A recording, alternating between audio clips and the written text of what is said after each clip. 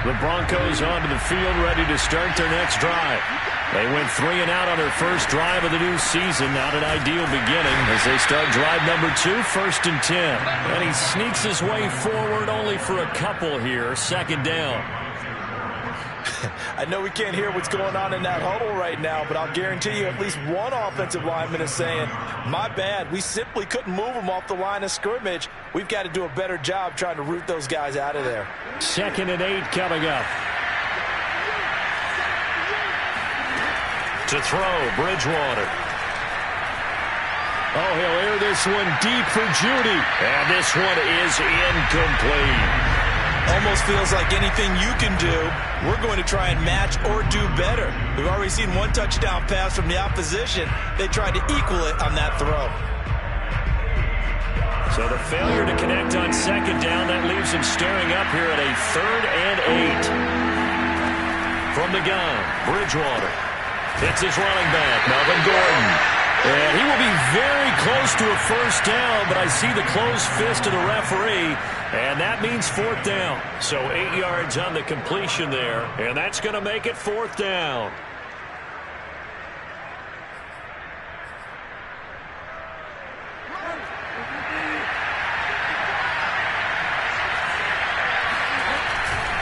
Here we go with Williams.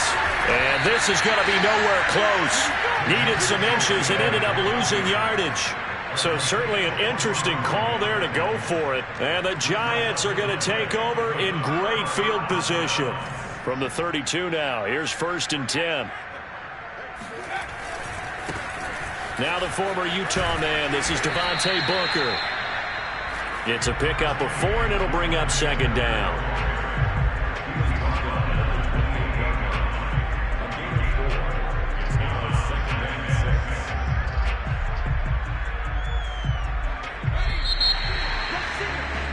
$14-0 the score. This is the NFL on EA Sports.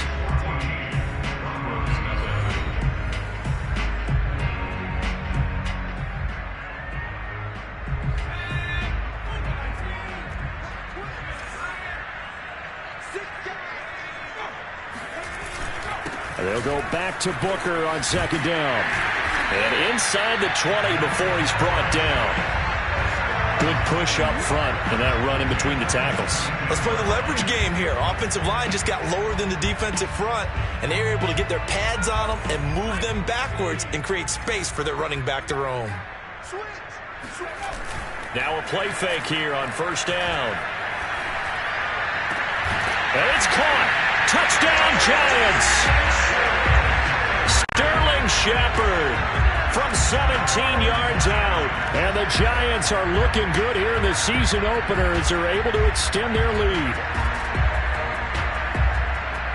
Gano now to add the extra point. And it is now 21-0.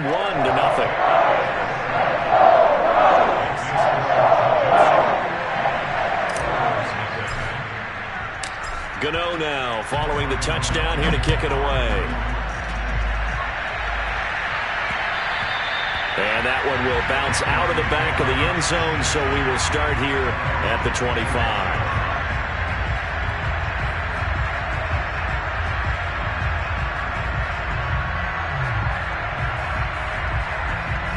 The Broncos onto the field, ready to start their next drive.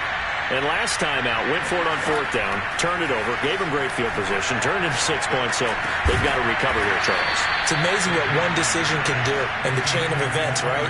The decision to go for it on 4th down. Caused all of that. It caused every bit of it, but it showed confidence. Hey, I've got confidence in you guys. Go pick it up for them. Didn't happen. Also showed confidence in the defense. They didn't pick up their end of the bargain, so now they've got to come back out and start over and rebuild that confidence.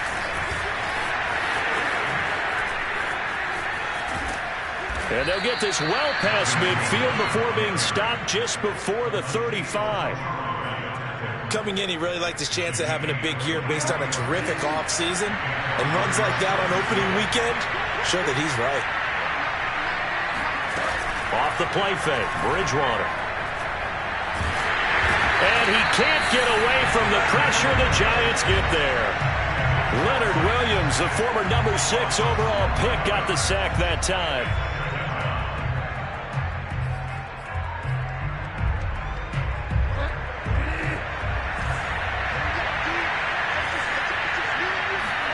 Throwing on 2nd and long. Bridgewater. He'll let this go deep for Sutton. And this is caught by Sutton. Touchdown Broncos. Well, he's been doing this for a lot of years, and the arm strength still there, and he showed it off on that one. And as that ball was hanging in the air with the receiver streaking downfield to meet it, here in the stadium, you could just sense the crowd thinking, oh, no. And their worst fears weren't realized as that one turned into a long touchdown. Extra point from McManus is good. And the lead will be cut down to 14.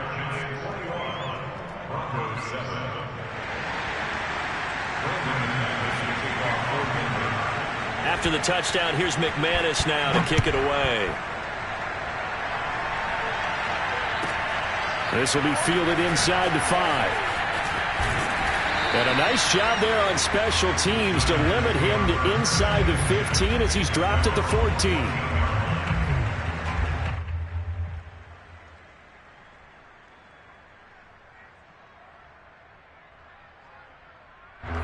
The Giants offense at the line, ready to begin their next drive.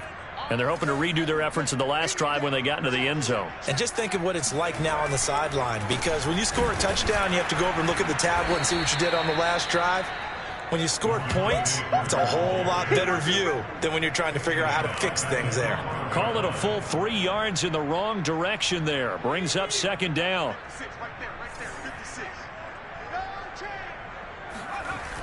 Looking to throw. Jones.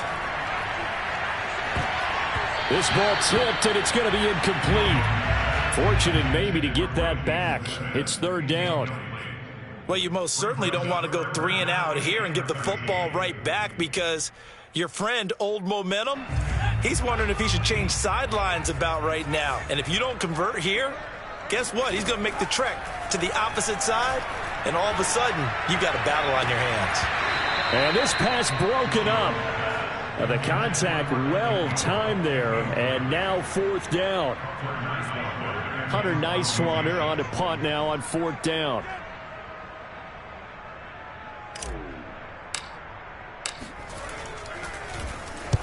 This is away, and a very good kick angled for the sidelines. So out of bounds on the punt, and the spot will be, the side judge says, right at the 35-yard line here.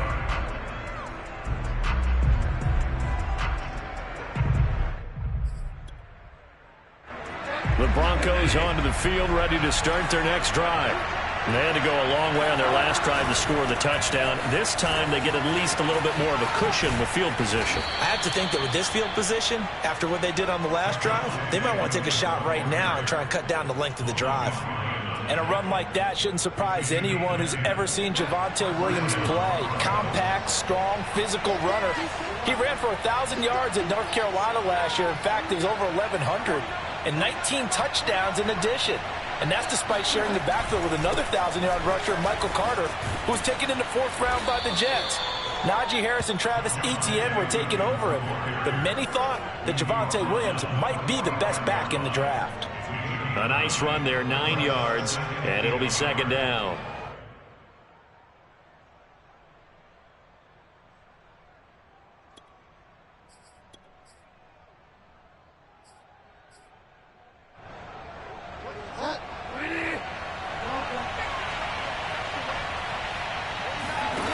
Out of the gun, Bridgewater. He's going to drop this one down to Gordon, and he'll get it inside the 40 to the 39. Another catch for him there on this drive, Brandon, and it looks like they're going to utilize him out of the backfield any way they can. And that time they pick up a 1st down. So now on defense, do you assign a man to him and try and cover him before he gets going?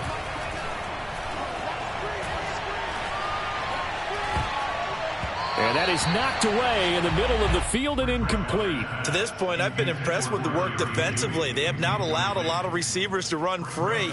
And there's another example, another incompletion. After the incomplete pass, here now is 2nd and 10. Bridgewater. He'll let this go deep for Sutton. And he overshot him there. It's out of bounds, incomplete. The scoreboard tells a story for him, a little bit bleak. And while it's not quite desperation time yet, it's definitely getting close. But the defense reads the scoreboard as well. They're going to back up and make them really earn it. Now they face a 3rd and 10 after back-to-back incompletions. To throw is Bridgewater.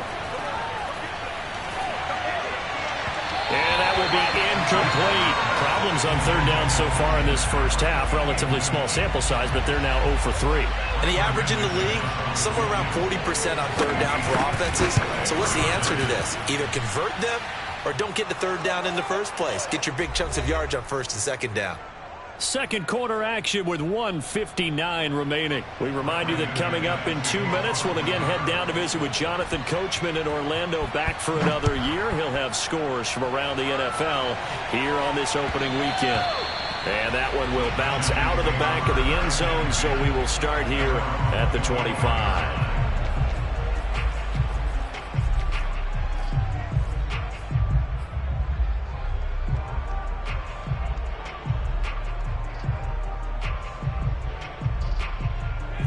The Giants offense at the line, ready to begin their next drive. And on the last go-around, they really couldn't get anything going. They had to punt from deep inside their own territory, which means you're going to lose the field position battle as a general rule. What they're looking for now is a little more consistency, move the ball at least a few times on offense, get a couple of 1st downs, and hopefully flip the field. Yeah, just something to build off of. That's what they're looking for here. Here's 2nd and 7 now from the 28. Off play action. Jones. Open receiver. That's Caden Smith, the tight end. And able to get this one across the 45 before he's brought down. And there's a completion to the tight end. And look at the size of these players nowadays. At that spot, 6'4", 6'5", and up. A lot of guys used to be basketball players, somehow came back to football. That's really good for the game of football. You're getting better athleticism, great hand-eye coordination, guys who know how to control their bodies when they run their routes. Creeping up on a minute to play in this first half. Booker on 1st down. And he's going to be met at the line of scrimmage and taken down. The Giants going to go ahead and use the first of their timeouts as they get the stoppage with a little over 50 seconds to go in the first half.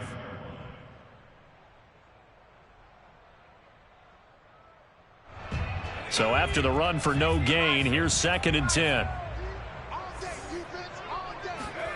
Jones fakes the give to Barkley. Looking for Shepard deep. And this is caught right along the sideline. What a job of keeping the toes in bounds there. A big play there just before halftime. Well, make that now 2 completions for him on this drive, and these aren't ordinary completions. They're big ones. Yeah, these are the types that make a secondary talk to each other, and not in a good way. Oftentimes pointing fingers. Hey, who's got him? Someone cover it. That type of indecision can open it up to even more big plays. And he'll fight his way down right around the 12.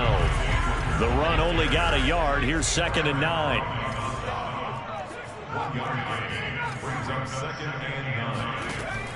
Back to throw. Jones escaping the pressure right. And he finds Shepard. Touchdown, Giants. Sterling Shepard. Already his 2nd touchdown here in this opening weekend. And the Giants are able to add on to their lead. Gano for the extra point.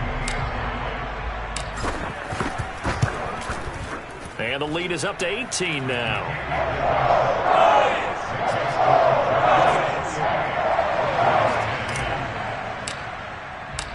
Gano now following the touchdown here to kick it away.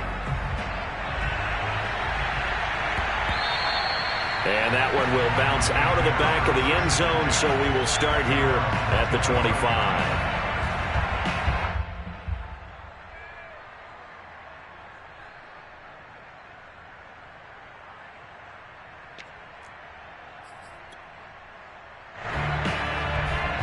The Broncos onto the field, ready to start their next drive. And we'll see how they want to play this. Just a little over 20 seconds to go. Bridgewater on first down. Eluding the pressure right. Now he'll let it go deep right side. It's incomplete. Took a shot, couldn't connect. So, CD, big changes for 2021. Of course, last year we had the expansion from 6 to 7 teams in each conference making the playoffs. This year, the headline, the addition of a 17th regular season game. What did you think when you heard the news that this was happening? Well, my first thought, partner, was finally, because we've heard about a 17th game coming for a long time, and now here it is. So the beautiful part about all of it is that 17th game is going to be like these interdivision, interconference type games that are going to match up and play out over a 4-year period. And that's kind of cool. And I was looking forward to seeing some of the matchups that were going to come out of that for that 17th game. And could that be the game that decides a bunch of division titles? So back-to-back incompletions, and that has him staring at a 3rd and 10. Here's Bridgewater. Open man, that's Noah Fant, the tight end. He's got this almost to the 40 before going out. When you're struggling on offense, you're looking for anything possible to get you going. Sometimes you do it like basketball teams that don't normally press. You put a press on, bring people to life, make them move a little bit quicker. Maybe that'll help them as they head towards the half. And they line up now for what will likely be the last play of the first half. Final play of the half, Bridgewater. And the throw left sideline here is caught, but they'll rule it incomplete. Couldn't keep his feet in. 2nd down. So we've reached halftime here on opening weekend. As we'll send you down the coast now to Orlando, that's where we find Jonathan Coachman, ready with our EA Sports Halftime Report. Coach.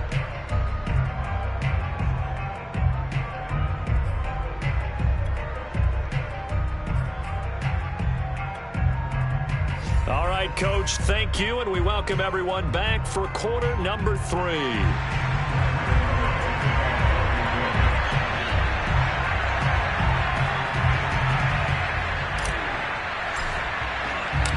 We'll see if week 1 fatigue becomes any kind of a factor as we are back underway in the second half. And that one will bounce out of the back of the end zone, so we will start here at the 25.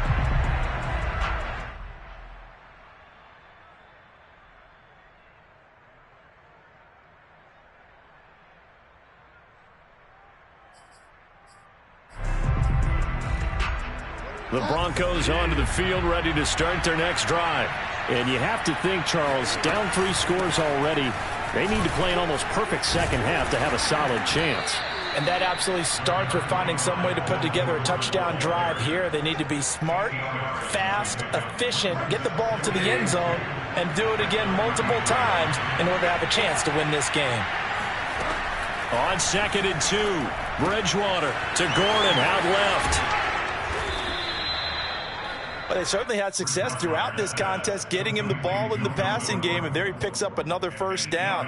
Whatever they saw going into this one, they've been able to capitalize on it, and no adjustment has been made to take it away.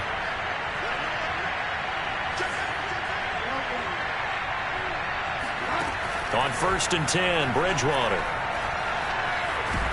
And he's going to have to eat this one as down he goes. Azeez Ojulari brings him down, and that's a play he's going to remember. The first sack of his NFL career. Now then, after the sack, it'll be interesting to see what they have planned for 2nd and 23. From the shotgun, it's Bridgewater. Oh, the ball comes out on the hit, but they'll say it's incomplete. Another attempt, another incompletion, and when I look at the scoreboard and where we are in this game, it comes to mind that they have to start getting the ball in the hands of their playmakers. Throw it to the guys that maybe can take a short pass and turn it into a long gain or make people miss downfield. They've got to have points, and the guys who can put the ball in the end zone, they're the ones that need to touch the ball. Looking left side, and he's got a man. That's Gordon. And he'll be out of bounds, but able to get it up past the 45. They get a big amount back, 18 yards, but they'll still look at a 4th down now.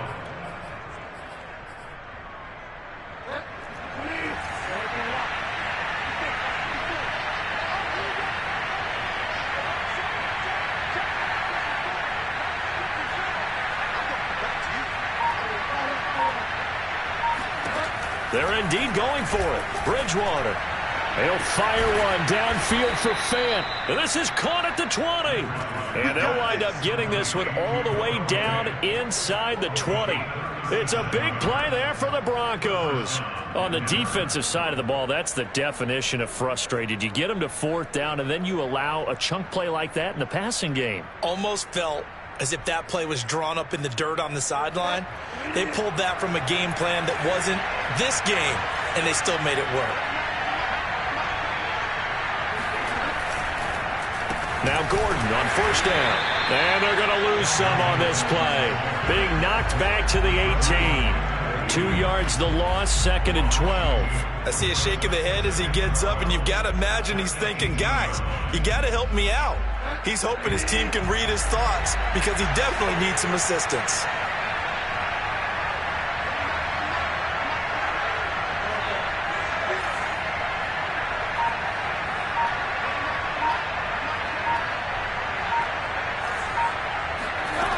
On 2nd and 12, Bridgewater over the middle, complete to Judy.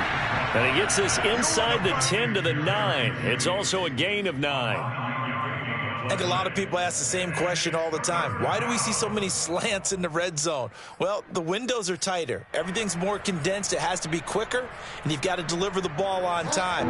Your biggest worry? Ball gets tipped in the air, because if that happens, then it's fair game for the defense. Throw left side is complete on the diving effort. That's a score you felt they had to have here in the third quarter to get back in this game. And you know that there's an emphasis on their side. Hey, we know this. We know where we are. But sometimes that binds you up so much that you try too hard, you don't get the score. A perfect combination of urgency, yet relaxed enough to get it done. McManus's point after is good. And that'll make this now an 11-point deficit. After the touchdown, here's McManus now to kick it away. This one fielded at the 5. And they'll get him down inside the 30 at the 27. First and 10 at their own 27-yard line.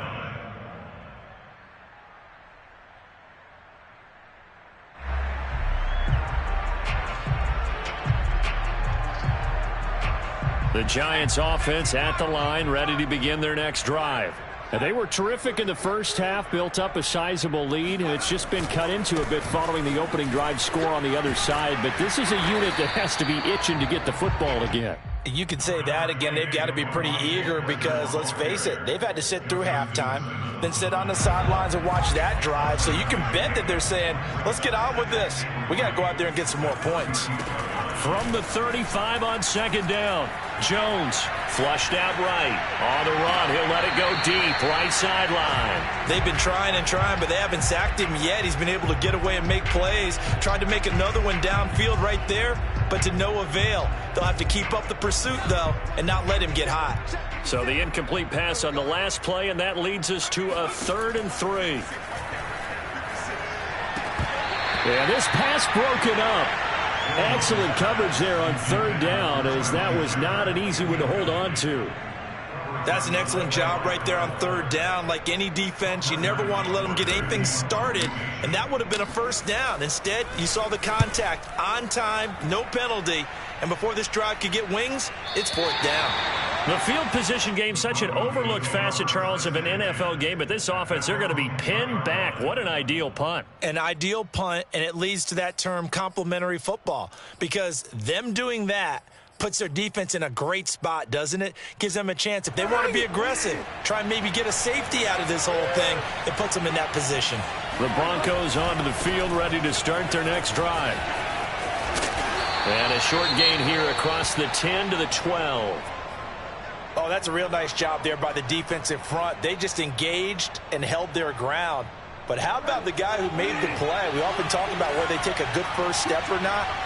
Many times you just don't take any step. Just get your feet moving, get your body going. In trouble here, and down he goes. Back at the 8-yard line.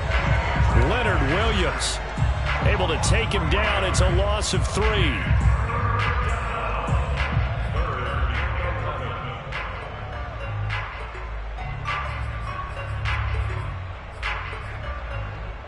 After the sack, they'll come up now 3rd and long. Yeah, I wouldn't be surprised to see them run the ball here just to try and get some space.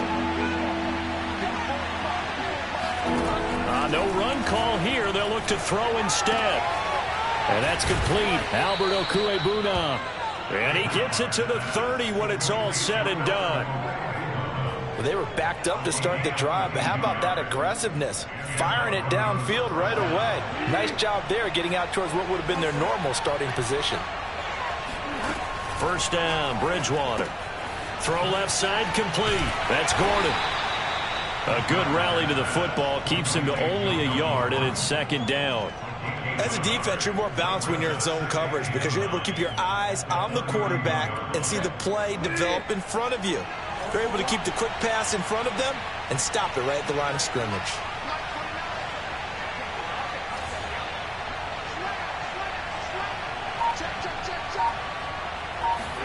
To throw again on 2nd down. Bridgewater. Oh, he'll air this one deep for Judy. And that is incomplete. And you just know when that play call came in, their eyes lit up because anytime you get a chance to take a big shot downfield, that's a lot of fun, and they missed an opportunity. This offense in desperate need of a conversion as they come up on 3rd down. Bridgewater now. That's going to be caught by Judy. And they get him down, but not before he takes it across the 40-yard line. We are through 3 quarters here on NFL Kickoff Weekend. You are watching the NFL on EA Sports.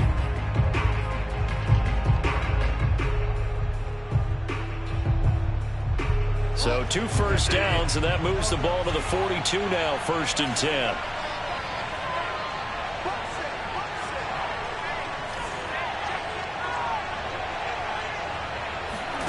Throwing is Bridgewater. Escaping the pressure right. Now he's going to throw deep right side. Into double coverage, and it's intercepted. Picked up by James Bradbury. And the Giants are going to have it here as they'll start at their own 24-yard line. They exited the pocket trying to improvise. That was a tough throw, and unfortunately, it wound up in the wrong pair of hands. And Brandon, when you're on the run, sometimes your downfield vision can get skewed just a bit. Now, the beauty of extending a play is sometimes your receivers find their way open, but oftentimes you end up closing down part of the field and bringing those defenders to the ball, and that one was picked off. Officially, it's a 1-yard loss. That's going to bring up 2nd and 11. An interesting and intriguing decision there defensively because they kept extra DBs on the field despite seeing the multiple tight end look that came out for the offense. I thought they were going to switch out of it. I didn't know if they felt they didn't have time or what the case was. Well, in any event, the extra speed allowed for great penetration as they stuffed that one behind the line of scrimmage. Another nice pickup through the air, and I think a lot of people might expect them to run the ball in this situation, Brandon, but with this lead, they're electing to throw the football. Swings, slants, quick outs, things that they consider safe. And a big loss here as he's taken down. The defense rising to the challenge and setting him back on the sack. And the Giants send out their punter now as the drive goes backwards, so he's on to punt it away.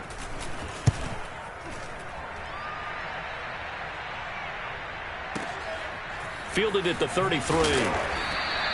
Call it a 48-yard punt. Give them 9, though, on the return. And the Broncos take over. 1st down and 10.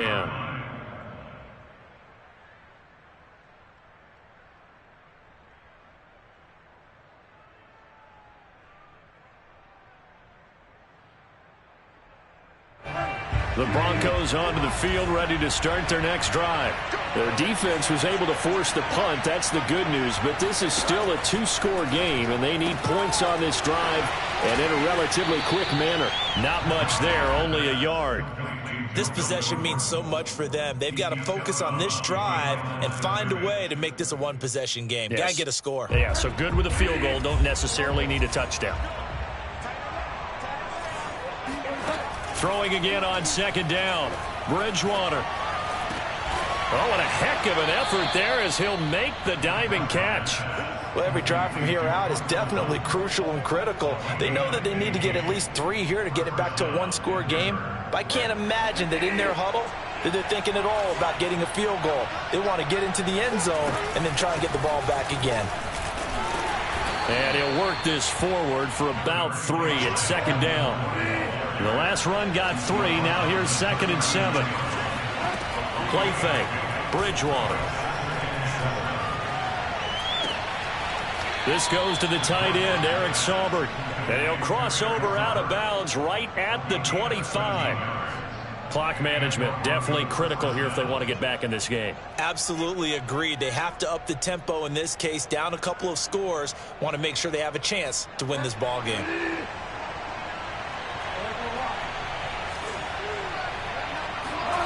Bridgewater now looking to throw on first. That's going to be caught. And so close, he gets it to the 1. Out of bounds right there.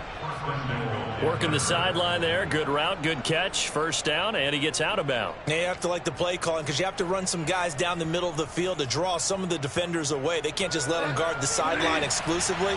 That's how it's going to work. Sidelines and then completions to use the clock. Williams. And he is into the end zone for a Denver touchdown. Javonte Williams with his first career touchdown in his first career game. And the Broncos have made it a one-score game again here in the 4th. Bridgewater will try and throw. And this is going to be intercepted. Picked up by the USC man, Adoree Jackson. And nothing but daylight ahead. And he takes it all the way back. It's a pick 2, if you will, as that play backfires in a big way.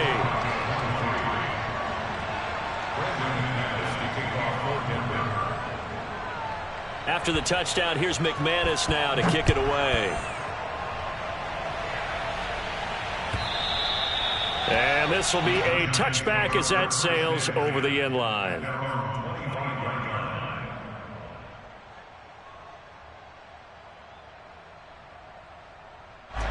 The Giants offense at the line, ready to begin their next drive. They've been asleep for a little while on this side of the football, Charles, and the score is just a one-score game now. Haven't had any points this half. What gives? Let's go old school here. All right, let's get back to the basics. Get back to running the football, high percentage throws. Find the guys that eat pressure and make plays for you and make sure they touch it. So now they have to contend with 2nd and 13 after the first down run goes backwards. Got his man complete over the middle. That's Shepard.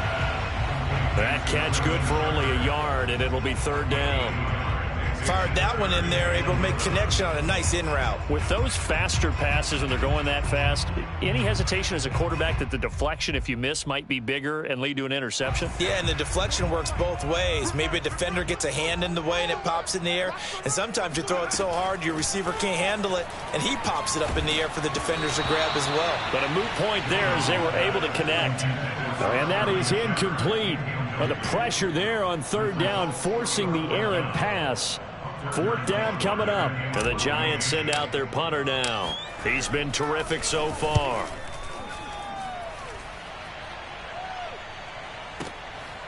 This is taken at the 23.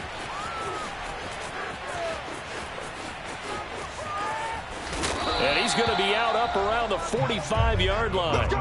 A great return there of 22 yards. And the offense will take over with a new set of downs.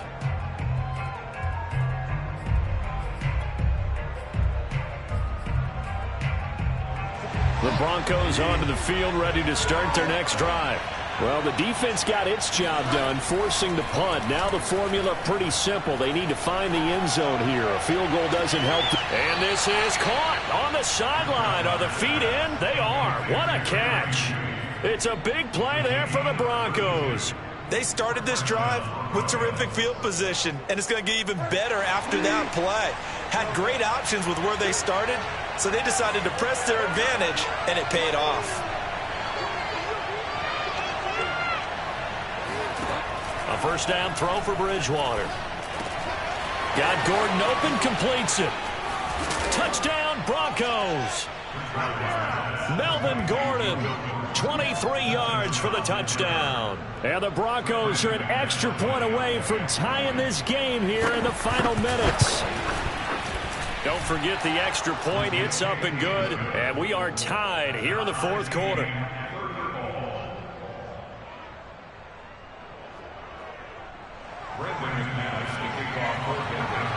Set to go now with the kickoff. These two teams all even again as we continue in this wild fourth quarter. And that one will bounce out of the back of the end zone, so we will start here at the 25.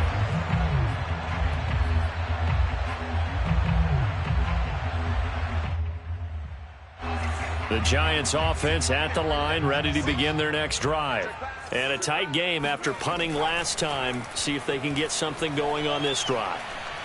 As they head to the field now, with the game this close, you've got to feel there's a sense of urgency for them going on offense right now. But they have to do it without letting panic creep in and affect their play.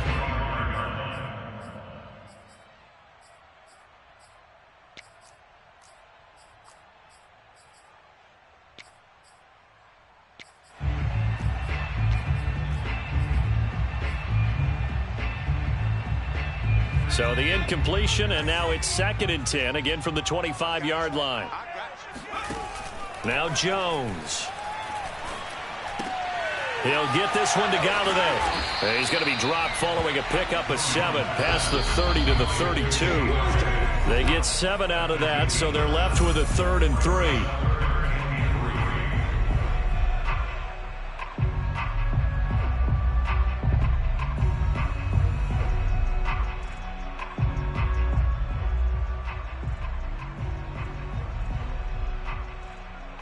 So it's Giants football here as we welcome you back. And they're facing a big 3rd down now in this tie ball game. And he will not get there as they stop him short right around the 34-yard line. Tie game, 4th quarter, and they're going for this thing on 4th down. Jones. To the sideline, and he's got it.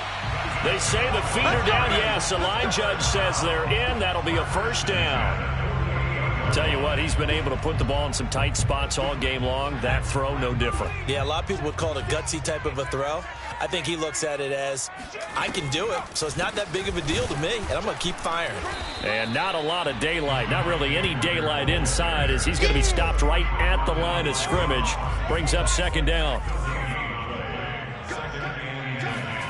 To throw is Jones. Eluding the pressure right. And he's left with no option here but to throw it away. 3rd and long coming up. Defensively, you pressure the quarterback or drape all over the passing lane? Yes, that's exactly what you do. It's both because they're not mutually exclusive. They may have been at one time in football, but not anymore. You want to have that pressure. And if you have a big-time pass rusher, send him after the quarterback and then make sure you blanket the field.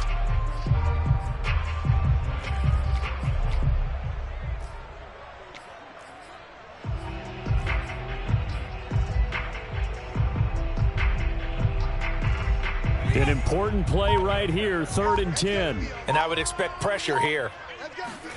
Here's Jones. That's caught by Penning. And he's going to be out of bounds, but not before he takes it inside the 40. Well, they've certainly spread the ball around so far, but they're definitely getting everyone involved now when you're throwing it to the fullback.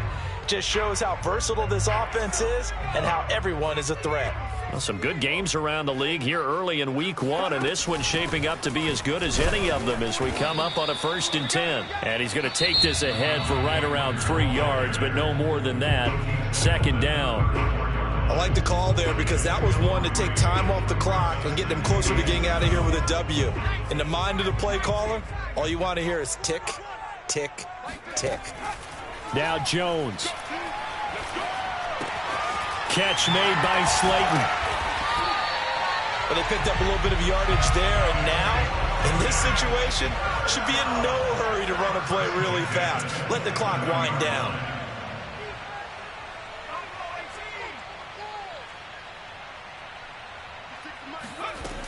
On first down, Booker, and he went backwards.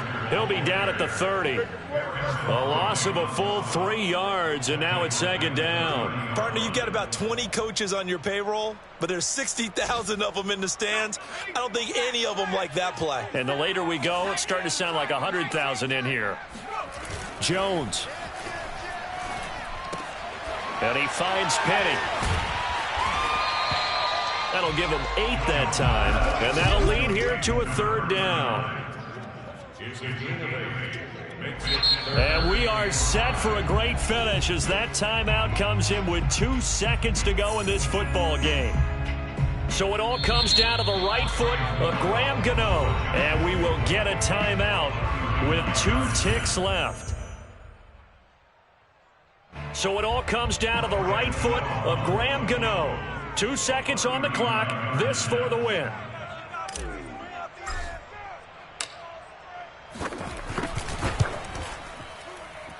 And the kick is good. Graham Gano connects as time expires. And the Giants win the football game. So a victory here for the men in blue, the New York Giants. And with that, our journey begins, Charles. Week 1 in the books. Going to be a great season. Oh, man, so much to look forward to. Isn't it nice to get a really good game right out of the gate? Preseason behind us. All these games count now, don't they? Yeah, this is the exciting time with just 1 week gone and plenty of weeks to come.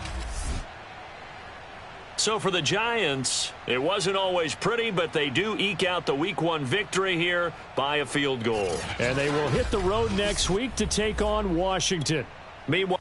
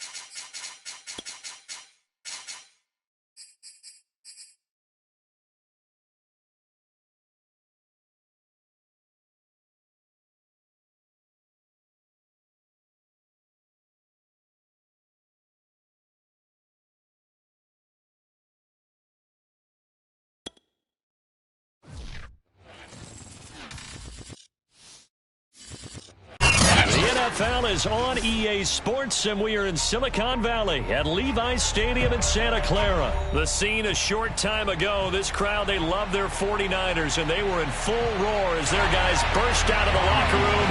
And we're ready for football as the 49ers get set to do battle with the Arizona Cardinals. And that one will bounce out of the back of the end zone, so we will start here at the 25.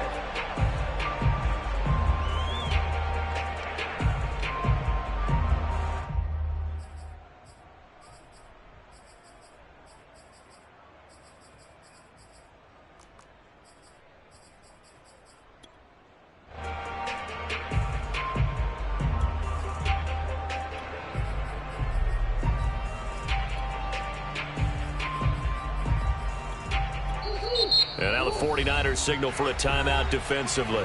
They'll have 2 remaining as we step aside here in this first quarter.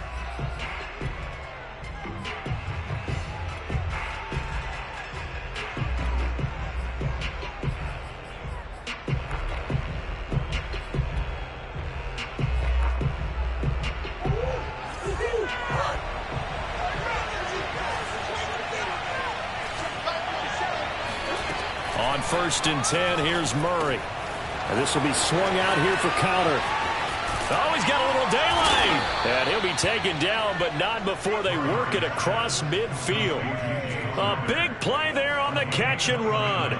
A lot of times the key is just get him the ball and let him do his thing, and they got it out to him on the left side, and he did exactly that. Excellent run after the catch. Murray's throw into the hands of Kirk. 7 yards, the pickup there. I know many people like to throw to the tight end, maybe in a little flexed out position because he creates mismatches with his size. But slot receivers do the same thing with their quickness, their speed, and their route running savvy. Looking to throw again on 2nd down. Murray over the middle. That's hauled in by Isabella.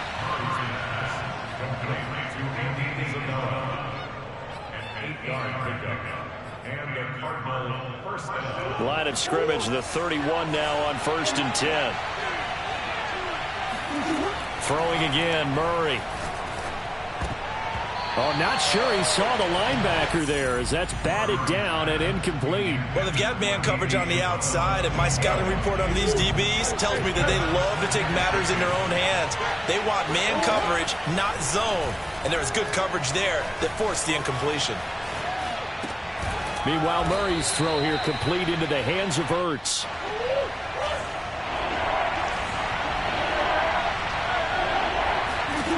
Murray going to try to throw on 3rd down. To Connor on the check down. And this will move the chains again as the tackle's going to be made at the 49ers' 13-yard line.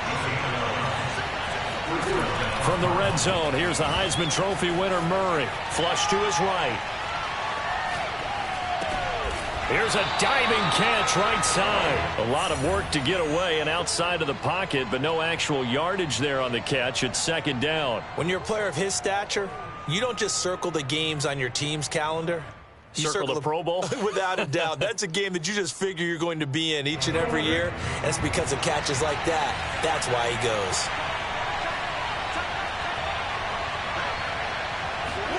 To throw again on 2nd down. Murray. Flushed out right.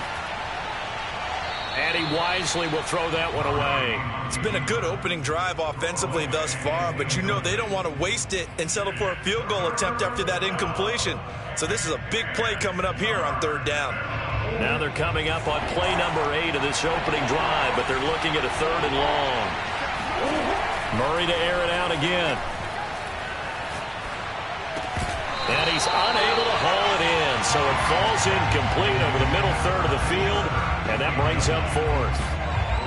Whenever I see an in-route dropped, as we just saw in that play, I'm always thinking that in the back of their mind, they're worried about what's coming at them because they're going towards traffic on that route as opposed to being away from it and maybe having a little bit more space.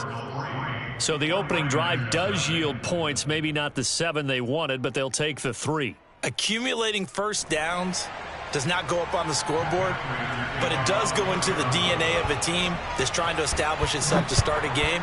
That has to feel pretty good for them. They'll take the 3. Yeah, they had 3 first downs and 3 points. Pulls it in at the 13, and he won't quite make it to the 25.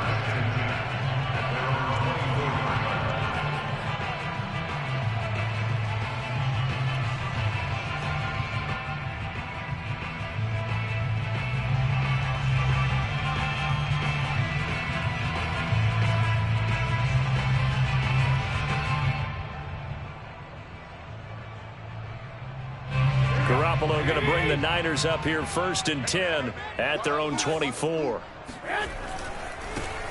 They'll run on 1st down. Mitchell.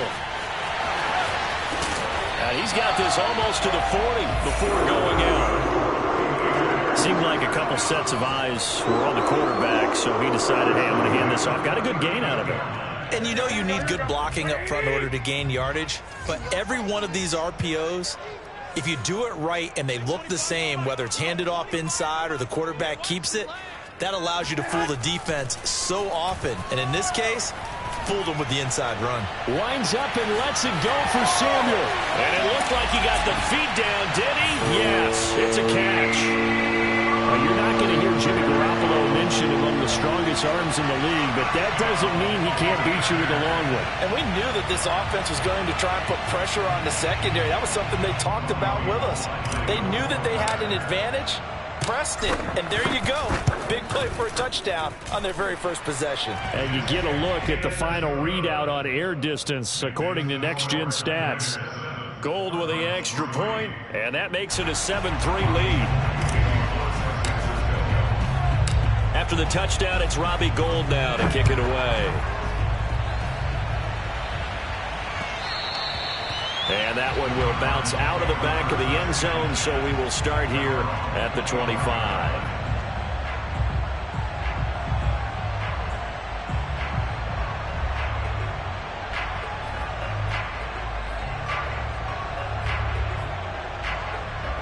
Ready to go with their next drive, and at the line, the Cardinal offense.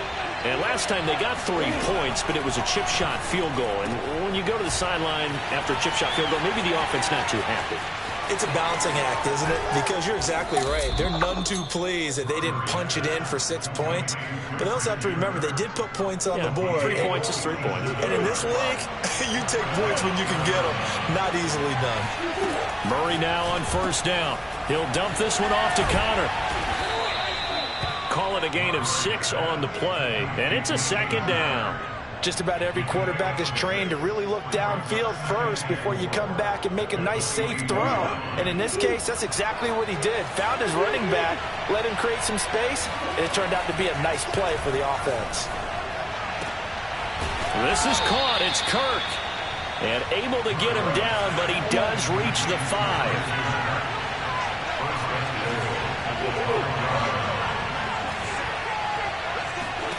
Now Murray again, escaping the pressure right.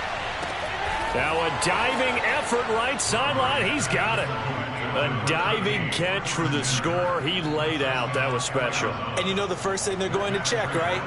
Did he complete the process of the catch? All the way through, all the way to the ground. Ball doesn't hit the ground without control in his hands. All of that, yes. Check the box, touchdown. After the touchdown, out is Prater to kick. A fairly short kick from the 14. And some good special teams coverage as they bring him down just outside of the 15. The San Francisco offense ready to start their next drive. And for them, a touchdown their last go-around. Obviously, they'll be hoping to do that again. And when you start plotting for this drive, when you start thinking to yourself, okay, what are we going to do? You don't go away from what you did before because that worked. But you have to be prepared for wrinkles and counters because you know they'll make some adjustments. To throw, it's Garoppolo. Had to put that ball in there with a little extra zip, but he put it right where it needed to be. Yeah, and that little extra pace that he had on the pass, that required a little extra concentration for him, didn't it? Ball can get on you pretty quick in that manner, and he handled it well and picked up the 1st down. Back-to-back good plays have them on the move on first down.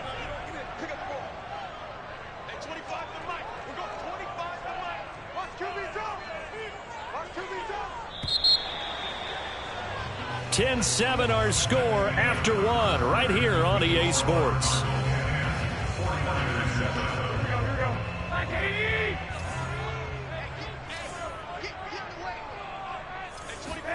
Garoppolo on first down. And that's dropped underneath to Mitchell. And he'll be taken down across the 50 at the 45 in enemy territory. My goodness, they've come out locked in on this drive. Play calling, execution, they are fully in sync. 3 straight passes, 3 first downs. They're moving the ball downfield almost at will. This defense really struggling to find answers. And he gets this inside the 35-yard line. And this has been a nice answer to the touchdown drive against them a few minutes ago because they've come out and reestablished the tempo. A nice throw there, and they're putting together a very strong drive as a response. So they'll come up first and 10 now from the 33.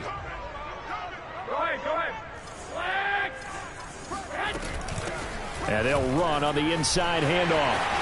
And he's going to get this down near the 20-yard line.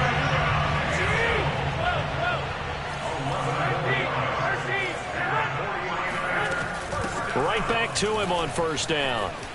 He's to the 10 and finally wrestled down at the 8-yard line.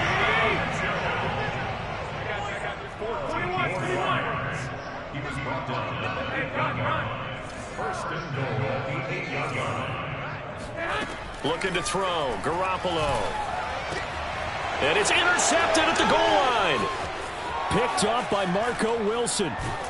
And the Cards are going to have it here just past.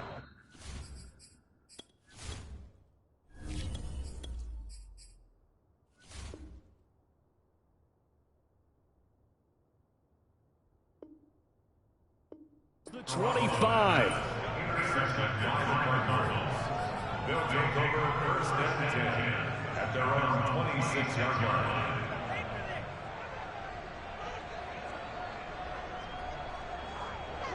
Ready to go with their next drive, and at the line, the Cardinal offense.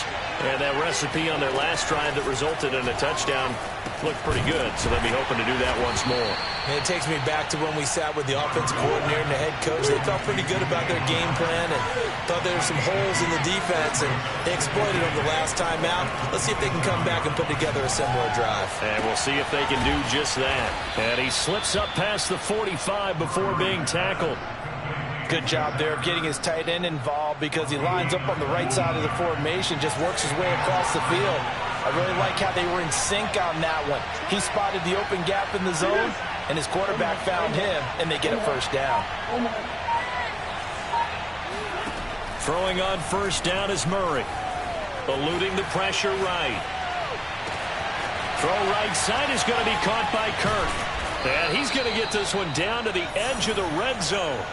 A big play that time on the catch and run. But one thing's for sure, they're going to have to come up with something at halftime because he is absolutely roasting them right now. They're going to go through the whole litany of things, changing coverages, what are we going to do if we put a man on him?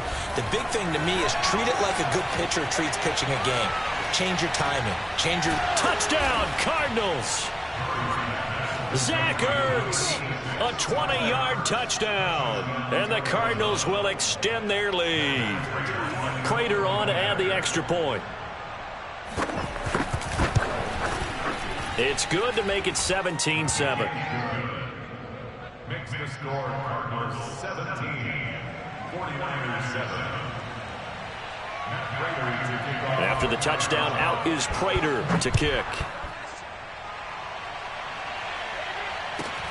A fairly short kick from the 14.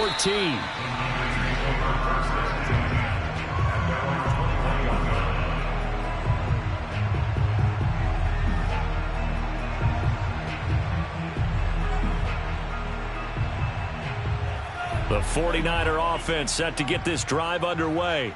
And the interception thrown in the red zone last time. We'll see if they can rebound. I just have to think the last thing he said as they went back out there was, don't do that again. What do you think?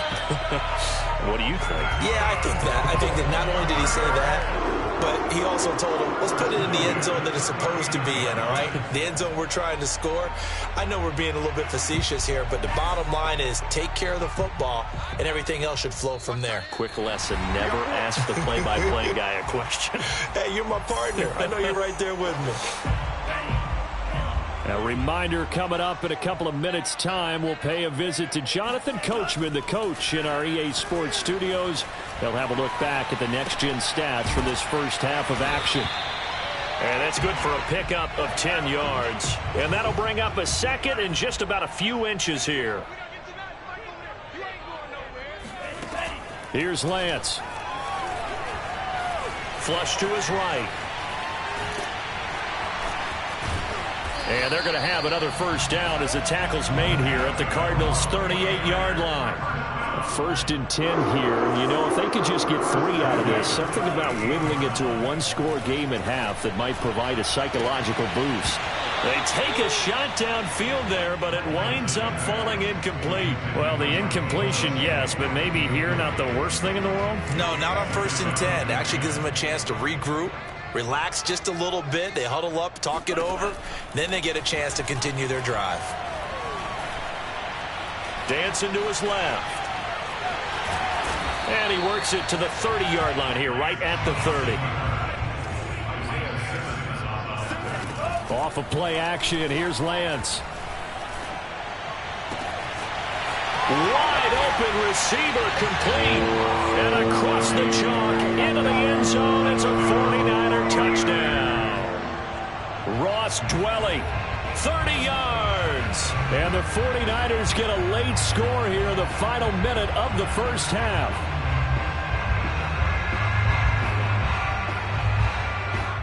And now this is right in Kyle Shanahan's wheelhouse. He'll go for 2 here.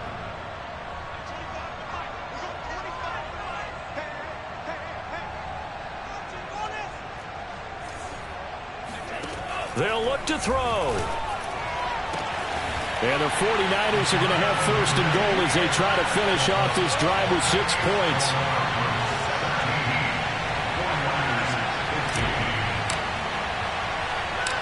After the touchdown, it's Robbie Gould now to kick it away.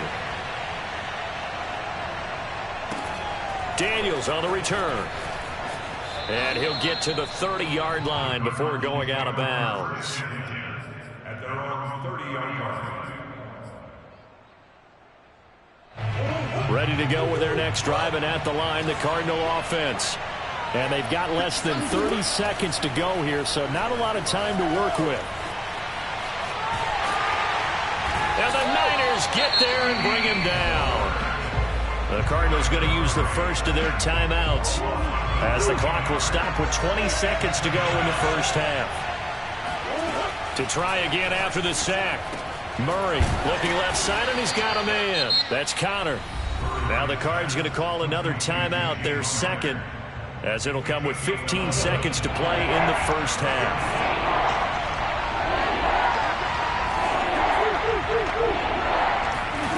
Murray now to throw. Throwing the out route, incomplete. It's Connor. And he'll be out of bounds after getting this one across the 40.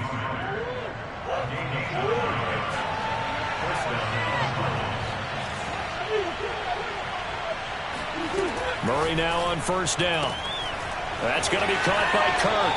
And he'll take this to the other side of midfield before going out of bounds. So many times in my career, I've heard coaches talk about completions are one thing. But as long as we're there at the catch and we get guys on the ground, we can live with that. But if you're going to give up 10, 12, 15 yards after the catch, then your defense is going to be in a lot of trouble. Yeah, he will go out right near the 35-yard line. A big completion there, and he gets out of bounds to stop the clock. Very heady football. That allows them the opportunity to go ahead and line up and kick one right before the half ends. And that is no good. And this score will stay right where it is. That's it for the first half. 2 more quarters to go. We'll have plenty more to see after the break. Both these teams, no doubt, making their final halftime adjustments as we speak. And for the call of the second half, we get it back out to Brandon Godden and Charles Davis. Welcome back. Halftime over. We are ready for quarter number 3. Alongside Charles Davis, I'm Brandon Gaudin. The 49ers going to have the football and trailing on the scoreboard as we get back underway on EA Sports. Pulls it in at the 13. And he'll get it up across the 20 to the 21-yard line. At their own 21-yard line.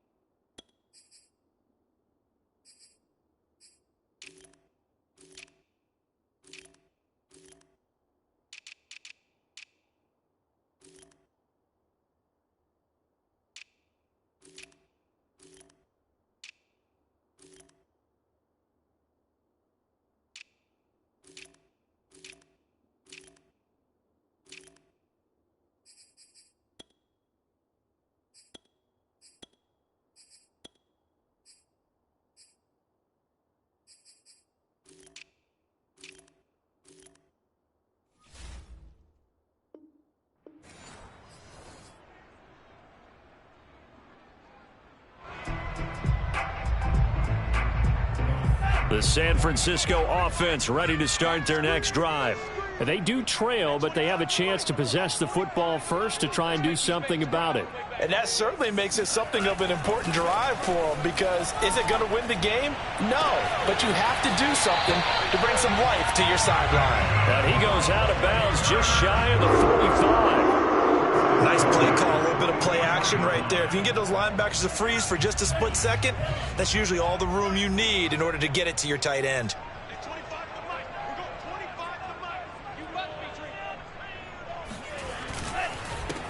On 1st and 10, it's Mostert. Zaven Collins there to make the play defensively.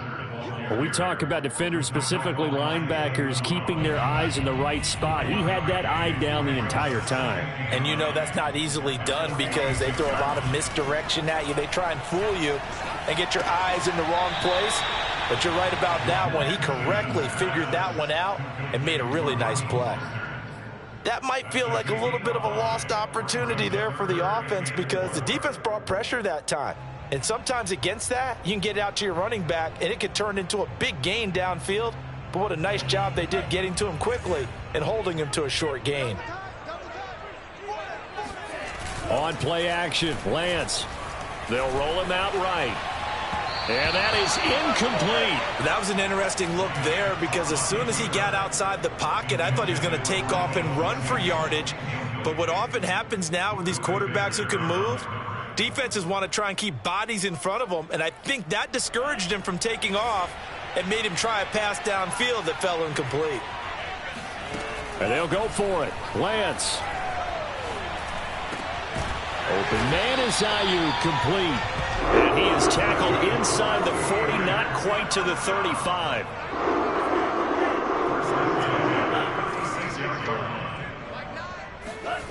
On 1st and 10, here's Lance. Being chased out left. And Lance will have the first down as he's able to slide to avoid the contact there at the end of the play. From the red zone now, they'll look to throw. Flushed out right. That is caught by the tight end, Kittle. Touchdown, 49ers. George Kittle there to make the grab. And once again, the 49ers are back out in front. And now this is right in Kyle Shanahan's wheelhouse. He'll go for 2 here. They'll try and throw for it. And this will be caught. as they convert here for 2.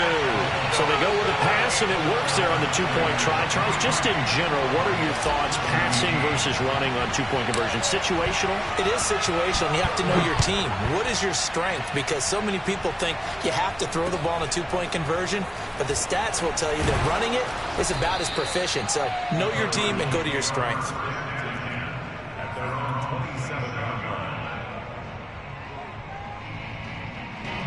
Ready to go with their next drive, and at the line, the Cardinal offense.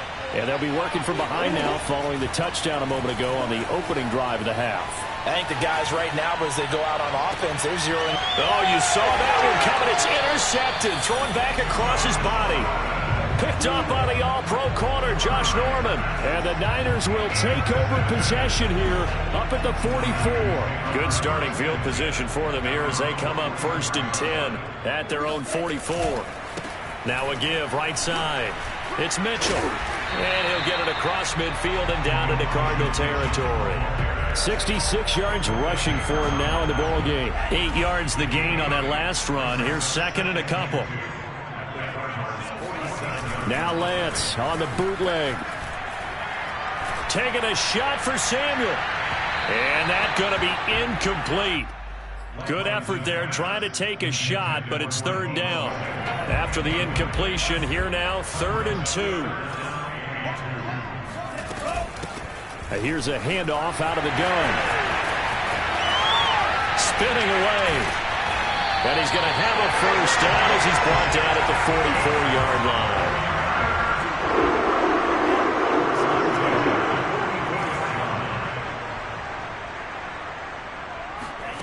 Lance now on 1st down.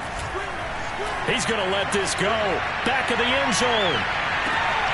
And oh, it'll be intercepted. Picked up by Marco Wilson. This home crowd, they're happy with that call. I like the way you said happy there, right? The so-called good guys didn't get a call. They feel like it's been that way all afternoon. You feeling their pain? They finally got one. Yes, they did. Mitchell diving for the end zone, and he is in. Touchdown. And Charles, he's able to dive in there in a short yardage situation. Just find a place to get to the end zone. Didn't matter where it was, but once he did, used his nose for the end zone and dove in.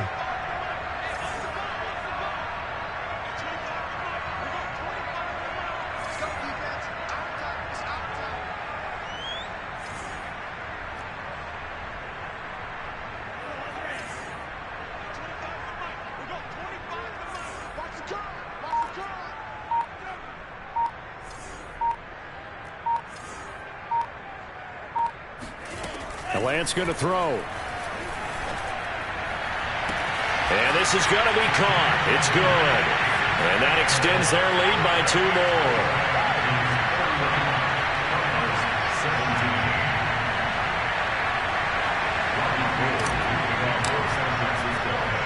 After the touchdown, it's Robbie Gould now to kick it away. Daniels on the return. And he'll go down as this drive will start at the 25-yard line. At their own 25-yard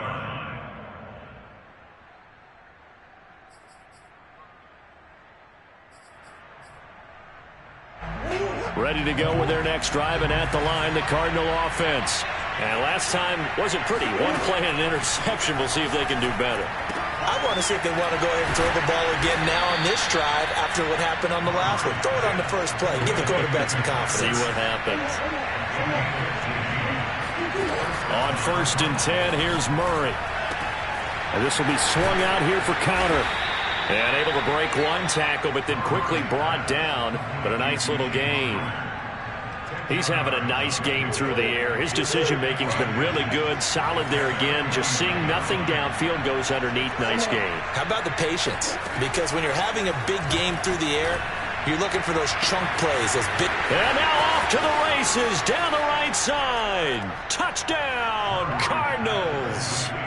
Christian Kirk, his 2nd touchdown of the afternoon. And the Cardinals draw a bit closer. I know Paul Revere talked about by land or by sea, right? You know, 1 by land, 2 by sea. He didn't mention air because right now we're seeing a big-time performance, aren't we? That's 2 touchdowns so far in this game. Where'd you pull that one from? And, you know, every now and then I actually listened in history class. And you're just a scholar all the way around. You're reading all the time. I like that you fit that into the broadcast. You know, I just grab a nugget when I can. After the touchdown, out is Prater to kick. And he can't field it cleanly. It's loose. And they'll be backed up to start this drive as he's taken down right around the 15.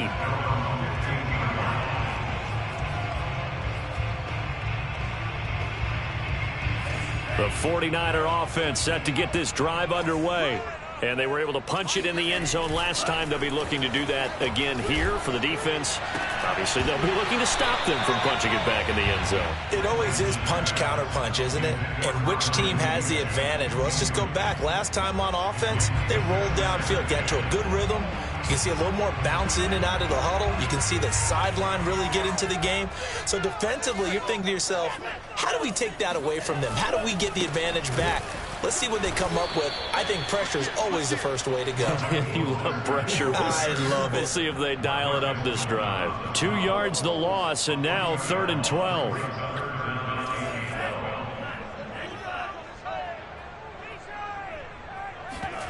Faking the give to Mostert. Now Lance. Escaping the pressure right. And Lance will have the first down as he's able to slide to avoid the contact there at the end of the play. We just saw a nice example of why teams often bring in baseball guys to teach quarterbacks how to slide in key situations. You want to protect your franchise guy. Make sure he doesn't get hurt. He did exactly that on that play. A perfect slide to avoid the big hit and pick up a first down. Lance now on first down. Lines up and lets it go for Samuel. And incomplete on the deep ball.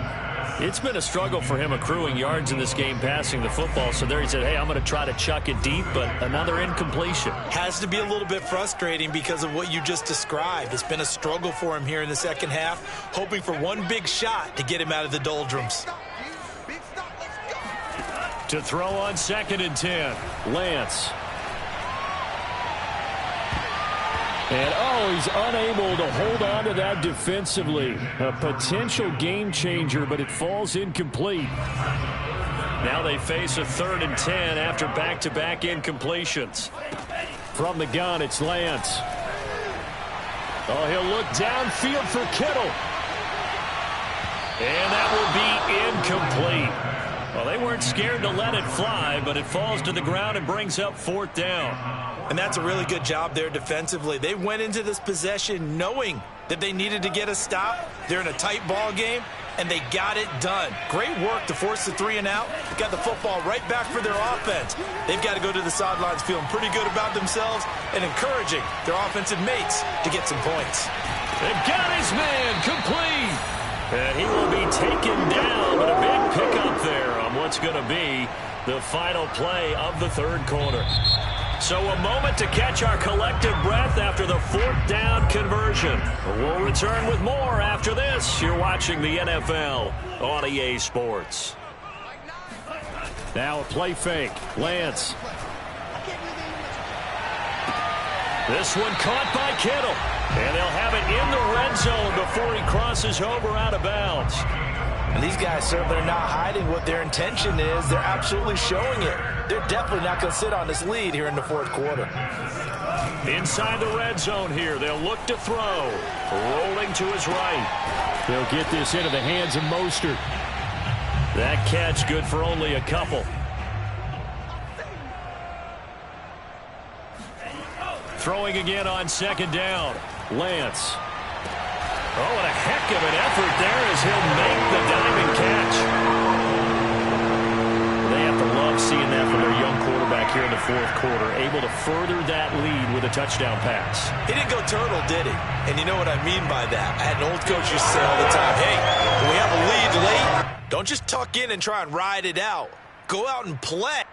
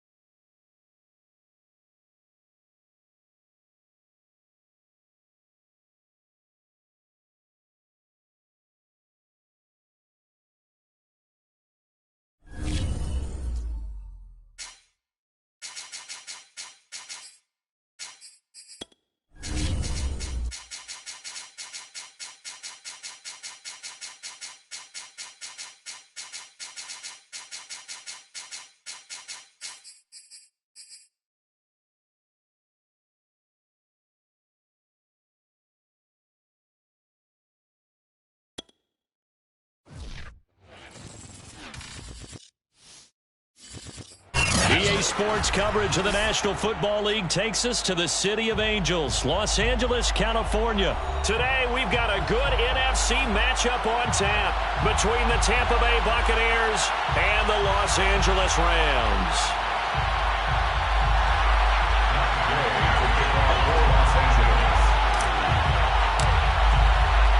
And off we go from SoFi Stadium.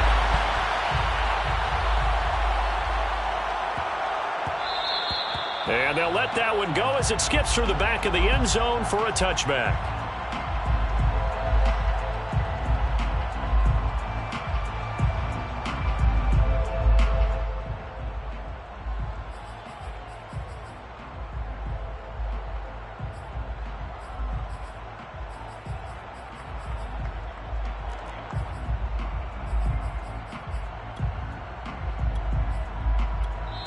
And now the Rams are going to halt things as they want a timeout. They'll have 2 remaining as we step aside here in this first quarter.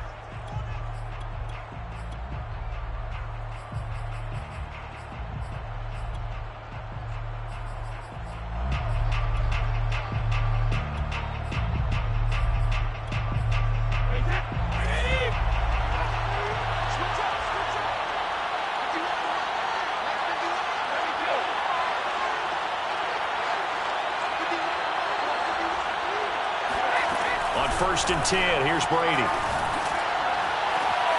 That's complete. It's Chris Godwin. And past the 40 before he's out of bounds. Let's make this one simple. What a catch, especially the finishing part of getting his feet in bounds, toe tapping, and, of course, foot dragging. A little tapestry, if you will. Ooh, I like it. Now a throw here to his running back. I like it, I like it, I like it. Get everyone involved in the passing game, and you know you can create those great mismatches throwing it to your guys out of the backfield. And on the first drive, that can also help establish some rhythm, right? I think so. It gets everyone involved. They feel like they're part of it and really gets them amped up as they go forward. Brady on target there to Godwin. And he'll be out just a yard or 2 shy of the 30. So from Rams territory now, it's 1st and 10 at the 32-yard line. Now Brady. They'll drop this off for Bernard. That'll go for a gain of 7, and that'll make this a 2nd down. A 7-yard pickup brings up 2nd and 3 at the Rams' 25-yard line. Again, it's Brady. Getting it out wide here to Bernard. And he'll be out of bounds as he gets this down about the 21 or 22. First drive of the game. We did see this in practice, didn't we? Because they allowed us to stay and watch and see what their opening script would be, even though we don't know the exact play calls. That looks a lot like what we saw them execute, doesn't it? It really does. And in practice, it wasn't about a lot of big shots on that opening drive. They wanted to put together a series of plays, sustain it. They've done that. The defense now on their heels a little. That they are. And you know what else is happening now? They're gaining information. They're gaining knowledge about how the defense is planning on playing them. So not only are they being successful on this drive, they're filing things away for future drives in this game. Shotgun now for Brady. He's going to drop this one down to Bernard. And from the 9, they get this to the 5-yard line.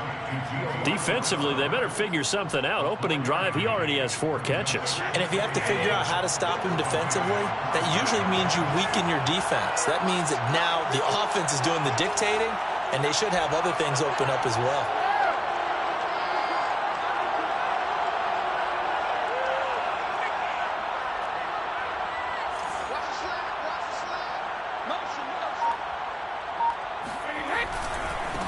On 2nd down, here's Fournette. And he will fight his way into the end zone for a touchdown. Leonard Fournette. A 5-yard touchdown run. And the Bucs take the ball down the field and score on their opening drive. Ryan Suckup on for the point after. And that one gives the Bucs a 7-0 lead. Makes the score Buccaneers 7, Rams 0.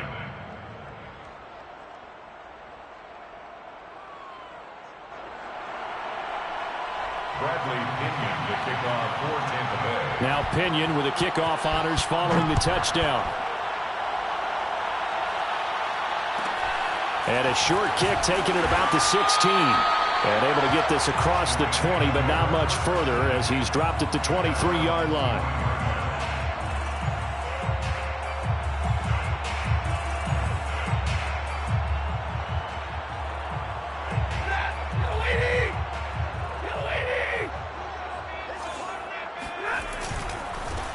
First carry now for the Memphis man, Darrell Henderson. And nothing doing on his first run. Back to the line of scrimmage, and that's it. No gain on the play. It'll be second down. Maybe I'm wrong, but it looked like even if he had opted to keep that, I don't think there was going to be much to gain. Seemed like it was perfectly defense. And know what they say? Those guys on the other side, they get paid too. He'll let it go deep for Beckham. And this one taken in on the right sideline, but not in the field of play. They say it's incomplete. The throw led him a little too far. It brings up third down. They come up to the line now facing a 3rd and 10 after the incompletion. Stafford. He's got his target. It's the tight end, Tyler Higbee. And he is going to have a Rams first down as they're able to get the 3rd down conversion. Now a first down throw. Stafford gets this into the hands of the tight end, Higbee. And he'll be taken down, but not before he gets into enemy territory. On first down, it's Stafford. That'll be swung out wide here for Henderson. And brought down, but able to get it to their 30-yard line. So 1st and 10 now from the 30. That's good for another LA Rams. 1st and 10 at the 30-yard line.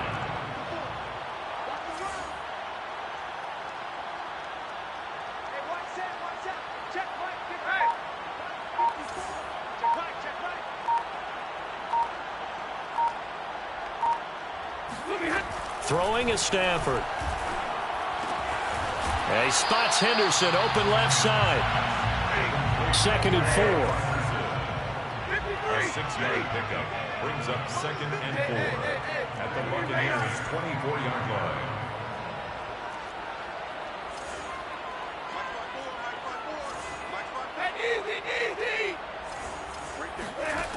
Out of the gun, Stafford.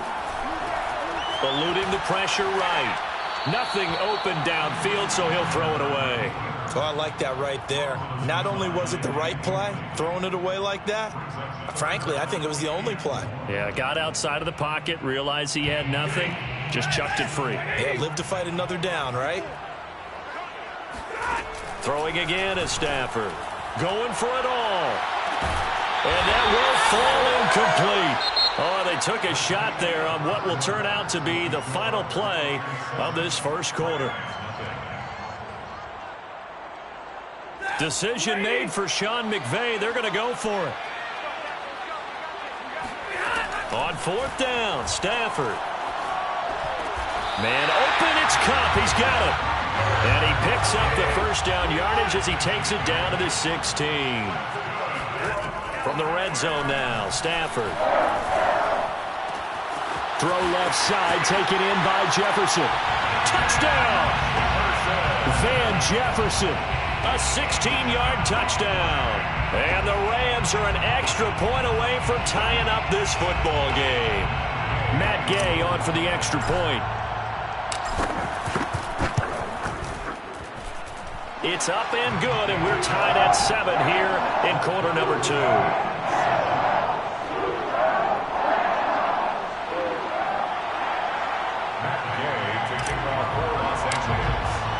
Each team's had it. Each team has scored. 7-7 here as the kick's away.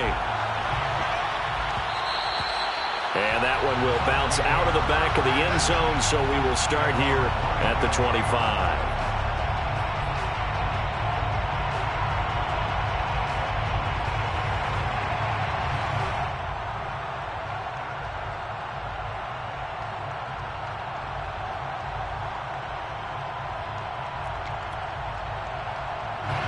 The Bucs offense set to begin their next possession.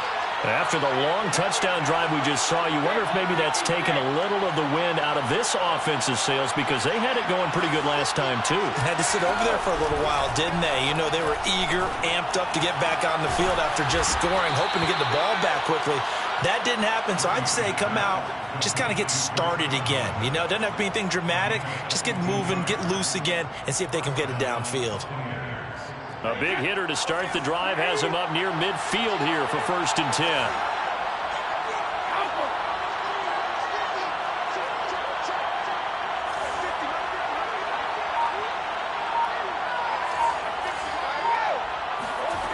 To throw, it's Brady.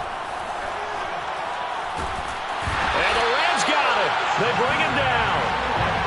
So after the sack, a scenario you certainly don't work on too often. 2nd and 24.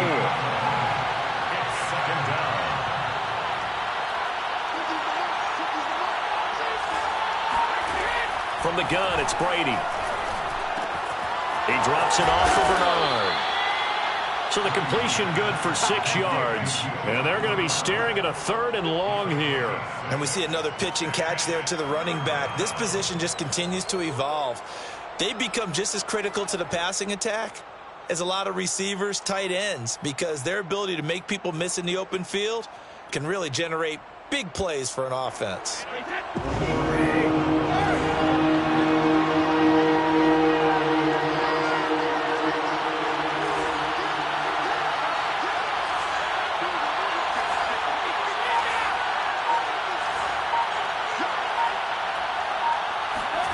Now on 3rd and long, they'll look to throw.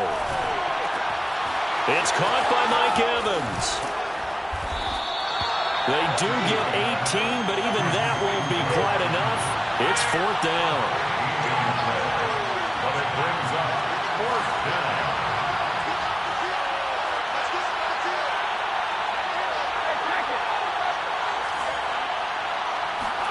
They'll go for it. It's Brady. A diving effort, but only right at the line of scrimmage. Every play is supposed to get a player's best effort. But on 4th down, that really increases the stakes, doesn't it? What about that catch? Heck of an effort, picking up the first. And now that team has to be motivated going forward. They just saw a great effort there. They want to make sure it pays off. Brady's throw there complete. A good rally to the football keeps him to only a yard, and it's 2nd down. All defenses worry that whenever anyone catches the ball and has a head of steam come out of the backfield, it can turn into a big play with missed tackles or he runs through people. But they were right there waiting, and they stopped him for a minimal gain. Flush to his right. And his throw's going to be incomplete. You've always been very good about checking my math. Am I correct? That's the first time that it's been incomplete when they've thrown it to him? Yes, he had caught every other ball coming his way. So they feel like they've got something really good going there, and they're going to continue to go there until the defense makes an adjustment and takes it away. Well, they finally made an adjustment there. We'll see if they can build on that stop. Brady to throw again. Gets it to his running back, Bernard. And they will stop him short. They get him to the ground at the 27. No 1st down.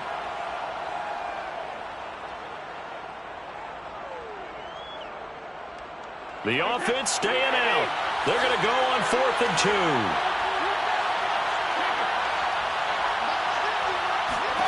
2. Brady to throw for it on 4th down. And he's brought down. Can't do anything with a football. It's a sack and a turnover on downs. The Bucs try it on 4th down, but come up empty. And the Rams are going to take possession of the turnover on downs. Set to begin their next drive, the Rams offense at the line. And the pressure gets to him and brings him down. Stafford is sacked. Coming up now on a 2nd and 15 following that sack. Back to throw, Stafford. Flushed out right. And he'll just get rid of it. Well, as we get ready for 3rd down, let's go back and recap here. The sack on the first play of this drive, that threw a wrench in what they were trying to accomplish because they were compelled to throw the ball on 2nd down. A running play was not in the works. And that incompletion set up another passing down here on 3rd and long. 3rd and long, it's Stafford. Throw left side, complete to Cup. They stop him for only 3 that time, and that'll bring up 4th down. Now the Bucs going to use the first of their timeouts. So as they take it over, we step aside. This offense converted once on 4th down earlier. Now they're out there again to try once more. Here we go on 4th. Stafford. And he's got this to Jefferson. And he's going to have a first down as he's brought down at the 44-yard line. That's good for an LA Rams. Now a play fake it at Stafford. And he's going to be sacked. They sack him back right at the midfield stripe. Now the Rams will signal for a timeout, their second, as the clock will stop with 34 seconds to go before halftime. Now following the sack, they'll look to make amends on a 2nd down and 17. From the 50, Stafford. Got a man, it's Higbee, complete. And they are into field goal range now as he's got the first down at the 26. The Rams going to be forced to use their 3rd and final timeout as they'll stop the clock with 26 seconds to go until halftime. Sliding out of the pocket. He's going to take a shot for the end zone. And it's incomplete. Took a shot, couldn't connect. I like the thought process there. They connected on a big play, and sometimes you find the defense vulnerable. So they went for the bigger shot, went for it all on that one. This time, they were ready for it. An incomplete pass on 1st down. That leads to a 2nd and 10. A shotgun snap for Stafford. Escaping the pressure right. That'll be caught. It's Cup. And he is out of bounds right around the 10-yard line. That's a big league job there of getting out of the pocket, not panicking, and just buying himself some time. Then he made a good, accurate throw to set up 1st and goal. Again, it's Stafford. He gets this into the hands of Cup once again. Touchdown, Rams! Matthew Stafford finding Cooper Kupp for the touchdown there. And the Rams have taken the lead. Here's Gay now to add the extra point. And he's got it. It's now a 14-7 ball game.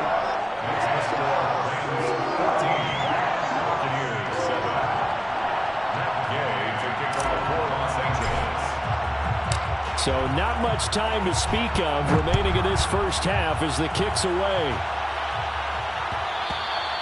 And that one will bounce out of the back of the end zone, so we will start here at the 25.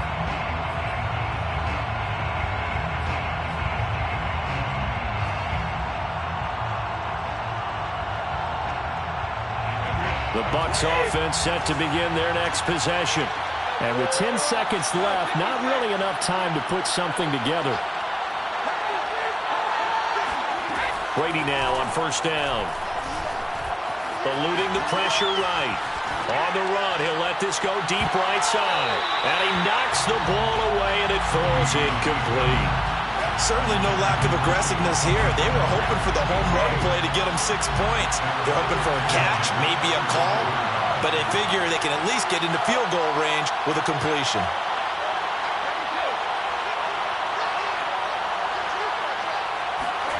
The final shot before half for Brady. Oh, hit as he throws there, incomplete. And that'll do it for the end of the 2nd quarter. This is the NFL, and it's on EA Sports. Both these teams, no doubt, making their final halftime adjustments as we speak. And for the call of the 2nd half, we get it back out to Brandon Godden and Charles Davis.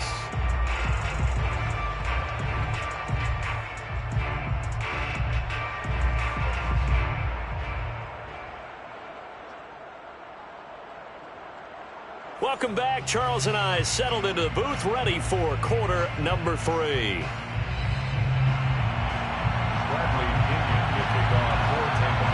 The Rams going to get the football first here, and they look to build on their lead as the 2nd half gets started.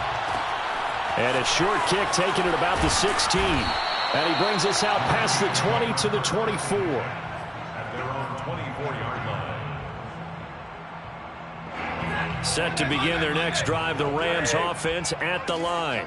And they've got the lead. CD, what do you think the message was at halftime? I don't think the message was too drastic, I think, at the half, or that they need to change things too much. I do think the offensive line could play a little bit better, and I think they'll try and help them out more. They'll probably keep a tight end in a few more times and maybe add a running back to the formation to pick up those pass rushers, because they probably allowed a few too many sacks for comfort in the first half. Yeah, this will be a gain of 5 as he gets it to the 30.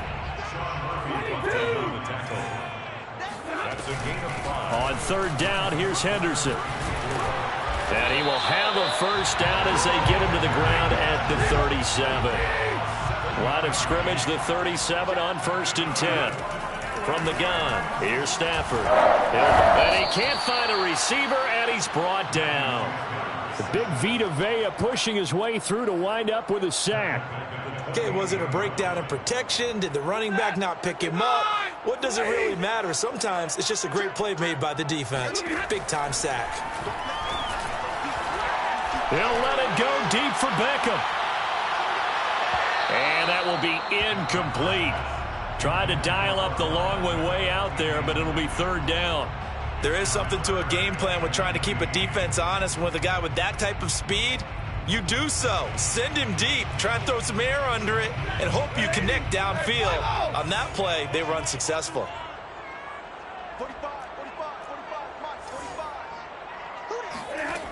From the gun on third down, Stafford. And the throw there going to be incomplete. So it would appear they will not be able to add to their lead on this opening drive of the second half. Yeah, if another touchdown was scored there, now we're talking about a 2-score game, and they're probably on their way of creating an excellent gap between them and their pursuers. But how about the defense there, able to step up and keep themselves in this one? On fourth down, Stafford. Oh, that's into a double team, and it's intercepted. Picked up by Levante David. And he'll get this back to the 32-yard line. That is just what this defense was hoping for, an interception on the opening possession of this third quarter. Obviously didn't want to surrender a touchdown and fall even farther behind, and we've gotten to know this team a little bit, haven't we? Couldn't you just see their defensive leaders telling the offensive guys, telling the quarterback, don't worry, we got you to start things off. You take it from there. And that one going to come up short. Low throw. But defensively, you're over there trying to catch your breath and trying not to show the offense that you're a little bit fatigued. You're right back out there after the turnover. Now they've got to work towards getting another couple of stops and forcing them into at least a long field goal situation. To throw once more on 2nd and 10. Brady airing this one out for Evans. And Evans hauls it in. Touchdown, Bucs.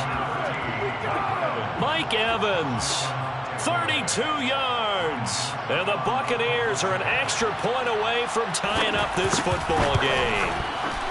Extra point up and good by Succop. And that will tie our game here in the third.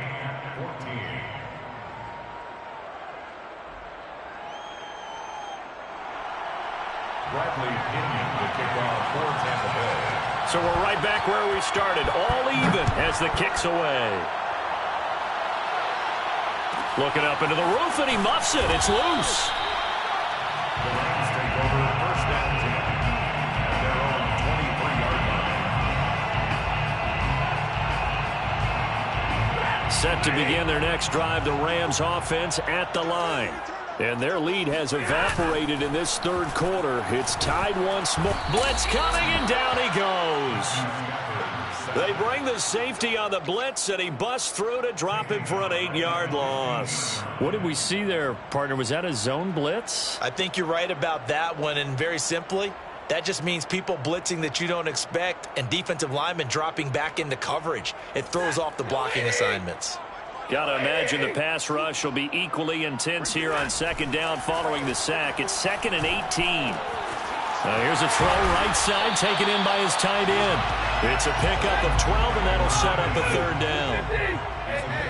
12 yards. Brings up 3rd and 6.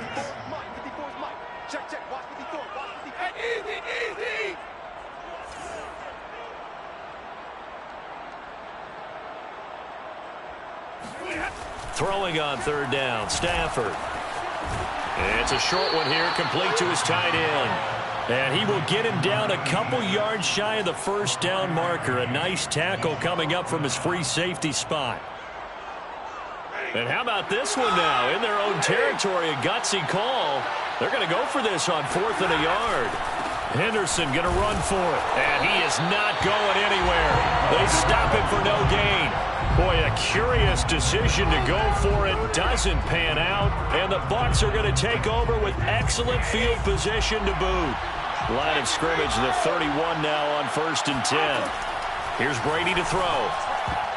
And the coverage terrific there as that's knocked down and incomplete. Receiver coaches preach to their guys all the time. Separation, that's what's going to make the play successful. That time there was very little, and I think they were actually fortunate that it was only knocked away and not intercepted. On 2nd and 10, Brady getting it out wide here to Bernard. 4 yards the gain, and it'll bring up a 3rd down.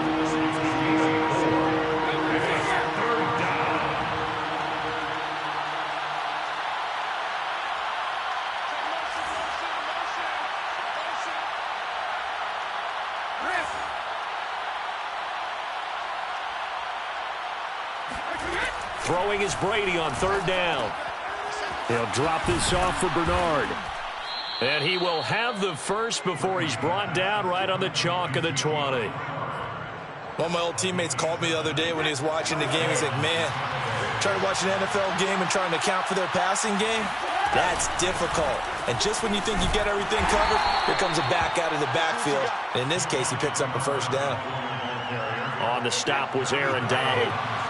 3 yards on that last carry. Here's 2nd and 7. At the 17-yard line. Now Brady. He's going to drop this one down to Bernard. And he'll get him inside the 15 down to the 14-yard line. The result, only 4 yards there on the play. And that'll bring up a 3rd down.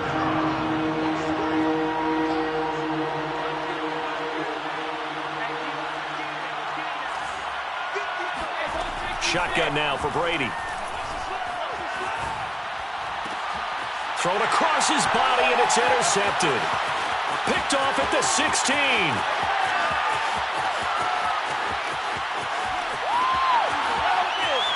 And he will bring it back. It's an interception return for a Rams touchdown. Charles, we've seen them target one of their main weapons time and time again. Maybe they went to that well too many times there. Yeah, and it's so difficult to determine how many times is too many, because how many times have we seen a team go and play and say, until they stop us, we'll keep going. Well, they got stopped on that one, and it cost them 6 points. Extra point by Gay is up and good. And the lead is now 21-14. So they'll get another shot on offense following that pick 6. And now the kick is away. And that one will bounce out of the back of the end zone, so we will start here at the 25.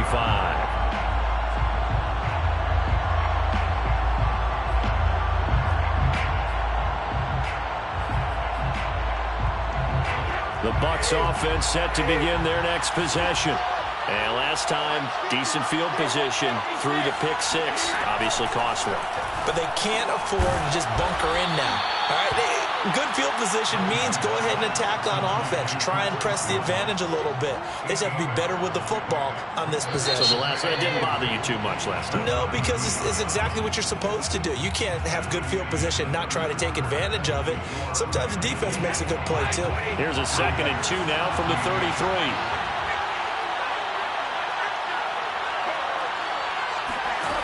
Here's Brady. He drops it off for Bernard. And he'll be brought down shy of the 40 at the 38-yard line. Well, that was a pretty favorable situation there. What would you call that? 2nd and manageable? Smart play, too. Didn't force it downfield when he didn't have it. Just checked it down, let him get the 1st down, and that's exactly what he did. Brady's throw complete here to his receiver, Brown. And taking it across midfield and inside the 45. A gain of 18 on the play. And the Buccaneer 1st down. Now Brady again.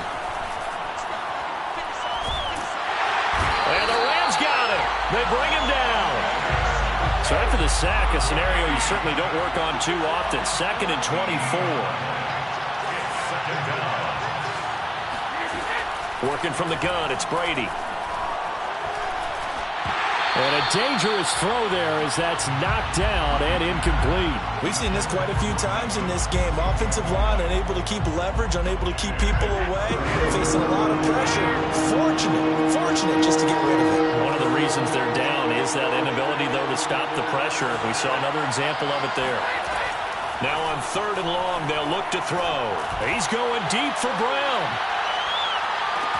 Looking for Brown, and he's got it in the end zone. Touchdown, Tampa Bay. Extra point try now for Suckup. And no sweat. He puts it through, and we are tied here in the 4th. 21 apiece. Bradley Pinion to kick off for Tampa Bay. A couple of teams locked into a good one here. 21 all the score as the kick's away. And a short kick taken at about the 16. The Rams take over 1st and 10 at their own 23-yard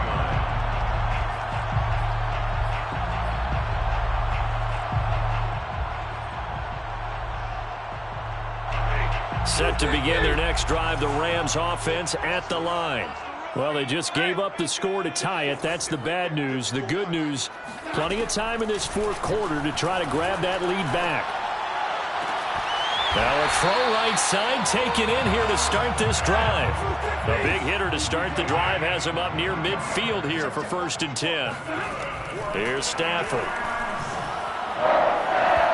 And he rifles one incomplete. From the snap, he certainly looked like he knew where he wanted to go with the ball, but surprise, that guy was covered. So that took his attention elsewhere to no avail. So after the incompletion on 1st, now 2nd and 10.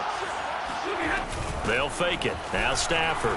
They'll roll him out right. Oh, going for Jefferson downfield. Oh, this is taken in. It's complete. And they do finally get him at the 12. Now a 1st down throw. Stafford. Flush to his right. And he just throws this one away.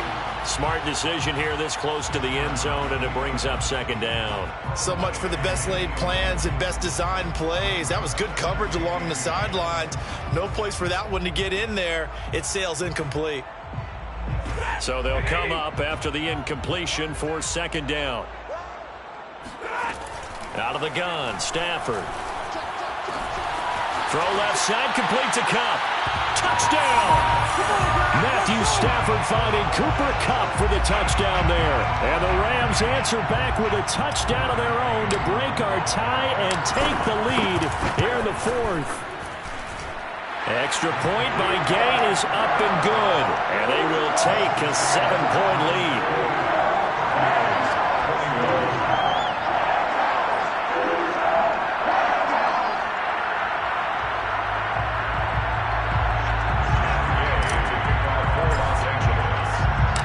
After the touchdown, it's Gay to kick this one away. This fielded right at the goal line. And taken down just past the 20 at about the 21-yard line.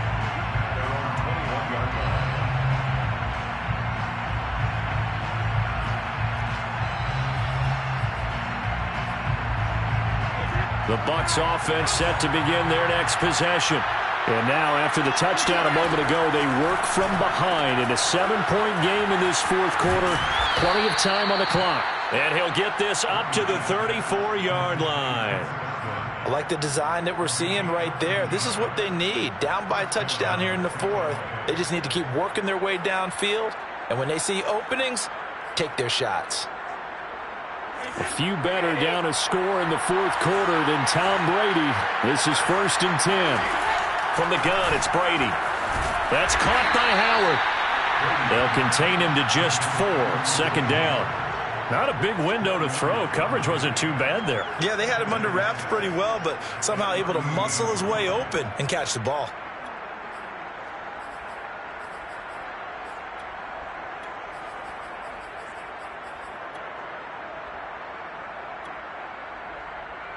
Now a 2nd down and 6.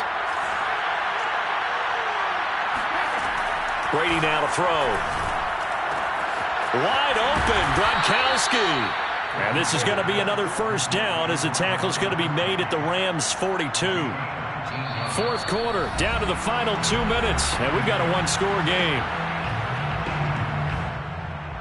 So it's Buccaneer football as we welcome you back. They come up on a 1st and 10, desperately needing a score here on what could be their final drive. Meanwhile, Brady's throw pulled in by Gronkowski. And past the 35, he'll be dropped a yard or 2 shy of the 30. That's a nice job right there, partner, because they were able to work down the middle of the field, working in the seams, because I think defensively, they were guarding the sidelines, trying to keep them from getting out of bounds. They took what they gave them, and it was successful. And he's got this down almost to the 20 before he's dropped. I'm starting to wonder here, are they trying to prevent winning? Because right now, they're laying back and they're picking them apart, moving the ball downfield, and they got to start bringing a little pressure towards the quarterback. Brady's throw on target to Godwin here. And able to get this down inside the 15, either the 13 or 14 before he's out of bounds. A gain of 6 there on 1st. To throw is Brady. Right side, that's complete to Gronkowski. Clock's under a minute. Still plenty of time, partner. They have all 3 timeout. That means they have plenty of options in their play calling and where they target on the field. They can throw it downfield, maybe even in the middle, and use their timeouts. Brady to throw.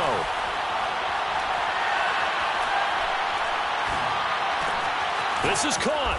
And yes, he's into the end zone. So they get the late score they needed.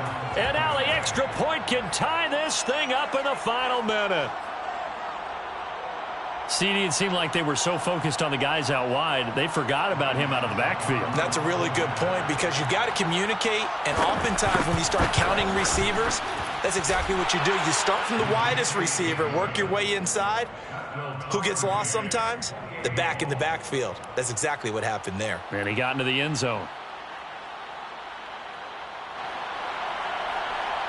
Bradley Pinion will kick off for Tampa Bay. So right back to square one, tied at 28 as he kicks it away. Fields this way up at the 17. The Rams take over 1st and 10 at their own 25-yard line.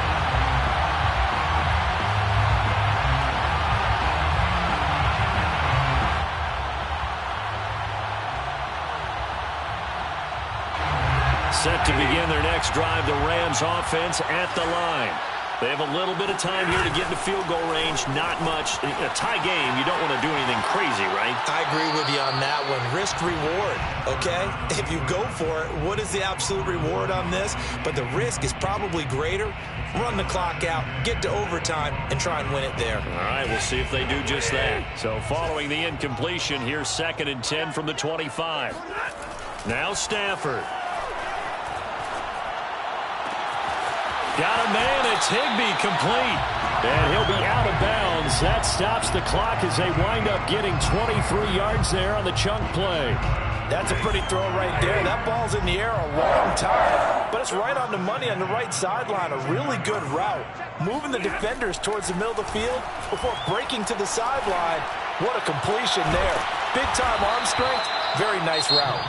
The Rams going to go ahead and use the first of their timeouts, as they'll stop the clock with 12 seconds to go in the football game. Line of scrimmage, the 37 on 1st and 10. They'll try the left side with Henderson. And he gets it down to the 32. And with inside of 10 seconds, 8 to be precise, we get whistles and a timeout on the field. Brings up 2nd and 5 at the 32. Working with 2nd and 5 now. They run once more with Henderson. Henderson, a 1st down and more.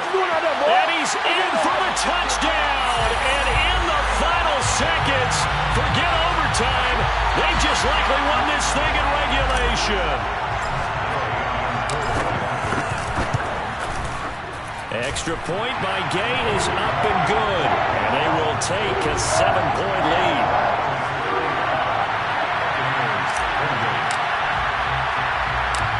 to touchdown. Here's Gay to kick it away. Fields this way up at the 17.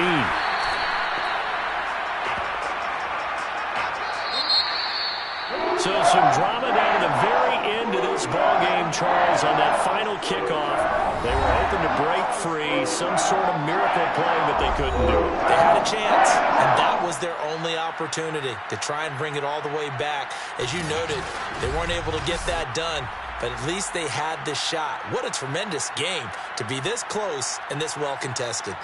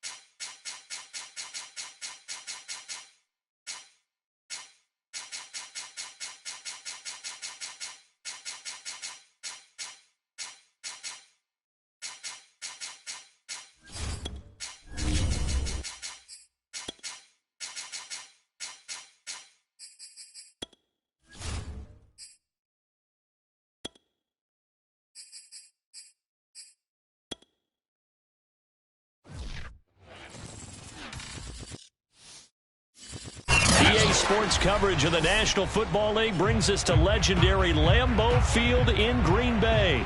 We all know this community lives for its Packers, and the green and gold came out of the tunnel a short time ago, and it was loud. We are ready for football, so are they, as the Packers get set to match up with the Tampa Bay Buccaneers.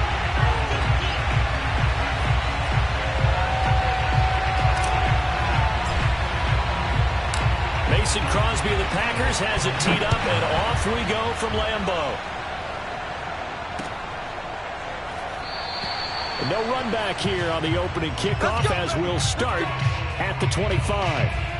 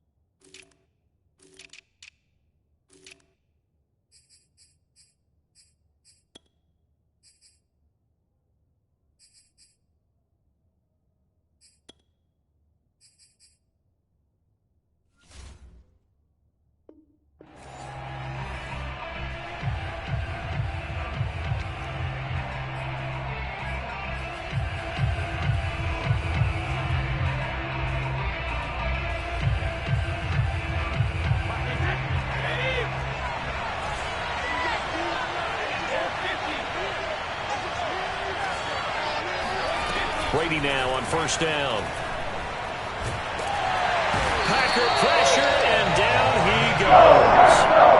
It's Preston Smith. He gets the sack there. It may be cliche, but it is something that holds up over time, doesn't it?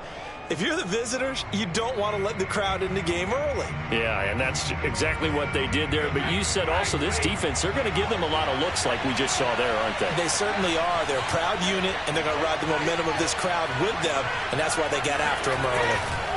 After the sack on first down, Brady. So they'll get 8 out of that completion, and that's going to lead to a 3rd and 12. Now Brady. Trying for Brown, and it's intercepted. Picked off at the 35. And his guys are going to take over at the 31-yard line. That's kind of a double whammy. I mean, the interception of the opening drive, that's one thing. But to give him this field position, that's another. Absolutely perfect start for this defense. They take the ball away on the opening possession. They know that their offense will get the ball to start the second half. They line them up in field goal position. And to me, they got a chance for a touchdown right here out of the gate. A bit of an opening there on the first down run as they get this forward for about 6 yards. 6 yards on that last play. Here's 2nd and 4. On play action, it's Rodgers. And Lewis has it, the tight end. I'm wondering if the same thing went through your mind as mine. When I see a big man like that make a catch, all I keep thinking to myself is, big man with football. Look out, everyone. He may not juke you a whole lot, right? He may not run past you because of his size. You're talking about a guy weighing in the 270 range. But, boy, once he gets his mitts on the ball, he's going to be tough to bring down. Open on the left side. This is Valdez-Scantling. And it's a Packers touchdown. Rodgers finding Valdez-Scantling. And the Packers have taken the early lead. Crosby with the extra point, and that makes the score 7-0.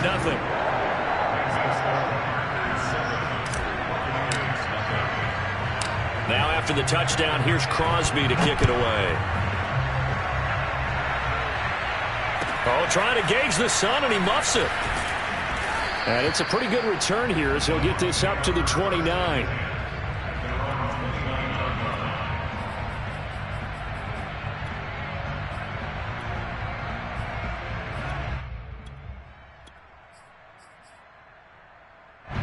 The Bucs offense set to begin their next possession. They had the interception last time. It led to the opening touchdown. So now 7-0 to score as they start 1st and 10. Rifles one, and that's going to be intercepted. Picked off by Chris Barnes. And his guys are going to get the football at the 37-yard line. Not the first quarter that he was hoping for. Now 2 interceptions thrown. Well, the good ones, they find a way to compartmentalize, right? Put these behind them, have that short memory, but understand why they threw the 2 interceptions. They go on and usually play a pretty decent game. Other quarterbacks, they have a hard time getting past it and often put the ball up for grabs the rest of the ball game. Now a play fake. Rodgers. And that is incomplete. Oh, the coverage a little too good there, and it's 2nd down. I know you felt like saying touchdown there, didn't you, partner? That looked like a sure 6 points, but the contact jarred it free. Got his hands on it, could not hold on through the end of the play. Throwing again on 2nd and 10. Rodgers. This is caught. And they are able to stop him, but he does take it all the way to the 2. Jones. And he will get this into the end zone. Touchdown, Green Bay.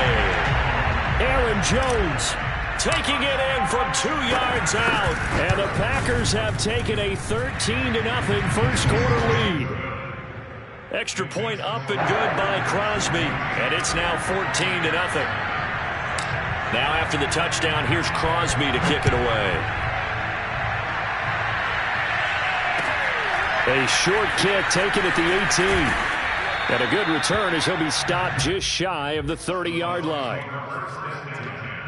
At their own 29-yard line.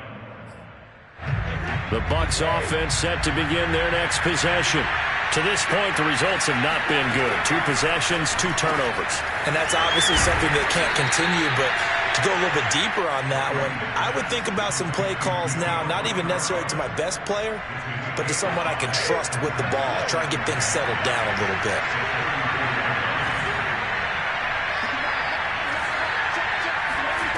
Looking to throw again on 2nd down. Brady over the middle, complete. That's Brown. I think defensively you're okay with that. Here in the first quarter, he's going to get some catches, but they rallied to him quickly. And that's what you count on, and I like what you just said. First quarter, can you do it all game long? They catch it, you tackle them, they go down on the spot. Because when you're able to do that and you don't give up big chunks of yardage after the catch, now you put the offense in a position where every series they have to work hard to pick up first downs, and you tend to stall them out when you do that. Now this throw caught left side. And he's going to be out of bounds, but not before he takes it inside the 40. You can almost hear the sigh of relief coming from their sideline and from their point on the field, because this has been a tough start for them thus far. A much-needed first down there. They've needed something good to happen. Plays like that will continue to help them dig out of this hole. And they'll wind up getting this one all the way down inside the 20. First time into the red zone for the Buccaneers. They come up 1st and 10 at the 16. Now a play fake. Brady. To the end zone, but it's incomplete. And when you've thrown as many interceptions as he has in this one, you definitely start getting a little hesitant to throw the ball out wide, because that's prime pick-6 territory. That time, he made sure the only guy who was going to catch it was sitting in the 3rd row. And he's got Gronkowski. Touchdown, Tampa Bay. Rob Gronkowski there to make the grab. And the Bucs have made this a 1-score game. And now they'll empty the backfield here as they elect to go for 2.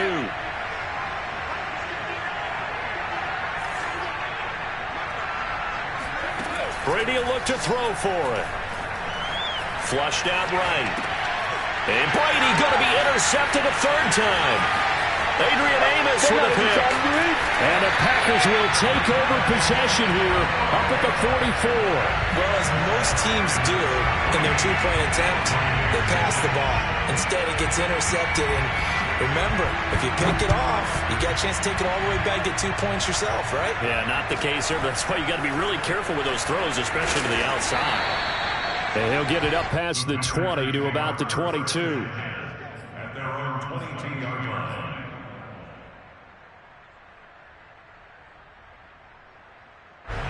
The Packer offense ready to get their next drive underway. And right now they're saying, hey, let's keep this going. 2 drives, 2 touchdowns. Yeah, can't ask for a better start than that, can you? I mean, this is the way you practice it. This is the way you rehearse it. But right now, the play calling, they're locked in really well. And that one drops down, incomplete. Good coverage there, forced the ball free, and it's 2nd down. Here's 2nd and 10. Now Rodgers. Escaping the pressure right. And this is caught right along the sideline. What a job of keeping the toes in bounds there. A big play that time through the air. 34 yards. On 1st down, Rodgers. He's got Lewis. And he's going to be brought down on what will be the final play of this first quarter. After one, 14-6 our score on EA Sports. In need of only about the length of the football here on 2nd down. Rodgers to throw once more. The left side completion to Jones. And he gets this one inside the 15, just a yard or 2 shy of the 10.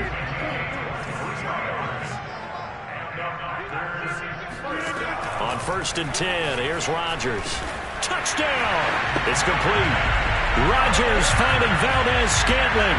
And the Packers add on to their lead. So simple math here in the first half. They've had 3 drives offensively, and they had scored every time, and they've got the lead. Well, whenever we talk about adjustments, we usually talk about an offense making adjustments, right? This is all about the defense. They've got to figure out some way, somehow to slow them down. Do they blitz a little bit more? Do they play more zone coverage? Right now, they don't know where to go because they're hitting them in every direction. Now after the touchdown, here's Crosby to kick it away. Taking it about the 1. And he returns this to the 22. At their own 22-yard line.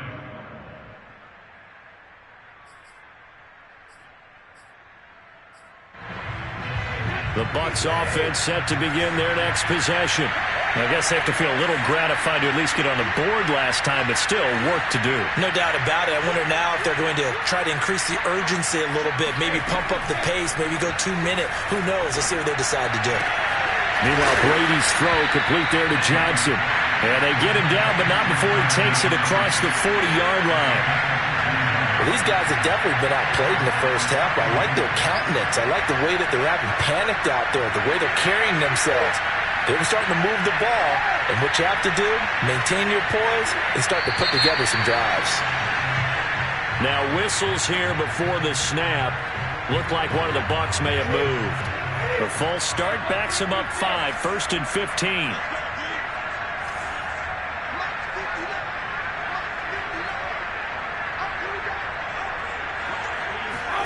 Now Brady.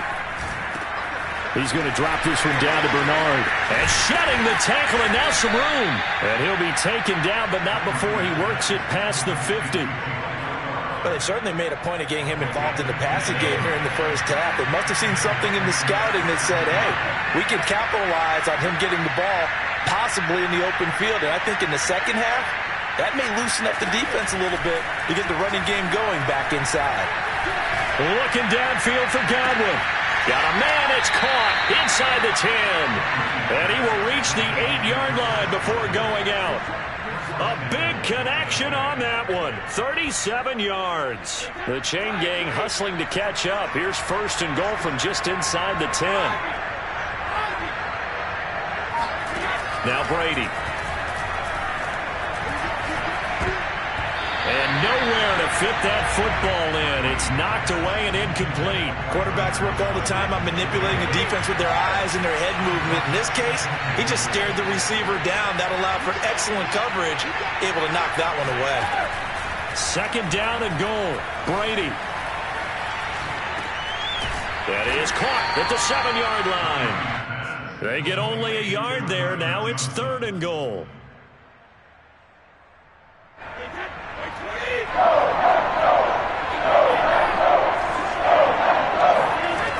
To throw, it's Brady.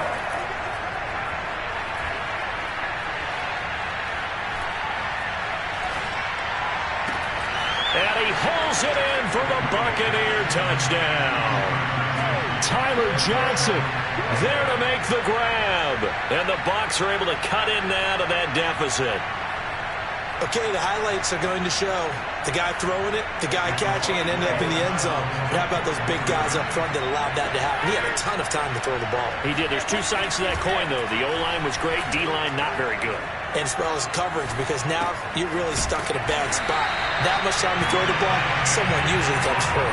And he maybe makes it back to the line of scrimmage. That's it. Following the touchdown now, it's Bradley Pinion on to kick this one away. And here's Lewis. And he'll be out of bounds here, a yard shy of the 25 at the 24.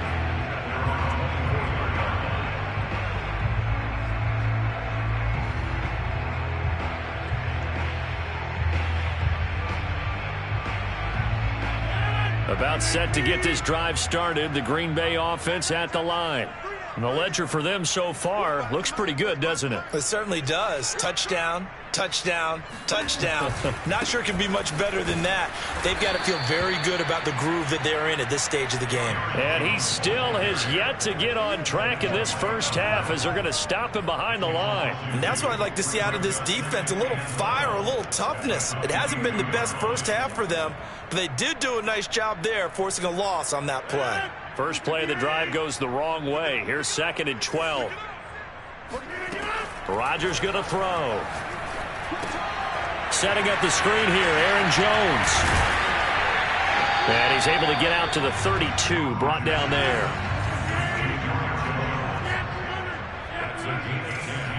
Brings up the 3rd and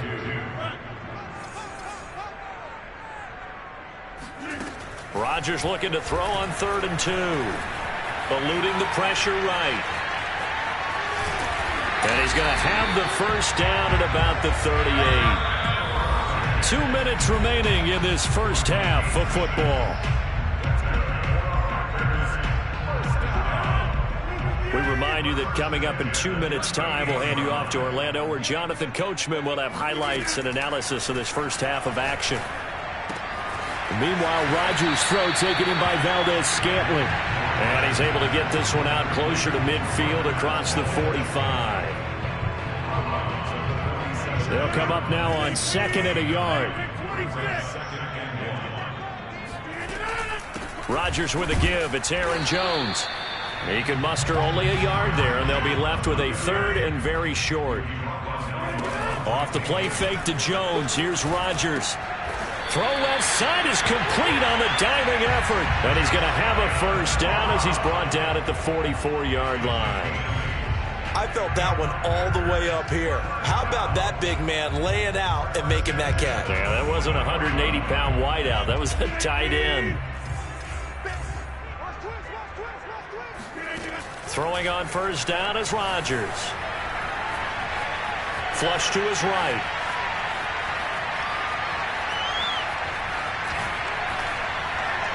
And he's left with no option here but to throw it away. Yeah, that one sailed on him. You've got to make sure you give your receiver a chance to come down inbounds because they are very gifted. They'll make the circus catches, but they make them out of bounds. That does you no good. To throw again on 2nd down. Rodgers. This one swung out here to Jones. And this is going to lead to another first down as the tackle's made at the Bucs' 29-yard line. Now the defense going to use the first of their timeouts as they'll stop it with just over a minute to go before halftime. Now a first down carry by Jones. And the running lane's non-existent in this first half as they'll stop him behind the line. The Bucs going to go ahead and use the 2nd of their timeouts as the stoppage will come with a little under a minute to go in this first half. Maybe just a slight detour on what's been a strong drive. Here's 2nd and 11. Flushed out right. And he is out of bounds inside the 30. They'll wind up with positive yardage. It's a gain of 3, but now it's 3rd down.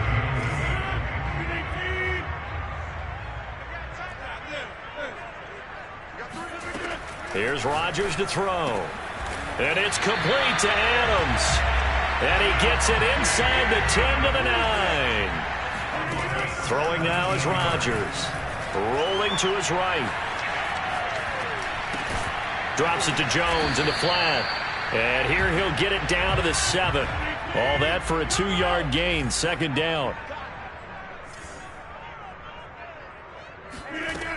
From the gun, it's Rodgers. And he's got it. And it's a Packers touchdown. Rodgers finding Valdez-Scantling. And the Packers will extend their lead here just before halftime. And this drive, Charles, very well timed as they score with very little time remaining in this first half. And I'm reminded that they get the second half kickoff as well, so they can break this one wide open before the other guys have a chance to possess the football. And the Packers are going to have 1st and goal as they try to finish off this drive with 6 points.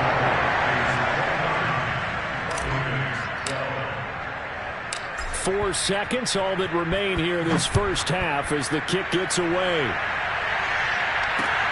This will be fielded inside the 5. Now a crease here as he's past the 30. So 2 quarters down, 2 remain. Charles and I return after the break. These two teams going through their final adjustments. It's about time for the second half in Green Bay. So for the call, we go back up to Lambeau and Brandon Gott. And we welcome you back live now inside the booth alongside Charles Davis. I'm Brandon Gaudin, set and ready to rock for the third quarter. So it's the Packers set to receive the kick. They've got the lead as well as we are underway in the third quarter. And here's Lewis. And he'll be tackled just shy of the 25.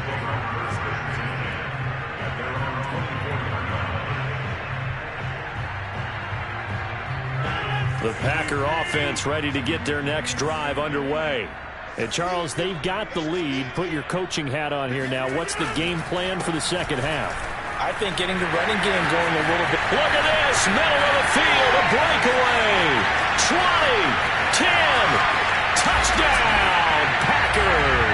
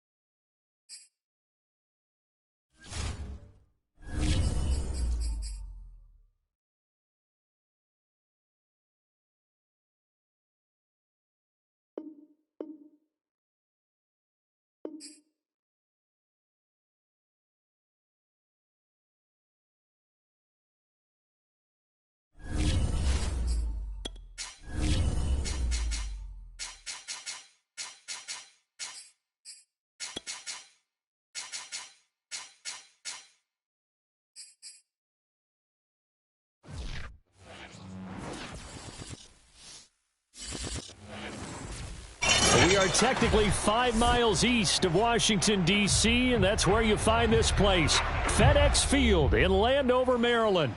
The enthusiasm for football here on the East Coast always in the air. These folks are ready as their guys get set to match up with the New York Giants. The final weekend of the summer. Hope you're enjoying it wherever you are as we are off and running on EA Sports. And a fair catch signaled for and taken successfully. Let's go.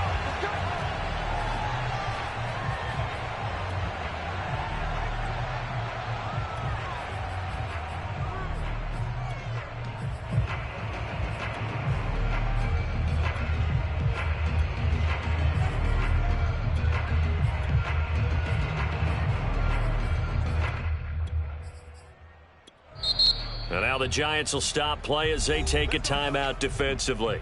They'll have 2 remaining as we step aside here in this first quarter.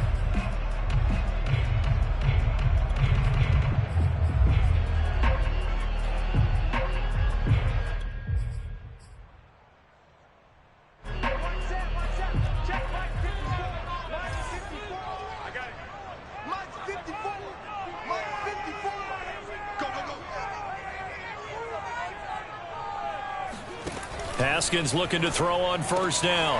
Swinging this out wide here for Cook. And they're able to get this one across the 35. Nice little nifty play for him there. Yeah, that's the ability to read a defense and utilize players that don't often get picked up in coverage easily. And I'm talking about being able to use the backs out of the backfield. Because I know that when I used to cover, hey, we got everybody oh, he just snuck out there, and they just got a nice first down there. What do we love to say? Get those backs into space, right? And they were able to do that there. Nice pickup on first down. And right away, he lost the football. But Washington looked to get this one back, and indeed they did. They will still have possession. A lot of bad news on that play for them, wasn't there? Lost the football, lost a lot of yardage, but I think the good news outweighs it. Able to retain possession. That was big for them.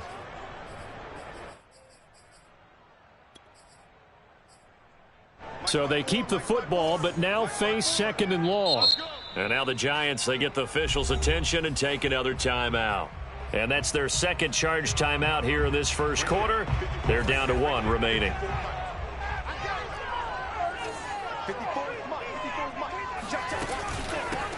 The first carry now for Dalvin Cook. And he's able to plow forward up to about the 29, just shy of the 30. Give him 6 on the run. It'll be 3rd down now with still a long way to go to get to the first down marker.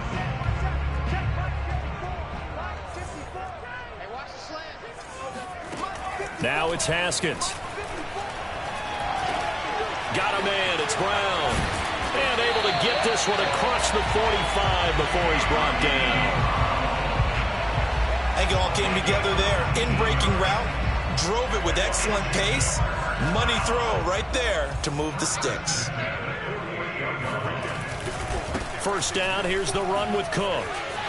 And some room to roam now. And all the way inside the 15 before they drop it. 45 yards rushing for him now in his first 2 carries of the ballgame. Boy, Dalvin Cook just so explosive in the open field. He's not a small guy either, but once he gets those legs churning, look out. They run, Cook. And power running here down to the 6-yard line. A solid run on first down. Gain of 7 leaves him with a 2nd and 3. A nice run here early on. It doesn't take a great play caller to realize you want to establish a guy of his caliber with runs like this early because they'll pay dividends as the game progresses. And he is met at the line of scrimmage, and he goes down right there. Call it no gain that time as it's going to leave him with a 3rd and about 3 to go.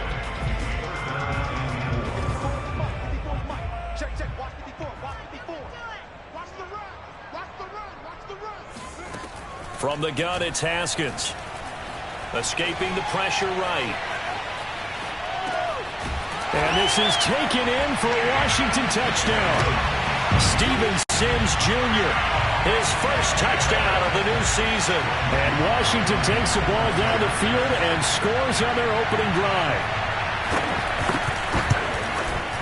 Extra point by Sly is up and good. And it's now a 7-0 game.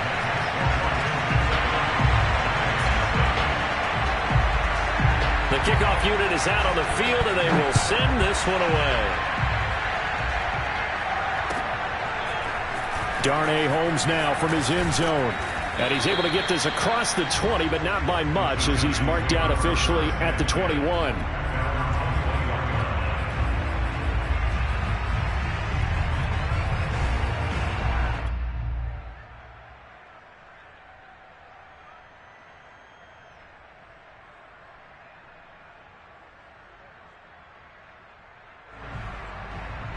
Jones and the Giants now with a 1st and 10 at their own 21.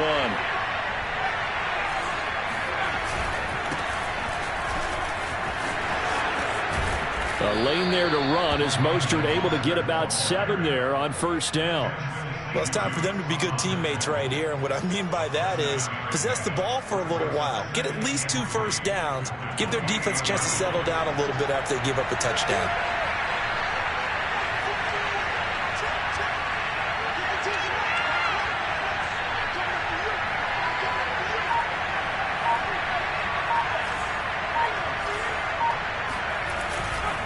Second down, here's Mostert again. And he's able to get out to the 32, brought down there. So many teams want to throw the ball in this situation nowadays, but I love watching a team that has enough confidence to go ahead and run the football in that situation. That's almost a tendency breaker.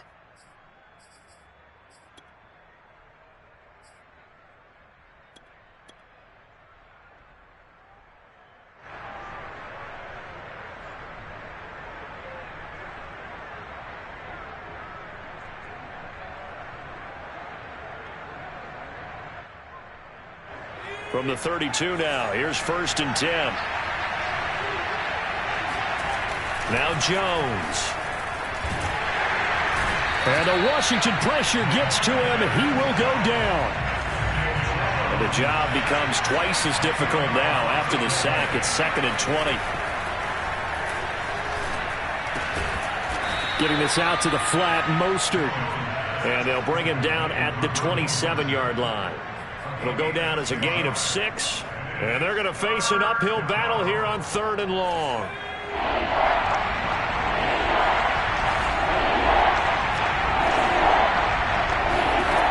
Throwing Jones. Toward the sideline. Did he keep the feet in? Yes, he got them both down, says the side judge. And that's good enough for a 1st down. That's a play that will likely be forgotten when you talk about big moments in this game. But plays like this are critical to keep drives going. And if points result, we'll call this play significant. 2 first downs have him up near midfield now on 1st and 10. From the gun, Jones finds his tight end Ingram. And it's a fumble. And it's Washington that scoops it up. And what a return as he brings this one all the way back to the 25-yard line. There are 2 words that we hear coaches say all of the time. One starts with a B, one starts with an S, ball security. And they preach it. They have it up in meeting rooms, right? You see the signs. They talk about it all the time. But still, when you got defenders out there who are preaching, hey, we're going to take the ball away from you, no matter what position you play, you've got to take care of the rock. 58 yards rushing for him now as he has gotten the night off to a hot start. Working with a 2nd and 4.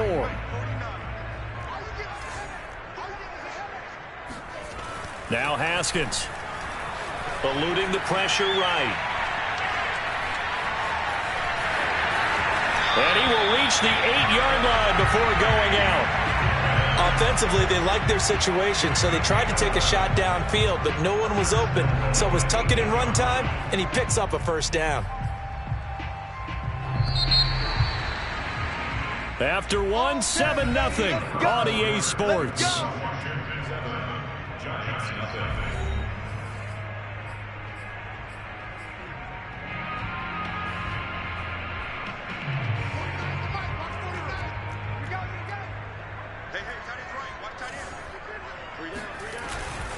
They'll run with Cook, and that'll hurt the average a bit as this time they're able to get him behind the line. Now that sends him 2 yards in the wrong direction and leads to 2nd down.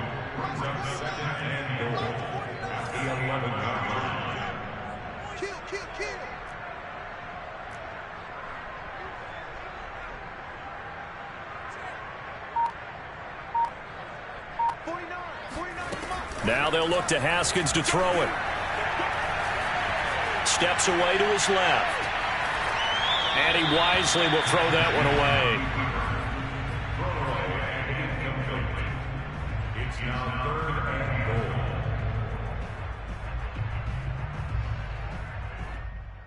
goal. Big play coming here. It's 3rd and goal.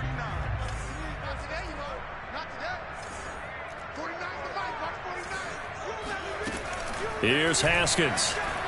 Flush to his right. Oh, you saw that one coming. It's intercepted. Thrown back across his body. Able to get there and pick it. And the Giants force the turnover. They'll take over at the 10. So now it appears they're going to accept the penalty, which means take away the interception. Also means keep your defense on the field. Don't understand this one bit. Cook. And this will result in him losing yardage. Back to the 3. That's going to go as a loss of 2, and it'll be 2nd down. Well, I know defensive coordinator is going to be pretty excited about what he just saw there. Great knockback by their front. And now with the ball where it is, I would expect to see the offense throw the ball on 2nd and 3rd down here. Again, it's Cook. And the D not yielding much there. He's only going to get a yard to about the 2. Now, they'd really like to make the short field pay off. We'll see if they can, but this is 3rd and goal. They'll run for it with Cook. And he is into the end zone for a Washington touchdown. Dalvin Cook. His 3rd touchdown now on the year. And Washington able to stretch that lead out even further. Extra point by Sly is up and good. And that'll make the score 14-0.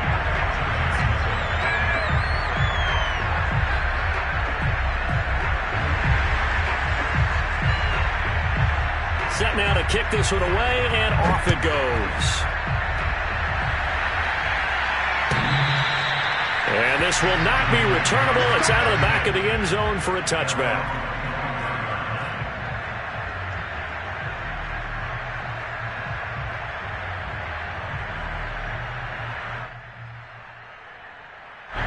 The Giants offense at the line, ready to begin their next drive.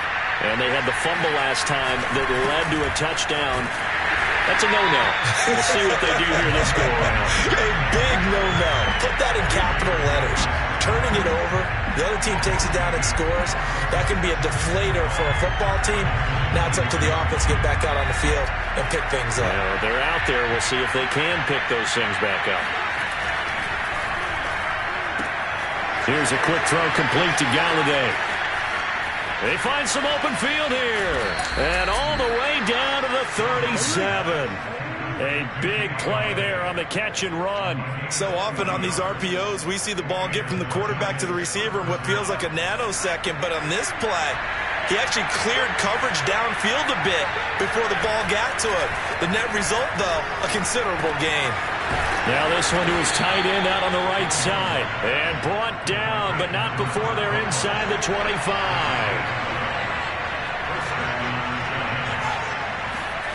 Here's Jones on 1st and 10. It's a short one here, complete to the tight end. And down inside the 15 he goes. And what a nice example there of a tight end doing exactly what he needs to do. How about how he worked his way to the outside, made sure he secured the catch, and then anything after that, we count that as a bonus. And indeed, he gets enough for the first down. And he'll get about 3 just outside the 10, stopped at the 11. Well, they didn't get a whole lot out of that one, but I think you've got to continue to try and run it, try and keep the defense honest. You mean or else they'll just sit back, dare you to throw it on every down? Yeah, you get your quarterback hit a lot that way, too. And that falls to the ground, incomplete. Well, a nice job of bodying him up defensively, and now it brings up 3rd down. They head to the line facing a 3rd and 7 following the incompletion on 2nd down. Off the bootleg, Jones. Looking end zone, but it's incomplete. Has to be a little bit of frustration there. Back-to-back incompletions. Receivers blanketed on both attempts, this time on 3rd down.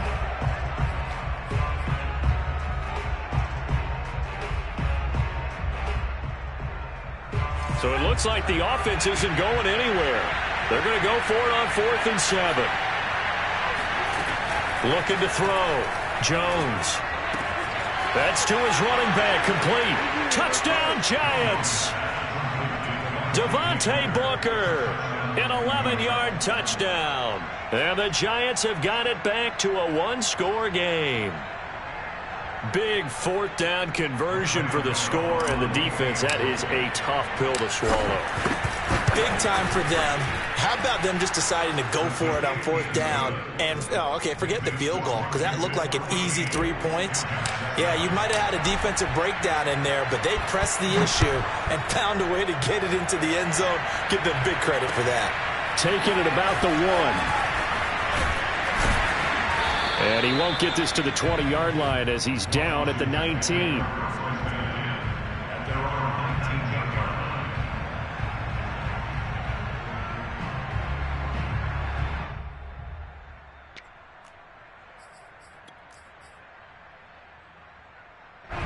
The Washington offense at the line and ready to roll.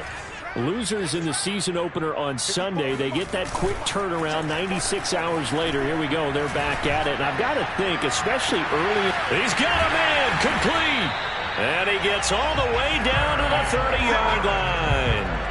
A huge play there for Washington. Pretty good timing. He waited just enough for that post play to develop and laid it right in there. And you know what a lot of teams do when they decide to throw a post route? Because it's a little bit longer developing play. They max protect.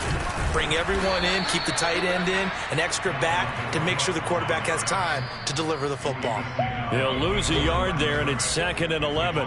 We've hit the 2-minute mark of the second quarter, 14-7.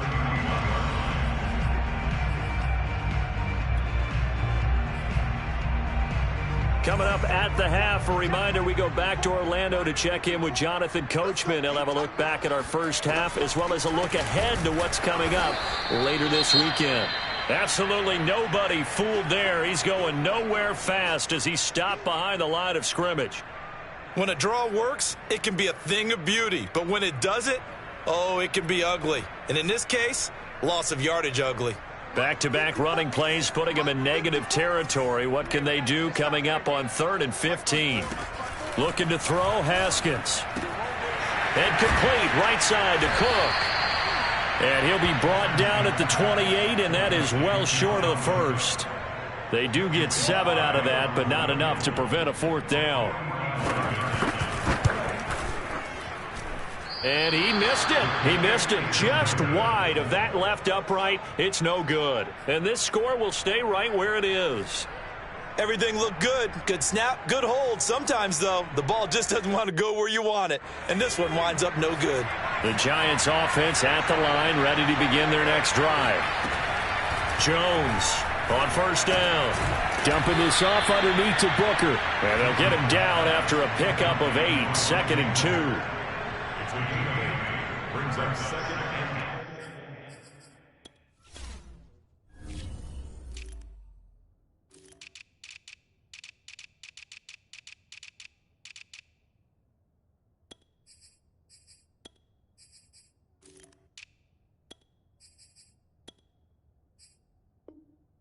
2 at the 43-yard line.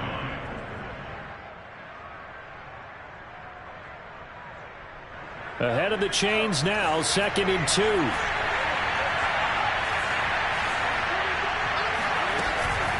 From the gun, a run with Mostert. And he'll be corralled out across midfield down to the 45. Back-to-back good plays have him on the move on 1st down. Off the play fake. Jones looking for Shepard deep. Got a man, it's caught inside the 10. A big play that time through the air. 35 yards. They lulled them to sleep there, so to speak. That was all set up by the running game, wasn't it? Another example of what all offensive coordinators tell us. When the running game's operating, it really opens up the playbook. And that's when they hit them with the play action. And you can see the defenders rushing towards the line of scrimmage, then scrambling back, trying to cover. Couldn't get there in time. Well scripted. They had the big running play, now the big passing play. Another shot from the 9 on 2nd and goal.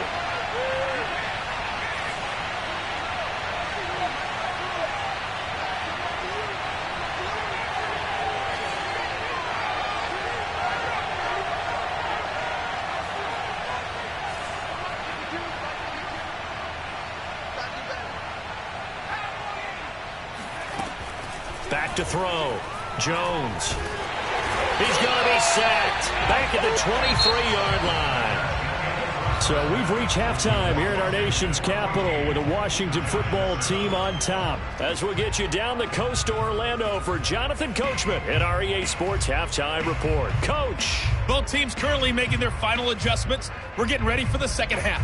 So we'll send it back up to FedEx Field and hand things back over to Brandon Gaudin. Okay, Coach, thanks as always. This one's still anyone's game as we welcome you back for quarter number 3.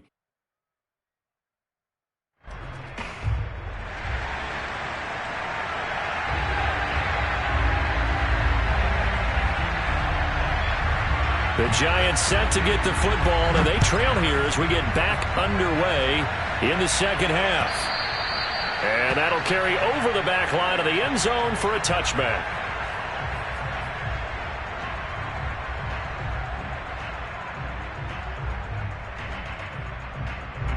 The Giants offense at the line, ready to begin their next drive. And they're on the short end of the scoreboard here. Charles, what adjustments, if any, do you think they need to make for the second half? Well, paraphrasing the gold medal hockey winning coach Herb Brooks, I just say you continue to play your game. Throw the ball. They had success doing it in the first half, so make sure you keep getting the ball to your playmakers, a little bit more to the perimeter perhaps, but above all, play your game.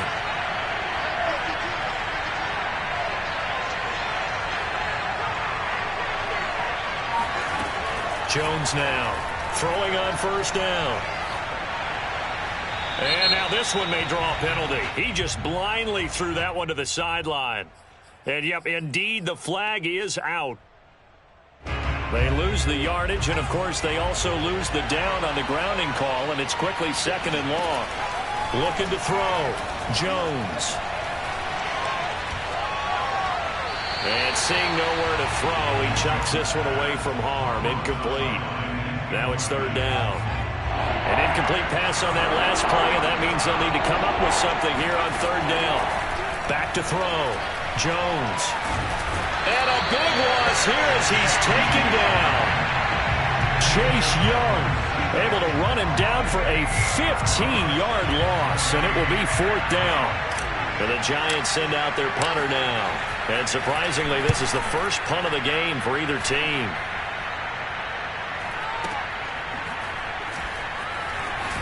And he's out of bounds, able to take this one up to the 35.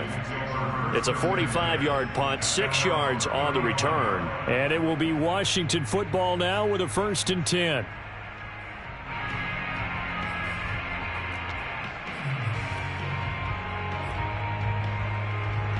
Out there set and ready for this next drive, the Washington offense. We have not seen much on offense here from either side these last few drives. We've hit a wall, so to speak. And have hit it hard, haven't we? Because the defenses right now, they seem to be a step ahead, don't they? Beating them to the point of attack, beating them to the punch. These offensive guys, they're tinkering like crazy. What's it going to take to get back on track? Yeah, both sides searching for adjustments. Slings this deep from McLaurin. They've got his man complete. Touchdown, Washington.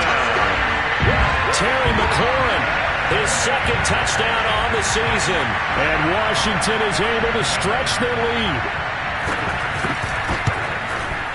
Extra point by Sly is up and good. And it's now 21-7.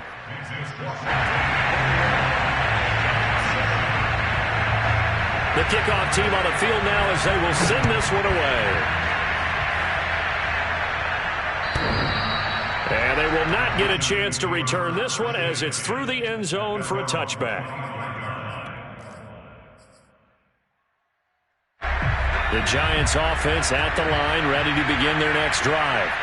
And they're coming off a 3-and-out, my friend. I think they've got to look at that play sheet and go to a spot that they haven't gone before.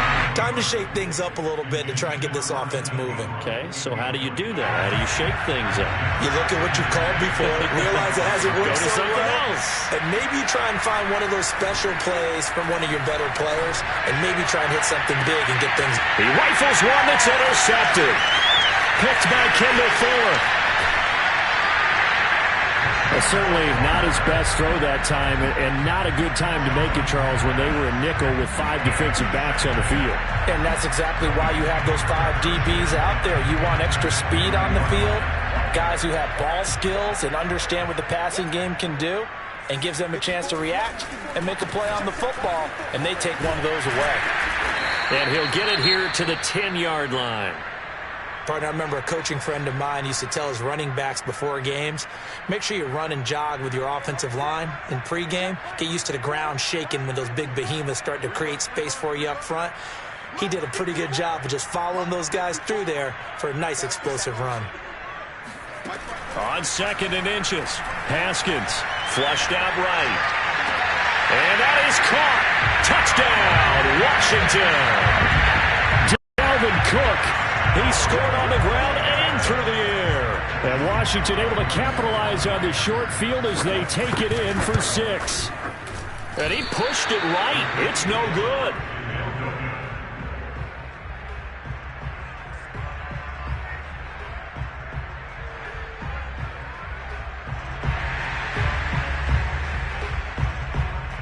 So with the missed PAT in his rearview mirror, he goes back out to kick this one off. And this will be a touchback as that sails over the end line.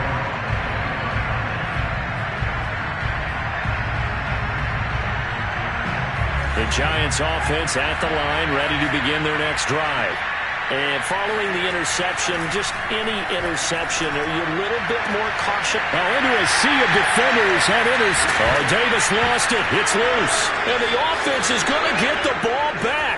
After all that, heck, it'll be a first down. But call it luck or skill, whatever the case is, they're feeling good about just keeping the football there. Yeah, the biggest thing that they're calling it now, our ball. I mean, they don't care if it was luck or skill, but the panic that jumps up in your chest when that ball's on the ground, whether you get it or your teammate gets it, just as long as you retain possession, that's all you're looking for.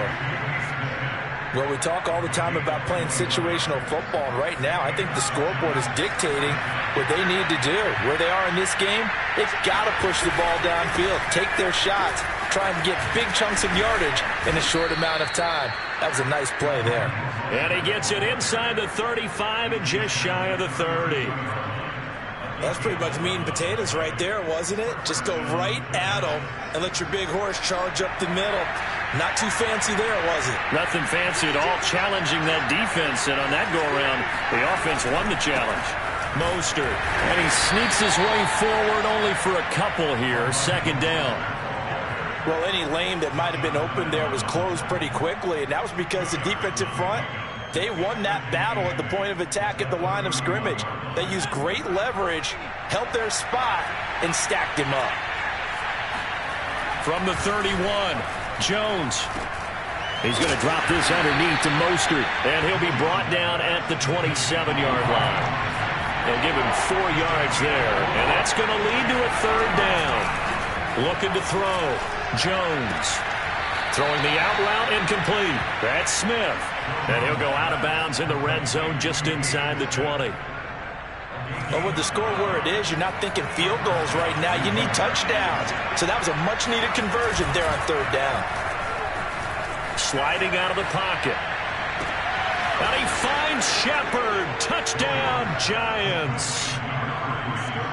Sterling Shepard. His 3rd touchdown now on the year. And the Giants are able to draw a bit closer.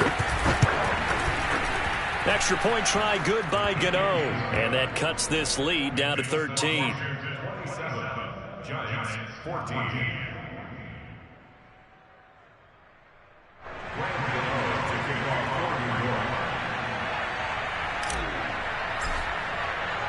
Gano now following the touchdown here to kick it away. Fielded just outside the goal line.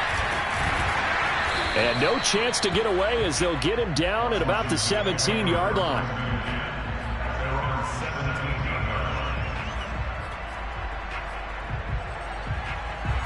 The Washington offense at the line and ready to roll.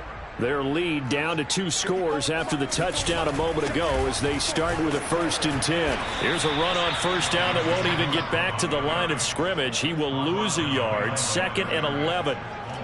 And that's exactly what offenses try to avoid by using motion and throwing different formations up.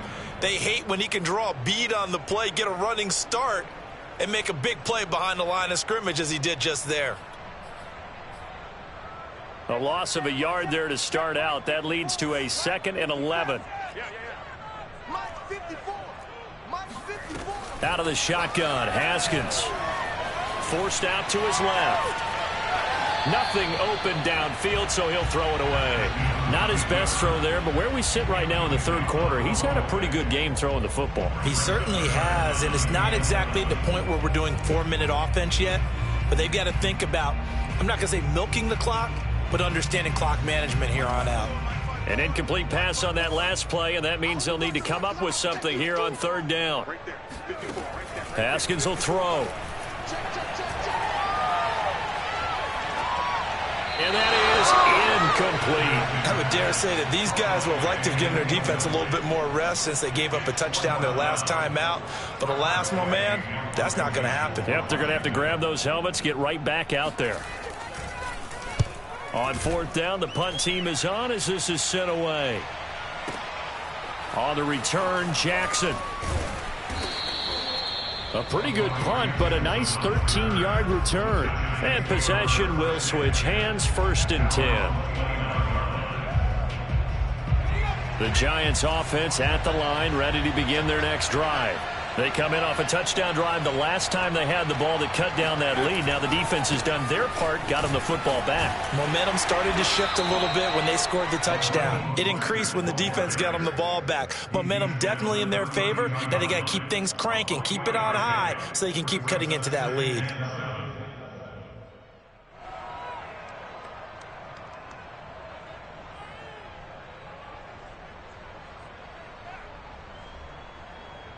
Final minute now of the 3rd quarter. On 2nd and 7, Jones. That ball caught by Slayton. And they bring him to the ground just shy of midfield. On 1st and 10, it's Mostert. And he'll maneuver his way forward for about 4. 2nd and 6. Well, on every play call, you realize it's not going to go for a touchdown. So a lot of your calls are setting things up for maybe later in the game, trying to establish the inside run with toughness now, hopefully get to the perimeter later. And let's face it, you could do worse than a 4-yard run on 1st down.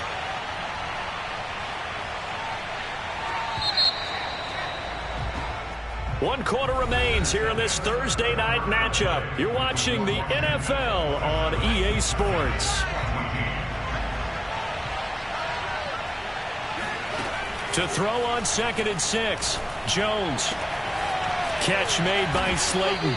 And they're going to have another 1st down here as the tackle's made at Washington's 26.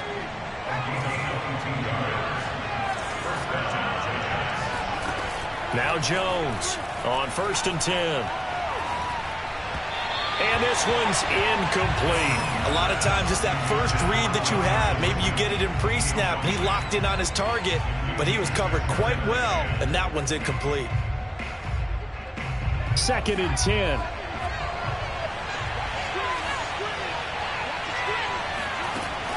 Throwing again, Jones. And he's just going to get rid of this thing to no one here. He throws it away, and now it's 3rd. We're going to give out a little applause on that play. It has to go to the defense. More good work by them. They've taken away the passing lanes all game long, and you can see the frustration that it's causing because he just about threw that one into the 1st row. And that's complete to Shepard. And brought down, but not before they get it inside the 10 to the 7. Good yardage on the completion there. When they look at the scoreboard, they do understand a field goal is not going to do them any good. My guess, they're going to press the ball downfield as far as possible, try and throw it into the end zone and get a score because they know they've got to get that done and get the ball back as quickly as possible. A good pickup there, 7 yards, and it's going to be 2nd and goal now. And, Brad, they went to a nickel defense, and that's a surprise this close to the goal line, because ordinarily you use the back end of the end zone, the sidelines as extra defenders, and you want bigger people on the field to try and help against the run. Mostert. And that play's not going to get him in as he stopped right at about the line of scrimmage. They're held again, and do we have a goal line stand brewing? It's 3rd and goal. Well, sometimes I get caught in hyperbole, but I think they desperately need to punch this one in. They're running out of time. Yeah, 2-score game, second half, you're down here. This is the time to put it in the end zone. Yeah, not going to get much better than this for an opportunity. Ingram will score. Touchdown, New York. Well, time to let those folks know who are tuning in looking for the late local news. We may be a moment because we've got a game again. And, partner, except for those on the West Coast, where it'll be seen in its regular time, right? That's the way it works, doesn't it? But how about that? Big-time drive right there. If they're going to have any chance, they needed a touchdown there, and they went right down the field and worked their way into the end zone. Gano now following the touchdown here to kick it away. And no return on this one as the fair catch is signaled for and taken.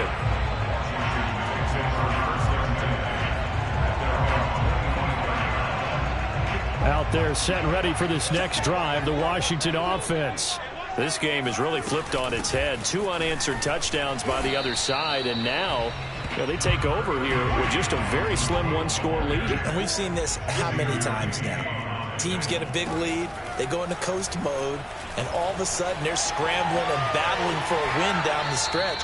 They've got to put something together right here, otherwise they're in danger of doing the old snatching defeat from the jaws of victory. Washington on 3rd down. They've converted 3 out of 5 thus far. This is 3rd and 7.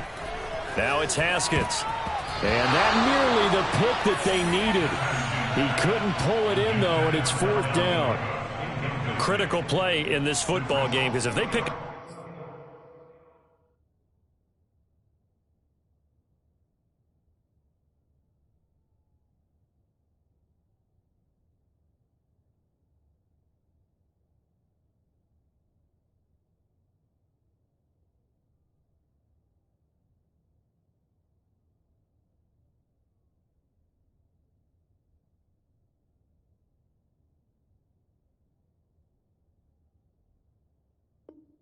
the first there, that clock keeps rolling. Has to be a little frustrating for them because they know that if they pick up a first down there and continue to eat away at the clock, really increases their chances of closing this one out.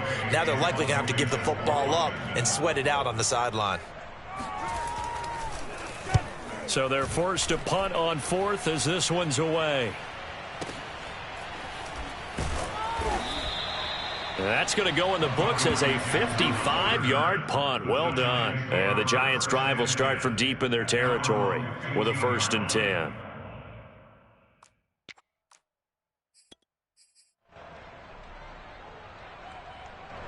The Giants' offense at the line, ready to begin their next drive.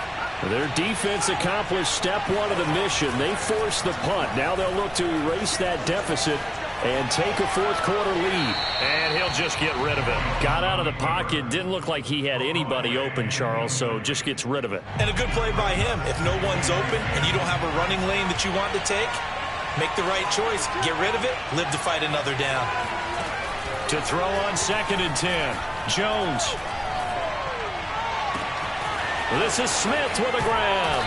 And he'll be out of bounds, but able to get it up past the 45. A big connection on that one. 31 yards. And the Giants' first down.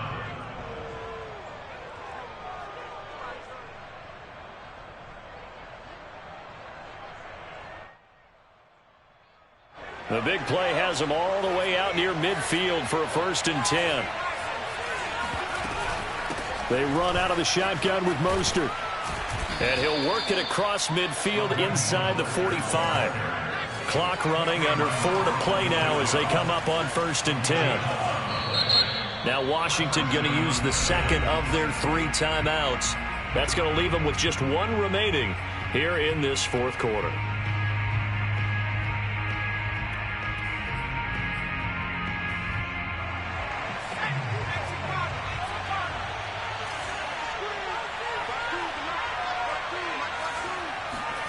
Now Jones just going to bat this forward on the jet sweep. And he'll lose yardage on the play back at the 45-yard line.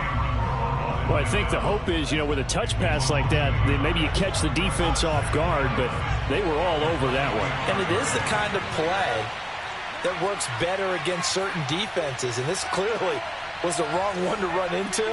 Really nice job getting him down behind the line of scrimmage. On 2nd and 11 now. Jones. Incomplete. Well, so many times defensive backs get caught playing the man rather than the football, but not in this case. That's an excellent play. Did exactly what you're supposed to do. Attack the football and help break up the pass. Yep, as a result, knocks it down.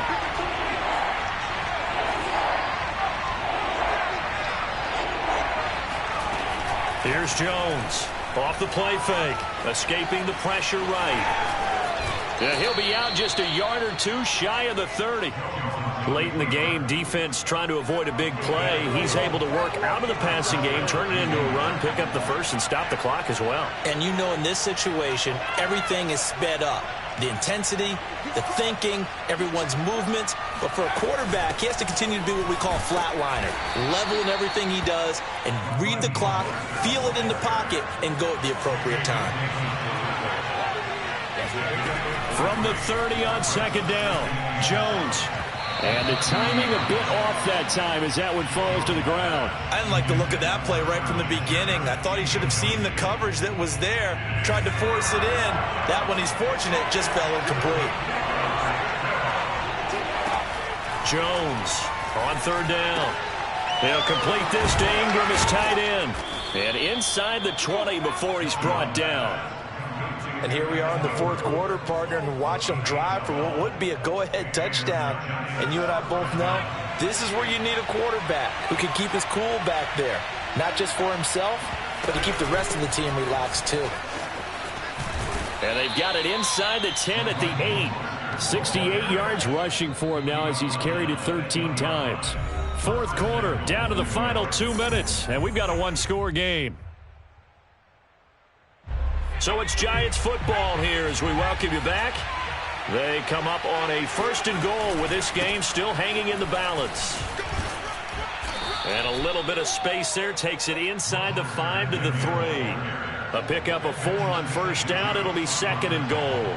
They're mounting a nice drive here. Good chunk of yardage there again. O-line, they've been solid this drive. They have that look about them right now that says, if you do anything but run the ball behind us, you're crazy. They have really moved it well on this drive, and they want to finish it off the same way.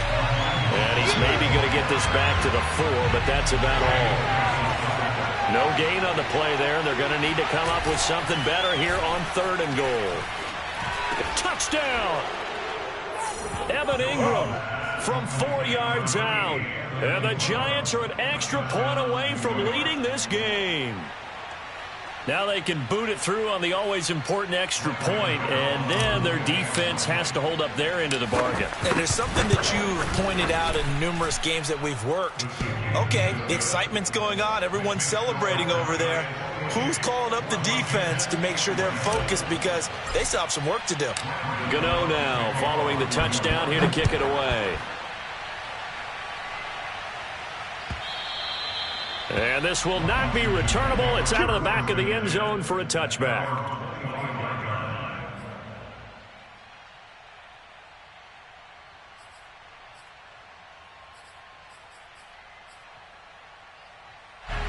The Washington offense at the line and ready to roll.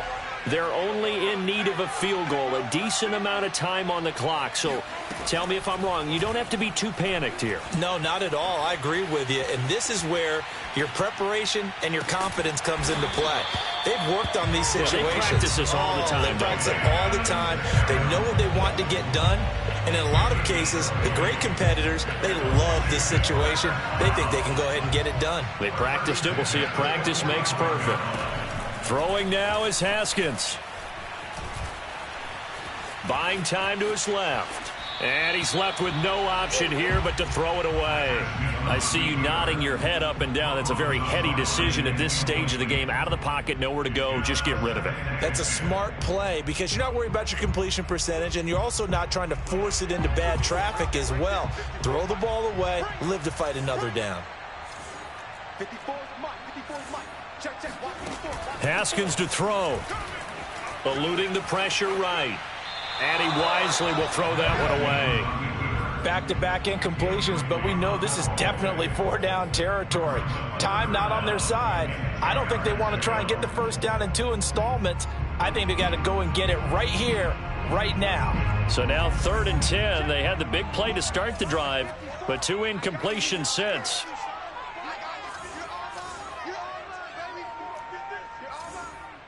Mike's 54. Mike's 54. Hey, let's get in them holes. Now it's Haskins. Flush to his right. Now a desperation throw deep downfield. He takes it across for the touchdown, and they've taken the lead late in the final minute of the 4th. Wow, wow. How many people are watching this one right here who gave up? Because that score, they might want to try and rush back into this stadium. Yeah, what looks like is going to be the game-deciding score, although a little bit of time left, so you can't count your chickens before they're hatched. Well, they better come back in here and watch this one because you and I, we're not going anywhere. We want to see this one play out. And now the Washington offense going to stay out there and go for 2.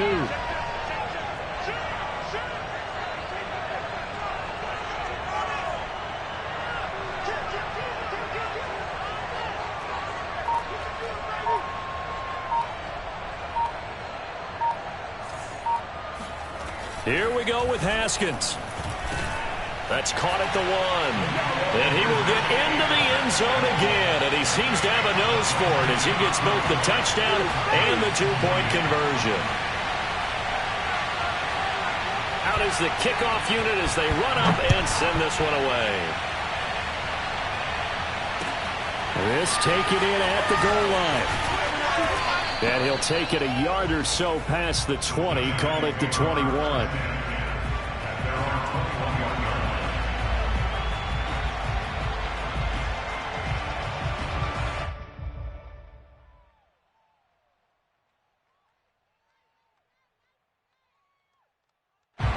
The Giants offense at the line, ready to begin their next drive. 1 possession game, time very much a factor. How does the offense handle this situation? Well, in a lot of cases, they should be somewhat relaxed. And I know that's counterintuitive because this is a pressure situation. But this is Friday practice every week of the season. You go over this situation, having to go downfield, limited timeouts, got to get out of bounds and keep the drive going and set yourself up. Defensively, you can't just lay back and let them do whatever they want. So it is a cat and mouse deal here. How much pressure will the defense bring and how much... And that's caught inside the 35. Now he's going to get this all the way down inside the 35. The Giants going to go ahead and use the first of their timeouts as they'll stop the clock with 12 seconds to go in the football game. So the big play changes the complexion of things. Here's 1st and 10 just outside the 30. To throw is Jones. They'll roll him out right. And that'll be incomplete. We do have a penalty flag down, however. Let's see what that's about. So he was past the line of scrimmage when he threw it. And as they say, that's a no-no. Got to be able to understand where you are on the field and not cross the line before throwing the ball downfield.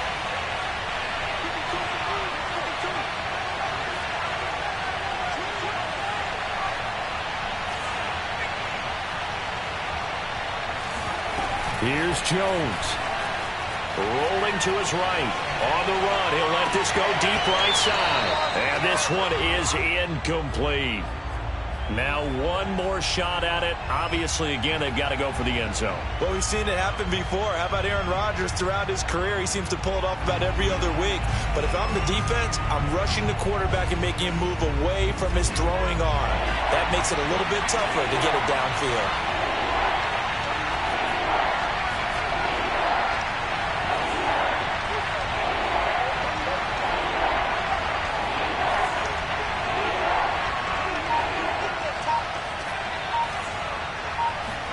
One final shot. They'll look to throw. This to possibly force OT. And this is incomplete. So no miracles here on the final play. And this ball game is over. Well, Charles, a one-score game. Down to the end we went. They had one final play in that one-score game. We all knew what was coming, the Hail Mary. They just couldn't get it done. Wasn't exactly complicated, was it? We all knew, as you said, and go long. We'll see if we can find someone open.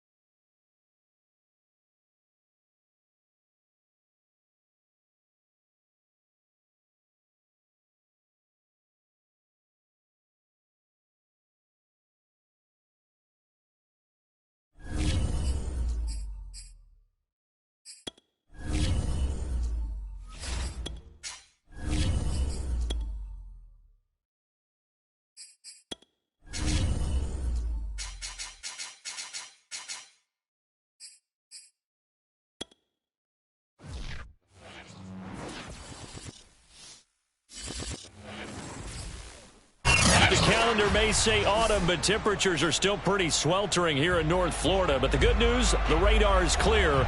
Still, hydration will be key today at TIAA Bank Field in Jacksonville. This crowd excited to see their Jaguars as both teams emerge from their tunnels a moment ago. We are just about ready for football as the Jags get set to match up with the New England Patriots. It's the first weekend of autumn, and the NFL is in full swing as off we go on EA Sports. Wishing he had a mulligan. That's not how you want to start the game. Not at all, because not only do you give up the penalty and good field position, but it just kills the momentum of your team as you start a game.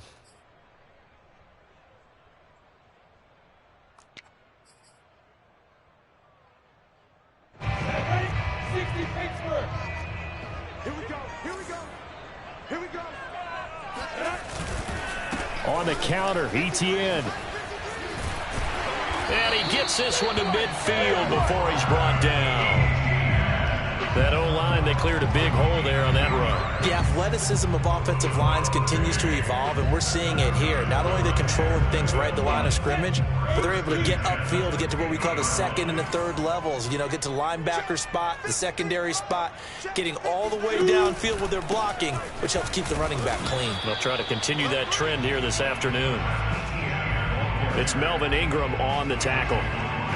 This defense for the Pats, very strong last week as they helped their squad improve to 2-0 on the young season. And no matter what's done throughout a ball game, it always comes back to blocking and tackling. That's the essence of football. But I think it's hard for people to understand just how difficult it is to tackle, especially open field. Very few missed tackles on tape that I saw last game. This team does a nice job of getting their opponents on the ground. Pilot, 64, reach, get. A shotgun snap and a give to Etienne. And despite the good footwork, he'll be hit and dropped shy of the 45.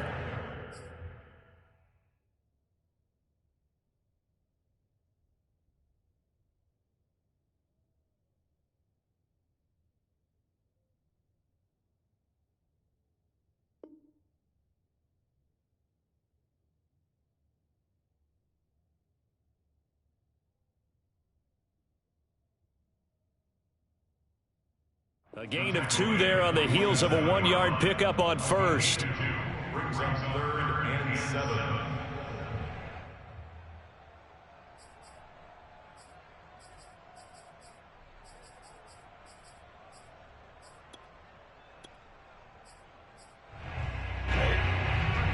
Hey, box stop. On 3rd down, Lawrence. And that is knocked away in the middle of the field and incomplete. Coverage was awfully tight there on 3rd down. They actually closed off all the passing lanes, forcing the incompletion and bringing up 4th down. The Cook now on to punt as he gets this one away. So possession goes over here on the punt. And the Pats will be backed up deep to get the drive started as they take over 1st and 10.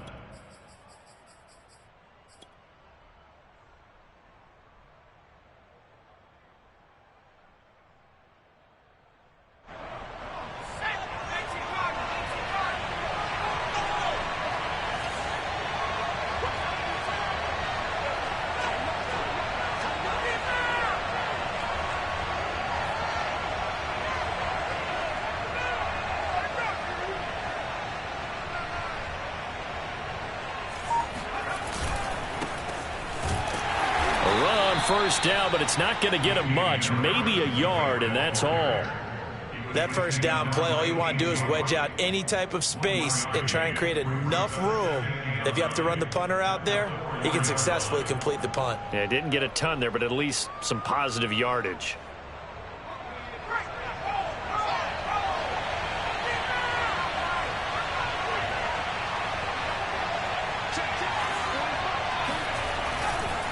Again, it's Harris on 2nd down. And a short gain here as he gets it up only to about the 6.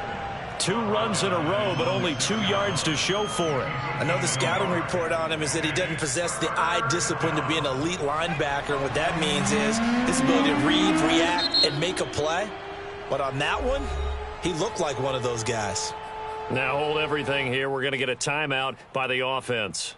They'll have 2 remaining as we step aside here in this first quarter. Now the Jags with 5 in the secondary now on 3rd down. Back to throw. Jones. He's going to loft one deep left side here. Oh, this is taken in. It's complete. Past the 20.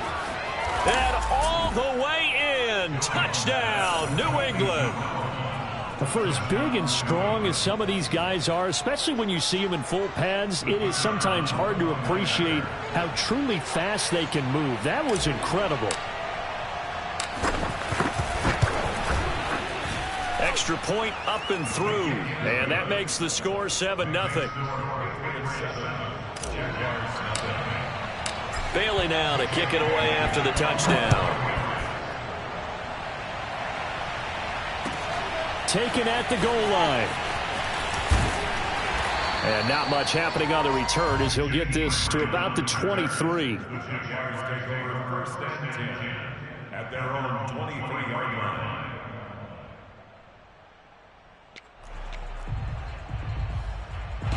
Jaguars come to the line to start their next drive.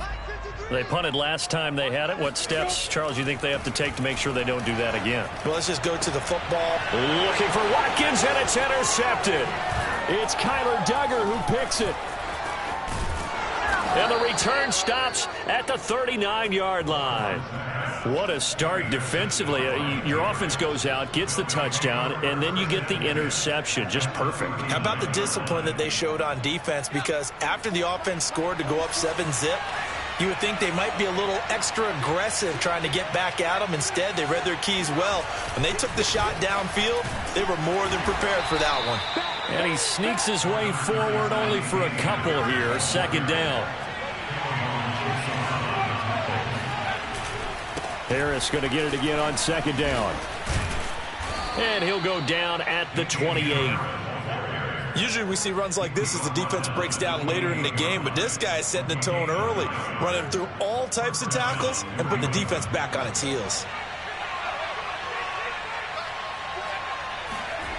Jones now on 1st down. Oh, not sure he saw the linebacker there as that's batted down and incomplete. Yes, sir. How about an attaboy there on 1st down? Got his hand in and knocked it away.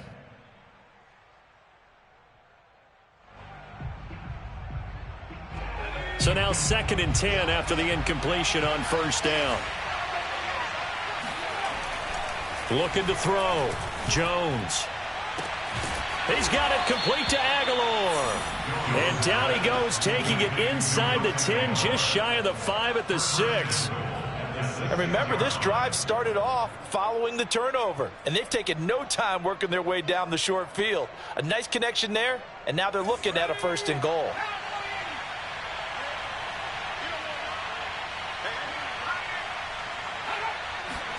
Now Jones. Caught on the slant. Touchdown, Patriots. A great effort there with his first career NFL touchdown. And the Pats lead this now 13-0 here in the opening quarter of the ball game.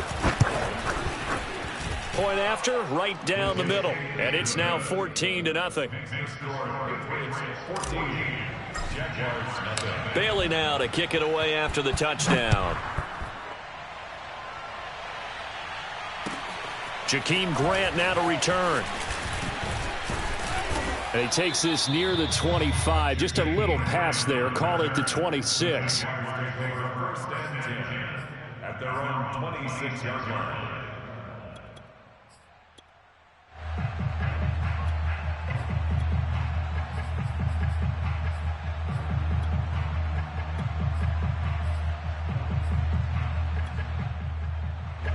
The Jacksonville offense set to begin their next drive.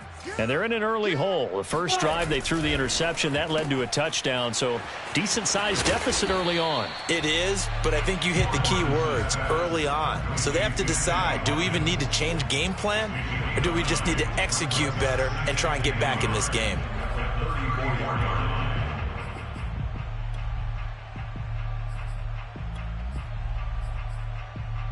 Maybe a good spot to take a shot. Here's 2nd and a yard from the 34. Off the option, here's Etienne. And flags come in as he gets forward for about 3 yards. Now let's check on the call.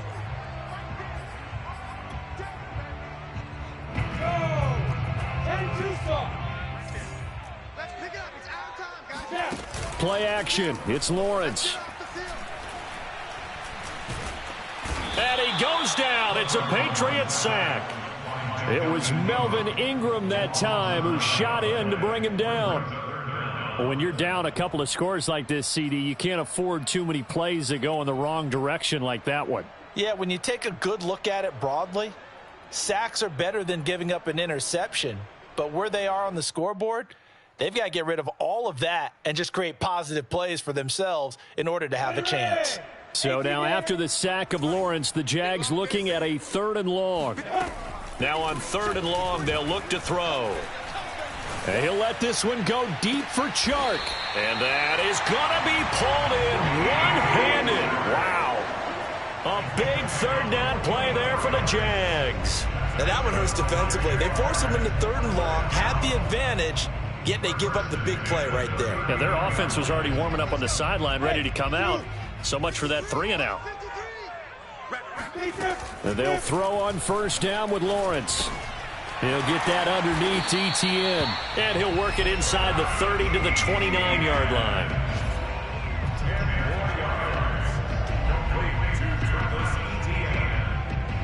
10 yards on the pickup. It's 2nd and inches at the 29-yard. Good position to be in here, 2nd and inches. Lawrence will throw. Open man left side. It's the tight end, Tunyon. And he'll be out of bounds as he gets this down to about the 21 or 22. That's now 4 completions in a row. A good bounce back following the interception last drive. Certainly not letting it affect him, that's for sure. And we all know interceptions are going to happen. So the big trick, don't let it affect you going forward. Most of the good quarterbacks, they just tell the ball boy, get that one out of the rotation, give me a fresh ball, and let's go. He's got his offense moving again. So the completion results there in 9 yards, and that'll make it 2nd and short. Brings up 2nd and 1. Robinson now off the option. And he'll get nothing there. Stopped right at the line as that will wind us down to the end of this first quarter of play. 14-0 the score. This is the NFL on EA Sports. This will be play number 7 on the drive. 3rd and a yard. Check. General West. Let's go. Hey, we got Mike, number 3. Robinson now off the option. And Robinson will not get there. Great defense at the point of attack. Going to stop him short of the first. The Jaguars going to go ahead and use their first timeout. They'll have 2 remaining as we step aside here in this second quarter. On is Josh Lambo now for the Jaguar field goal. And Lambo will put this one through, and they will get themselves on the board here at 14-3. So they do get 3 points, but that's now 3 drives with only the 3 points, not a ratio that's going to win you many ball games. Not at all, Brandon. And think about it this way. We all know payoff is the key, right? And wouldn't we love to have the concession on every T-shirt that's been printed in football that says finish on it? Because that's the mantra everywhere. Got to be able to finish drives, put points on the board. Cordero Patterson on the loose. And he takes it all the way, but there is a flag down, so hold the celebration. This one's coming back.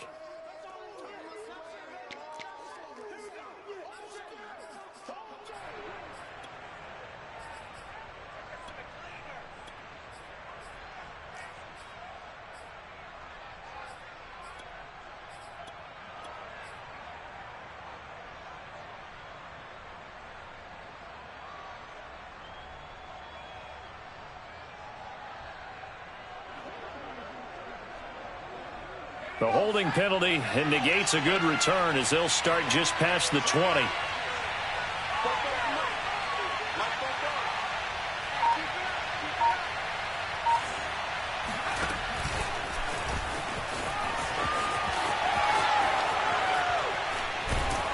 And he takes this up to the 40-yard line before being corralled. 16 yards right off the bat and a first down. A gain of 16 yards. First down, Patriots.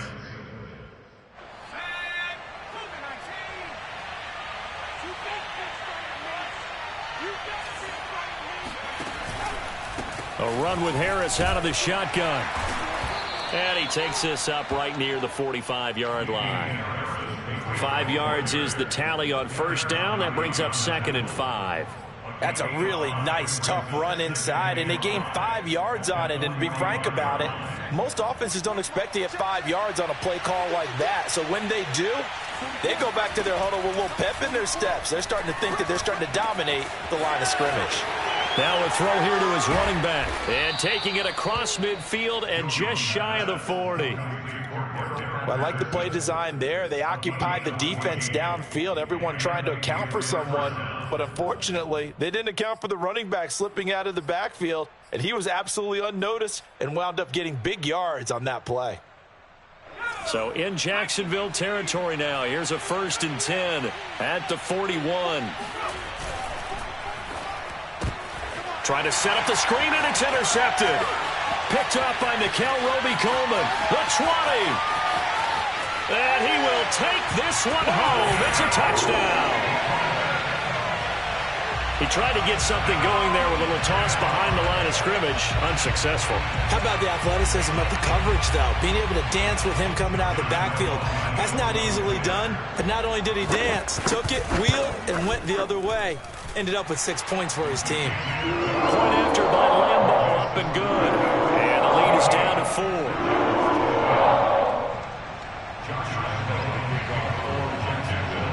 So they throw the pick six. They'll get another shot at it now as this one's in the air. On the return, here's the dangerous Cordero Patterson. And he will be brought down here inside the 20. Good coverage as he's dropped at the 17.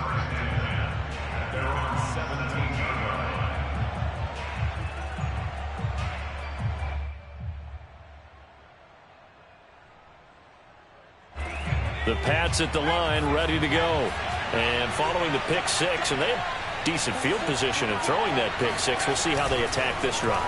And I think all you say to your guy is, listen, let's just take care of the football, Lou. And this is caught right along the sideline. What a job of keeping the toes in bounds there.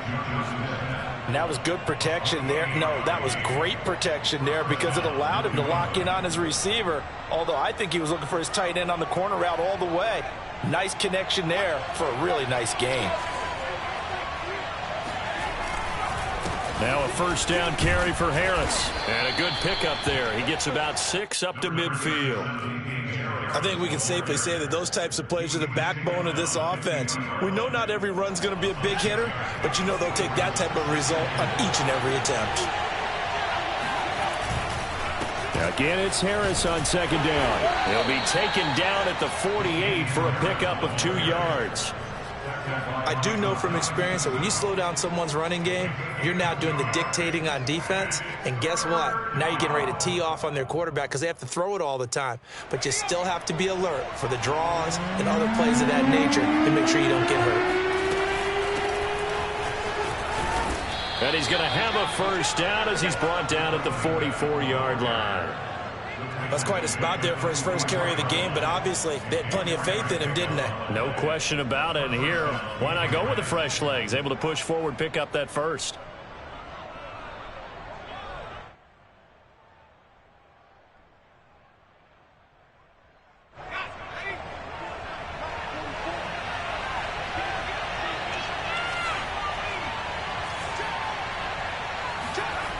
Throwing Jones.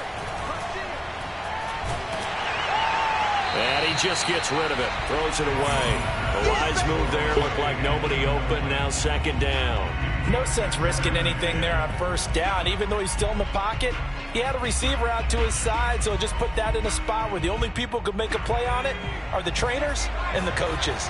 Well done.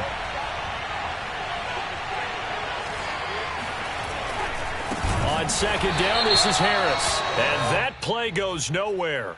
He's met behind the line, and a penalty flag may add insult to injury.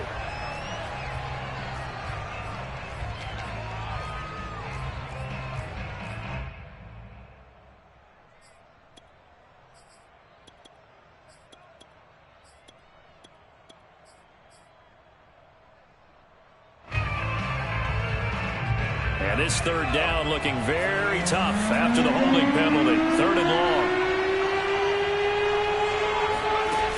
Off play action. Jones. He's going to fire this thing deep right sideline. Got a man. It's caught inside the 10. A big play there for the Patriots. We spent a lot of time talking about what's going on the field. How about off the field with the evaluation? And they spent a lot of time saying, we've got to get a rookie in here who has big playability. And that's exactly what we're seeing here early in his career. Drafted him in the spring. Here he is early in the fall making an impact.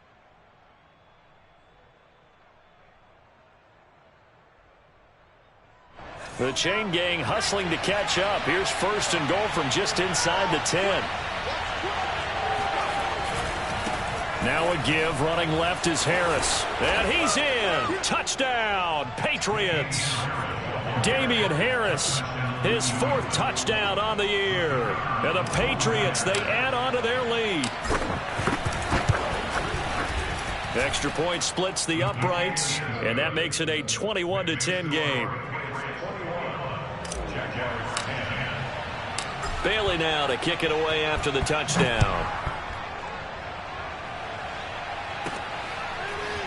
And here's Jakeem Grant from his end zone. And they will wrangle it down a couple yards shy of the 30.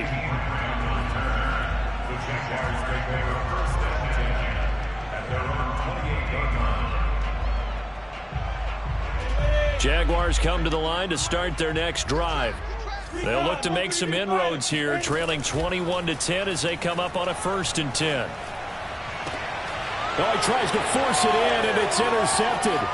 Picked up by J.C. Jackson. And they will finally stop him, but a great return. Gets that football all the way down to the 16-yard line. CD, I know it's just his 2nd year in the league as a quarterback, but that's going to be one when he flips on the tape. He's like, I shouldn't have thrown that ball. No doubt about it, and his coaching staff will be emphatic about he shouldn't have thrown that ball. But remember, 2nd year, as you noted, on-the-job training, so he's got to take this feedback that he's getting, negative or otherwise, and turn it into positives moving forward. And nothing doing. He's immediately taken down at the line of scrimmage. Call it no gain on the play, and it'll be 2nd down. So if you've been playing defense in this one, there's a little bit of the good and some bad, because they did give up the touchdown run to him earlier, but shut it down otherwise. Outside of that, you're exactly right. I would say they've contained him very well. Harris going to get it again on 2nd down. And they get to him quickly here as he stopped right around the 13. After getting stuffed on 1st down, not much better there. 2-yard gain.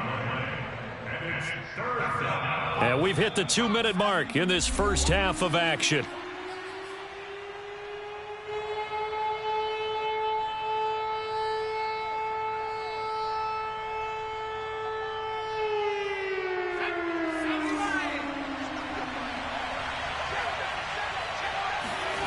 Now Jones to throw on 3rd down.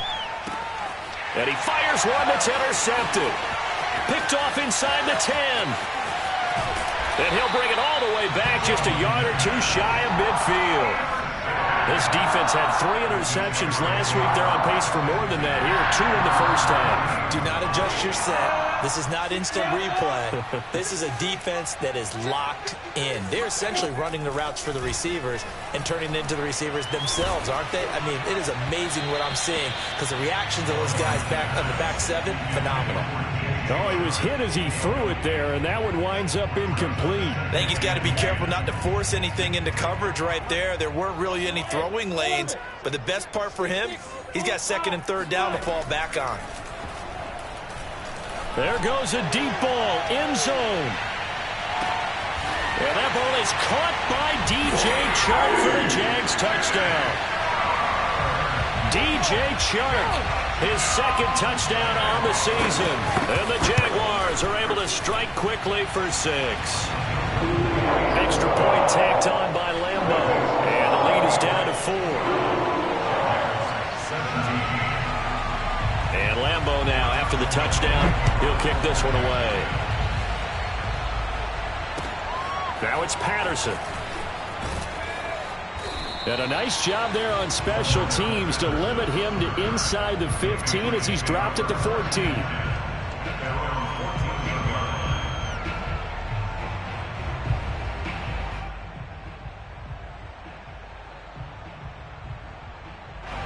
The Pats at the line, ready to go.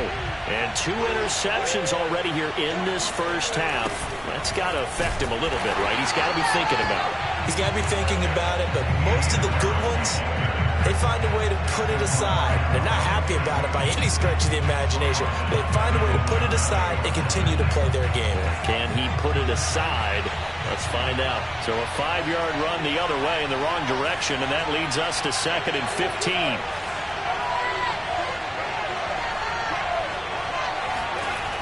Back to throw. Jones. And seeing nowhere to throw, he chucks this one away from harm. Incomplete. Now it's 3rd down. You definitely would like to have hit on that one because now you've got a 3rd and long showing up, and you just know defense is going to be getting after it. They are pinning their ears back, and they are coming. An incomplete pass on that last play, and that means they'll need to come up with something here on 3rd down. Dancing to his left. And that will be incomplete. How about some applause for the defense there? They forced him to throw that one into coverage, and just like that, they're staring at a 4th down. Well done.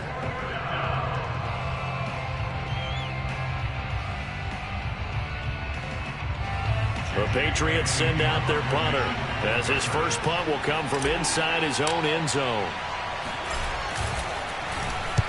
And he was called on 3 times in the win last week as his first one here's away. It's a 44-yard punt, just 3 on the return. And the Jaguars go on offense, 1st down and 10.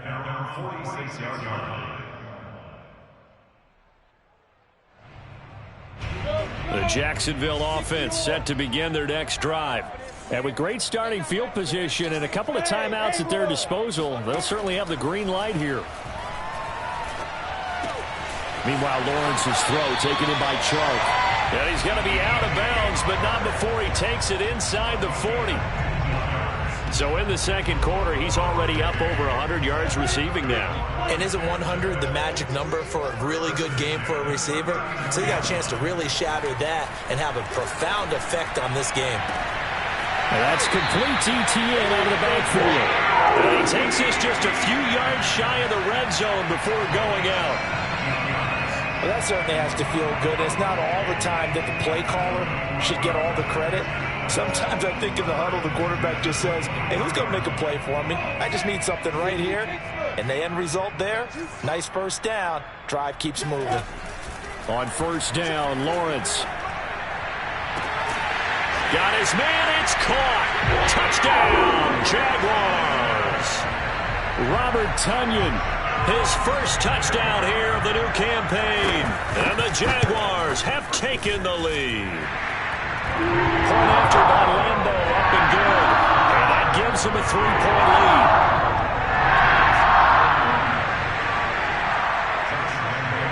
And Lambo now, after the touchdown, he'll kick this one away. Now it's Patterson. And the tackle going to be made right there at the 25-yard line.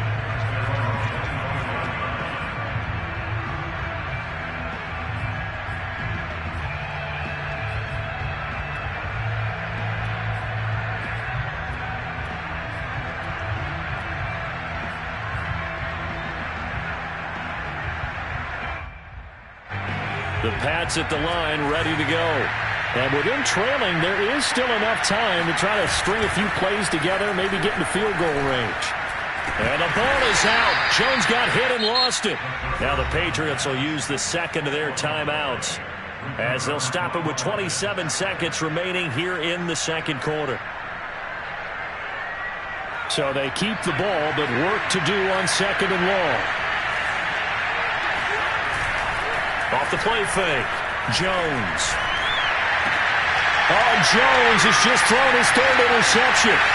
Picked up by Nickel Roby-Coleman. And they will get the first down here as they move into field goal range as well inside the 25. Boy, so another interception, CD, and it feels like he's starting to unravel a little bit. And as you would expect, still a work in progress here in his second season. He has to start ironing out some of these mistakes, though, because now his head coach, his offensive coaches, they have to evaluate whether you keep playing him and let him work through it, or you start thinking about going to his backup. Now the Jags will use the second of their timeouts as they'll stop the clock with 12 seconds to go in this first half. From the 17, here's 2nd and 4. Now Lawrence. And for the third time here in this half, it's intercepted. Devin McCourty picks it off. Charles, not only is that an interception, it's one when you were really knocking on the door for a touchdown inside the red zone. You're actually thinking points. No matter what, at worst, you're thinking kicking a field goal and getting 3. We might look back on this in the second half and say, you remember when they didn't get points on that drive? He's got him in, complete. And he'll be taken down, but they've got this one up to the 35-yard line. And we're going to get a timeout with 2 seconds remaining in the second quarter.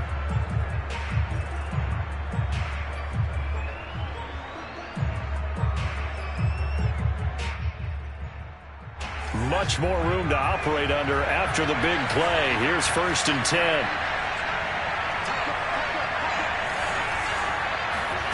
A final shot before break. Jones. And he's going to go down. Couldn't get a throw off with the pressure. Maybe that was for the best, as that brings us to the end of this first half of play.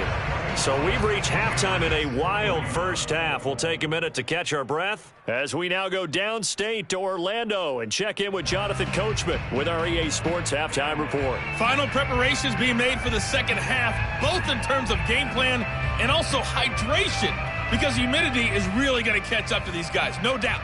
And for the call of the second half, we go back to Brandon Gaudin. Yeah, Coach. Hey, that goes for the announcers, too. No AC in this booth, so we've got a mash unit of empty water bottles up here as well. The Jaguars in possession of the lead, and they will get the football as we are underway in the second half. And no alley to be found. The coverage was solid, and he's dropped at the 18.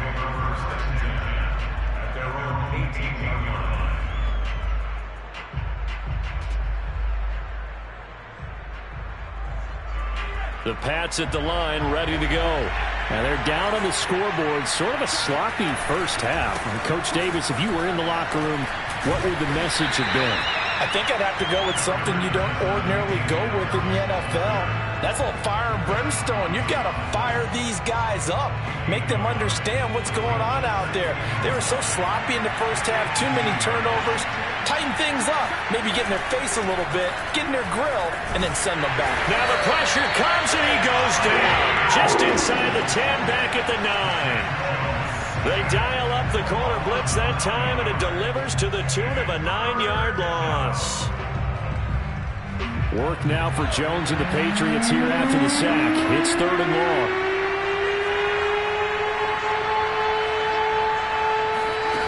Here's Jones throwing on 3rd and long. He's going to look deep now for Landry. But his pass is intercepted for the 4th time today. Picked off around the 37. And it's a huge return as he brings us all the way back down to the 15-yard line. And they'll take possession already in the red zone and in a great spot to add points to the scoreboard. And Brandon, how many times have we seen a defense with a lot of field behind them get even more aggressive, right? They feel like they've got them not pinned down, but in a favorable spot for them, and they took advantage of it. And he will get this into the end zone for a Jaguar touchdown. Travis Etienne, his 3rd touchdown now on the year. And the Jags take advantage of field position on the turnover to cash this one in. Extra point tacked on by Lambo, and his guys will take a 10-point lead. And Lambo now, after the touchdown, he'll kick this one away. Now it's Patterson. And no chance to get away as they'll get him down at about the 17-yard line.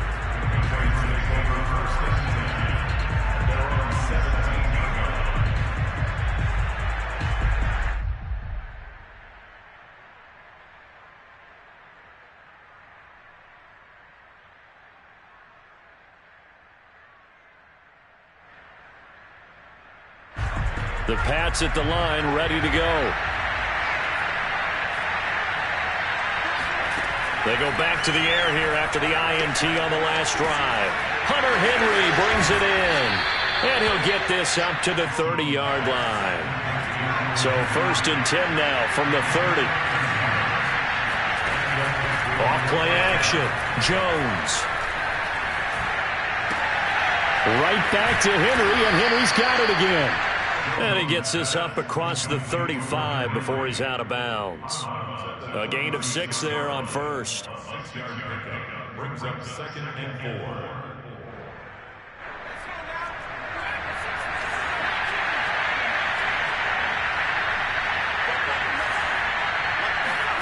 To throw again on 2nd down. Jones throwing the out route incomplete. It's Henry. When an offense reads blitz, doesn't matter where it's coming from, tight ends know that they become a big part of the passing game because there should be an easy outlet when all those extra bodies are trying to get to the quarterback. A hot route, so to speak. Here's a throw to his running back. It's complete. They'll contain him to just 4. 2nd down. And that's a good job there by the corner. We do talk about this a lot, that a lot of corners see their job as simply covering receivers. Tackling isn't everyone's thing. But in this case, he came up quickly and made a nice, sure tackle.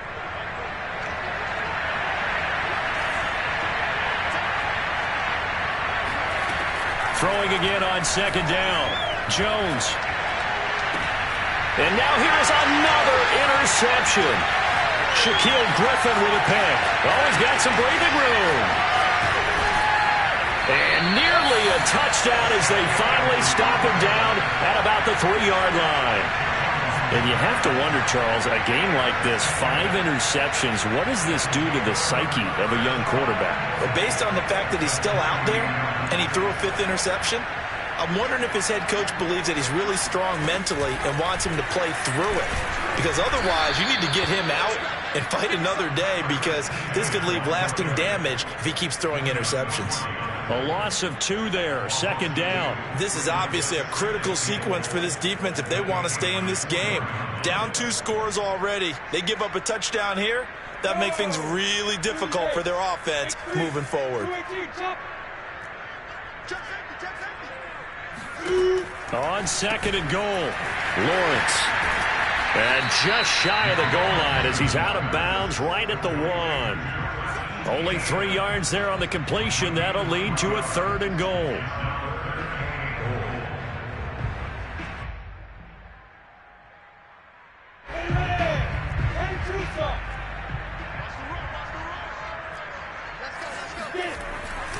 Robinson, and he'll take this into the end zone. Touchdown, Jacksonville.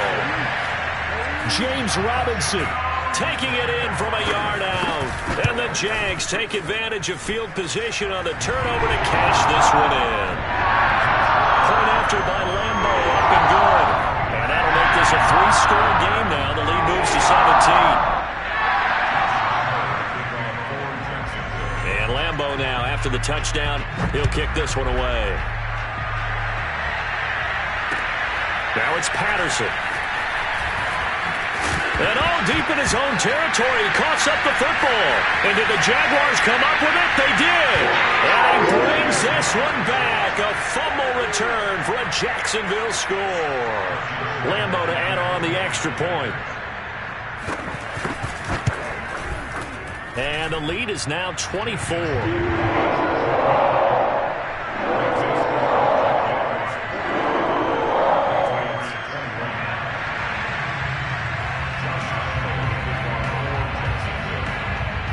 And you can bet they're preaching 2 hands on the ball here as the kick's away following that fumble return. Now it's Patterson. And he'll take it up past the 25 to the 26-yard line.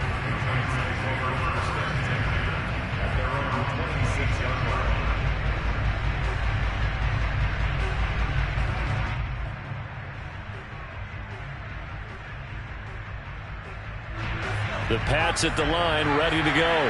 They've got to dig down deep. I mean, they need something right now, really anything to cling on to. This offense has struggled. Partner, join me in a walk to their locker room at the half, okay? Because I think what we would have seen is an offensive coordinator and his assistant coaches getting together with all their positions, then coming together as a group, going over adjustments, and then the head coach coming in and just screaming, wake up. Yeah. Let's get moving, guys. I'm kind of glad we weren't in there at halftime, actually. I mean, you think he might have turned it on us, too? Yeah, but right now, whatever was said hasn't been working.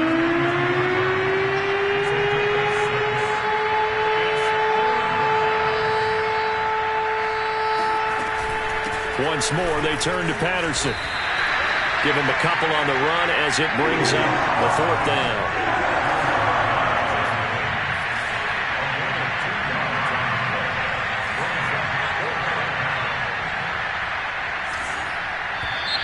Oh, and now movement and a whistle, and they may have to rethink their plans on 4th down.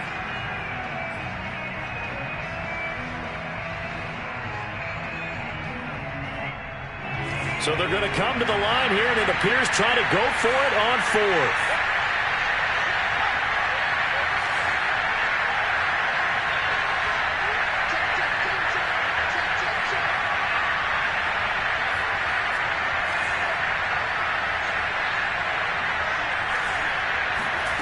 They're going to try and throw.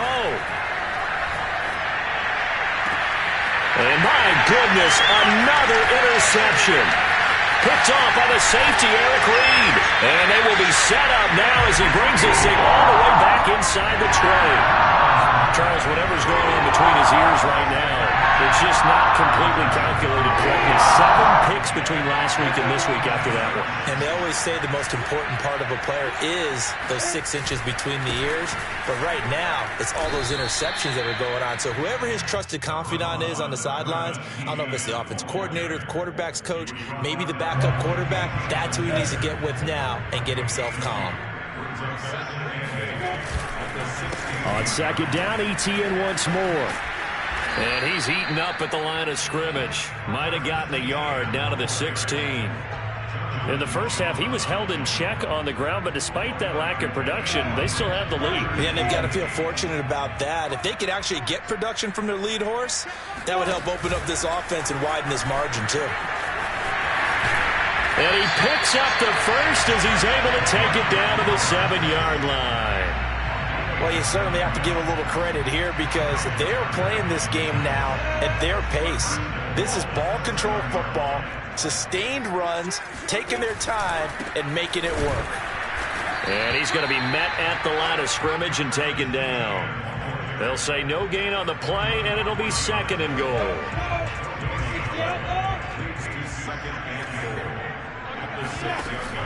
Robinson now off the option.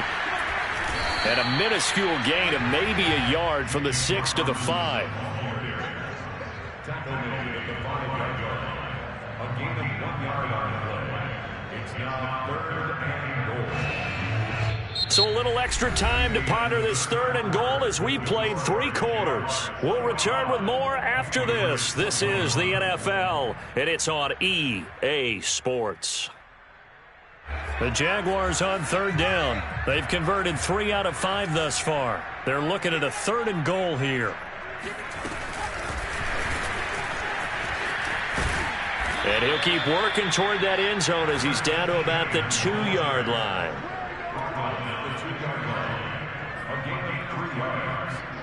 So out comes the field goal team now for the 2nd time here today.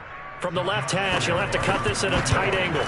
The kick by Lambo is good. And that will extend their lead even further. So it's 3 more points, and that widens this thing out even further here in the 4th. And you know in this league, you can never have enough points. But this widens it out, as you said. And now it's all about ball control, isn't it? And that'll carry over the back line of the end zone for a touchback.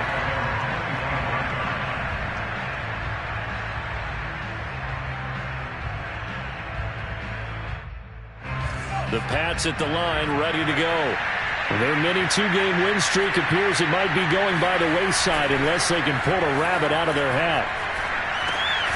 And now the drive starts with a completion out to the right. And he will lose yardage and be backed up to the 24. He was unable to shake free there. They'll cover him for a loss of a yard. Sliding out of the pocket. Complete. It's Henry. So the pitch and catch good for 11. And that's going to make it 3rd down and less than a yard. So much goes into a successful play, doesn't it? How about that play action there? Freezing the defense just enough. Swing the tight end free downfield for the completion. And that is incomplete. Another throw there off the mark, and obviously he's battled all of the interceptions. Things just haven't been true to form for him. I don't know. What do you think's going on out there, CD? That's a great question, and my suspicion is he's been coached really well to not show that he's having a problem. You know, they always tell you no matter what, you keep throwing the football with confidence. Well, we're not seeing a confident thrower right now. He's off balance, the passing game's off balance, and the defense is taking advantage. Sean McVay's gamble does not pay off, and the Jags take over in terrific field position. So they'll come up 1st and 10 now from the 33. On 1st and 10, it's Etienne. And he'll get a little over 2, maybe a full 3 down to the 32-yard line. Brandon, I've got to think this offensive line has got some smiles on its faces. And I know it sounds crazy, but they practiced for this back in training camp. They knew they'd be in situations where there'd be extra defenders in the box coming after them, trying to keep them from locking down a game. Right now, they want to show the world they're up to the challenge. He lost 4 there, and it's 3rd down. Brandon, it's clearly a running situation when you're up in the 4th quarter. They're going to have to stack the box and make it difficult for them to move the ball. Made it very difficult right there. Now they need to repeat that effort. Yeah, bring 7, 8, 9, whatever it's going to take to slow them down. A snap to Lawrence as he taps this forward. And this play comes to a halt at the 33, and obviously that's well short of the 1st down. That's a nice job there defensively, being able to diagnose that little touch pass. They saw it coming, converged on it before he could get much out of it. And he's going to miss this one. Wide to the left from distance. It's no good, and this score will stay right where it is. Well, they can probably live with that with this late lead in the 4th quarter. That's one of the few things that's gone wrong. You're exactly right. This one was well in hand. That kick there was more for cosmetics, you know, to add to their score. Not getting it, that shouldn't harm them at all. That's swung out wide to Harris. And he gets this to the other side of midfield across the 45 before going out. Well, this game is certainly pretty well over. They can go ahead and mark it in the win column. But as a defense, they don't want to get so soft now that everybody just throws the ball all over the place against them, gets big yardage, and puts points on the board. They have pride, too, on that side of the ball. And he's dropped right at the 40. Gain of 3. From the 40 now on 2nd down. Jones, he's going to look downfield for Henry. And he drops it incomplete. And their struggles continue here. That incompletion is not a surprise with the way that this one has gone, and the frustration, the body language is evident everywhere. This team, they've really been put through the ringer in this one. New England on 3rd down. They've converted 3 times in 8 chances. This is 3rd and 7. Again, he'll drop to throw. Jones hit, and the ball's out. And the Jags grab it. And they will set up shop in enemy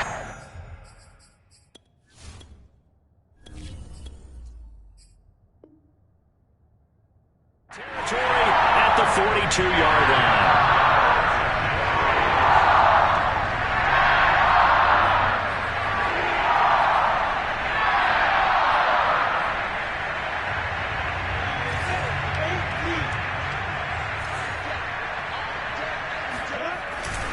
On 1st down, Robinson. Kyle Duggar up to make the tackle. Brandon, all things considered, they have to feel pretty good about getting that type of a gain, considering the blitz that they just had against them.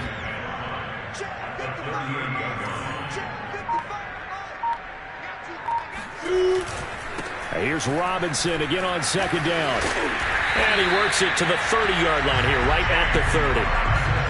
And there we saw one of the downsides of blitzing during a rundown, because sometimes you get out of your gaps. You don't fit the run quite as well because you're headed towards the ball carrier with abandon.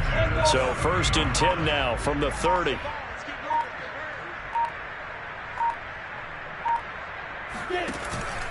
They'll try and run some clock here as they keep it on the ground. Just a yard on the first down carry, so it's 2nd and 9. Tough day. Tough sledding right there, and it's been that way the entire game. Not a whole lot of room to ramble for him. Yeah, you're right. It's been that way all afternoon. Didn't get a whole lot better there. Just 2 minutes remaining here in the fourth quarter of what has been a one-sided affair. Lawrence giving to Etienne here on the option. And he's going to bring this one down to right about the 20-yard line.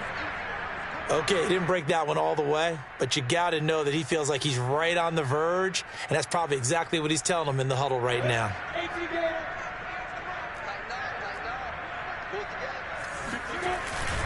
On 3rd down, it's Robinson, and he will have the first down across the 20 to the 19-yard line. I always appreciate runners who understand situations. That was just 3rd and inches. No reason to dance around in the backfield and try and break off a bigger play. Just go pick up the first down, and that's exactly what he did.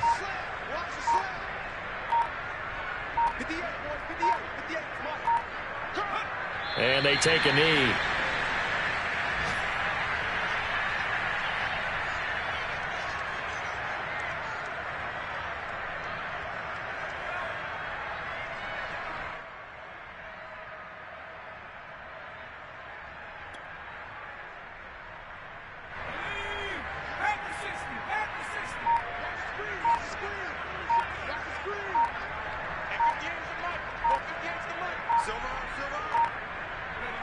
And they will take a knee here.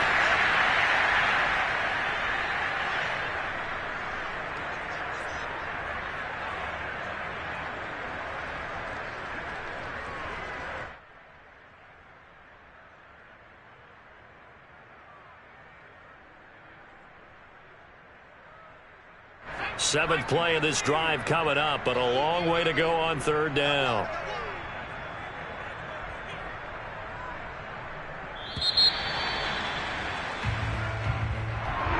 Charles, it's one thing to win. It's another thing to win and put up the amount of points that they did.